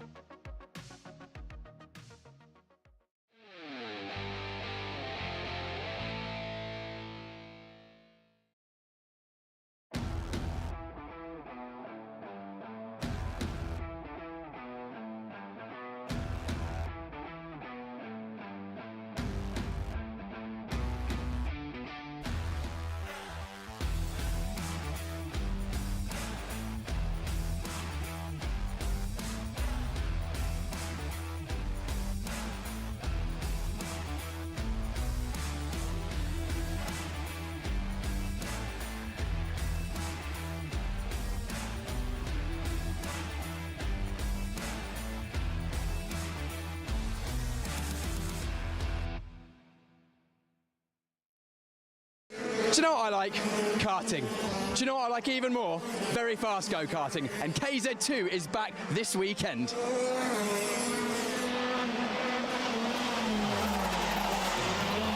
to 60 in less than 3 seconds. Top speed over 90 miles an hour. They're absolute animals. It's the biggest challenge in UK karting, with sticky tyres, 4-wheel brakes, 50 horsepower and over 30 gear changes per lap. But that's my opinion. Let's hear what the drivers have to say about it. So what's your favourite thing about racing KZ? It's an unbelievable driving experience. What's your favourite thing about driving a KZ? Speed. Everything is happens very quick, like changing gears and a lot is going on. Shifting gears. Fast, fast, fast. The acceleration. The fastest class in UK karting, KZ2, is back this weekend at Warden Law, and this is why you should get excited about it and make sure you tune in all weekend. Well, I hope that's whet your appetite. Now, let's go racing. Once again, we welcome KZ2 out for their qualifying practice for the start of the 2025 British Short Circuit Gearbox Kart Championship. Before we get into the action, though, we'll have the last couple of minutes. Let's catch up with Timo and Ralph Youngling earlier on this weekend. Well, one of the big aspects of this weekend will be not one Youngling, but 2 Younglings on the grid for KZ2 this weekend. Ralph and Timo Youngling back with us for the opener here at Warden Law. Ralph, start with yourself. Bit of a new challenge for you. Obviously, very familiar with this wider Wera Tools British Kart Championships paddock, but taking this step into KZ2, how's that all come about? Yeah, so I started in Honda years ago, and I came back last year for Senior Rotax, and it was a big challenge. And I just started driving KZ, and there's nothing quite like it. The amount of fun I was having driving the car, it made me want to stay. So now I'm taking the competition to the highest level in the UK, and I'm looking forward to racing everyone in it. What are the 3 big differences, would you say, whether it be with the kart or with the competition that you're racing here? So I feel the karts are very different to drive. I think they require much more skill. Obviously the competition I wouldn't say is as good, because in Rotax I was driving against 60 people, whereas the grid's smaller. But I feel that the respect that the drivers give in this class is much more, because everyone's more mature and older. Yeah, that's pretty much it. Also the tracks, it's quite a smaller class, and some might say it's worse. It might even be better, because it really allows you to dial down on who your opponents are. The few tracks actually allow you to drive KZ, and yeah, it's quite fun. And racing with your brother as well. I know that's been a relationship you've had before in your careers, but what's it like here in KZ2? Yeah, well, it's pretty much the same as it's always been. He's been at the front, I've been trying to keep up, and especially in this class, I mean, Timo's the best driver on the grid, so having him to coach me and have his data is probably the best thing I could ask for. Timo, to yourself, was a positive run here last year, but not quite the result that you would have wanted. A few mechanical issues just getting in your way. Are you I think this is going to only be one of the only times we see you on the grid for this year, but are you confident again of running towards the front this weekend? Yeah, of course. I mean, last year here we showed I had the best pace of anyone, and I basically won every single race except from the pre-final, where unfortunately my chain fell off. But yeah, I definitely feel confident. I have the speed throughout the whole week, so I'm confident. What are the main challenges around this place, and especially in terms of setup? I would say this track, the condition changes quite a lot. Sometimes it can be very grippy, like last year. But now the track's like changing. Obviously, last year was the Rotax rubber, but now it's the X30. So now we're just fine-tuning the setup. But it's only been 3 sessions today, so there's a lot more practicing. So hopefully we can find the perfect setup for the rest of the week. Timo, you'll be racing again this year in the FIA Karting Championships. How will this weekend help you get back in the mindset ahead of their season? Yeah, obviously I've taken a bit of there's been a bit of a break from the last race on the Europeans, like the WSK to the Europeans now, which is next month. So I'm just kind of maintaining my fitness in this class, and the competition is still really high. So I'm looking forward to racing these opponents, which I'm against this week. And for those perhaps racing in the X30 categories this weekend and the Rotax categories last weekend, the direct drive ones, you know, those drivers who've had a similar journey to yourselves so far through the ladder, what would you say about them potentially having a go in these KZ2s? Yeah, it's also fun. It's very physical, so I hope their fitness is good enough. And yeah, it's just really good fun and really fast as well. Good stuff. Ralph, Timo, thank you very much for your time. Best of luck for this weekend. Thank you. Thank you. Appreciate it. Back with us here, 2 minutes of this timed qualifying to go, and Timo Youngling is on pole right now. So this qualifying session is ordered by a driver's best 3 lap times. Those 3 lap times are then averaged to set our order. So right now, an average of 45.90 for Youngling leaves him 0.06 of a second ahead of the returning Oliver Stewart. Last year's champion Josh Price, 3rd at the moment in this session. Jake Weston 4th, Ashley Lewis 5th. Bit of a surprise to see Ella Stevens in 6th place though.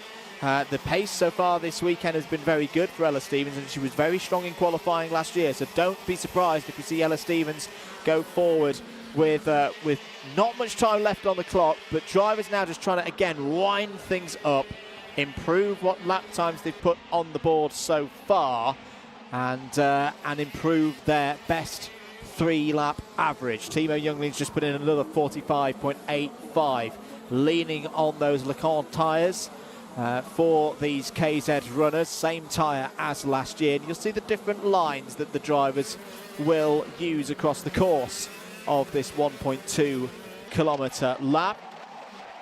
Looking elsewhere, Miles Murphy hasn't had much practice time in preparations for this timed qualifying session, but is in 8th place right now, the number 5 seed from last year. And Nino Piccoli as well, continuing to get quicker and quicker. He's the only rookie in this field. Last time Nino did any kind of competitive karting was 24 years ago. Josh Price to the top of the timesheets though. Josh Price goes quickest. 45.69 is the time now for Josh Price. There's still a few seconds on the clock. Most of the field are running through sector number 1 and into sector number 2. So for everybody, this is going to be their final lap. Has the 2024 champion timed this to perfection? Is knocked Youngling off of top spot. Ollie Stewart still there in 3rd. Jake Weston and Charlie Turner in the top 5. Good to see that the Formula Ks, the Rush Performance drivers, have started to pick up their pace. Maybe they found something before this TQ session. Checkered flag is out. Can anyone knock Josh Price off of pole position for the heats tomorrow? The answer is no. Josh Price, P1 for number 1. More racing, take pole position. Not for Miles Murphy there in the number 5, who I think you could tell he's a little bit out of practice, was going to go round for another lap there. But of course, cutting straight into the pits. So Price from Youngling, Timo Youngling that is. Ollie Stewart, P3. Jake Weston, 4th. Charlie Turner, 5th in that qualifying session. Ella Stevens, 6th. Might be a bit disappointed with that, but look how close it is on those average best 3 lap times. The top 7 covered by half a second. completed by Ashley Lewis there, and Miles Murphy will find more time between now and the point at which we go racing tomorrow. That's a good effort from Miles, straight in to 8th place there. Derek Morgan P9 and Ralph Youngling P10.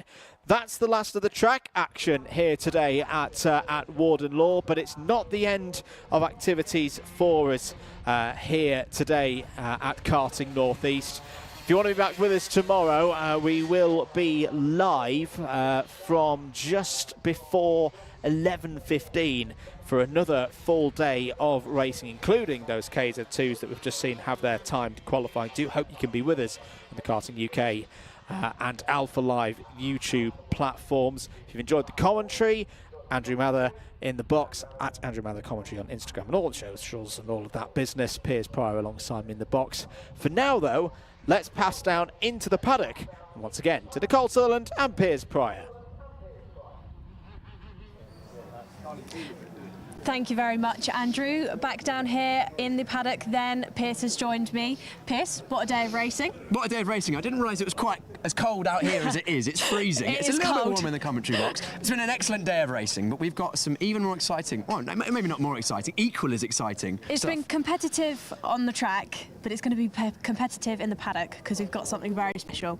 Why am I holding a Wera tool, Nicole? Tell us about it. Well, you can see to my left a kart. It looks a bit different maybe from some of the karts that go around on the track, but we've got some comments on there, and we've got a challenge for the drivers, we've got a challenge for the mechanics and anybody else that is up around the paddock this evening. It's going to get feisty. It's going to be good fun, but if you want to be involved in that, you have to tune in to the Paddock Show. That'll be live from 8 p.m. this evening, the Karting UK channel. Make sure you're subscribed to that so you get the notification. 8 p.m. the Wera Tools tyre changing challenge. I'll probably be leading us off and setting us a benchmark time on the Top Gear Star leaderboard. I'm going to beat. Are you going to have a go as well? I'm going to beat you, yeah. Probably. I'm terrible. But anyway, that's that from 8 p.m. this evening. Tune into that. But for now, we're pretty much done with live. So thanks very much for joining us later on. And we now have the Paddock Show.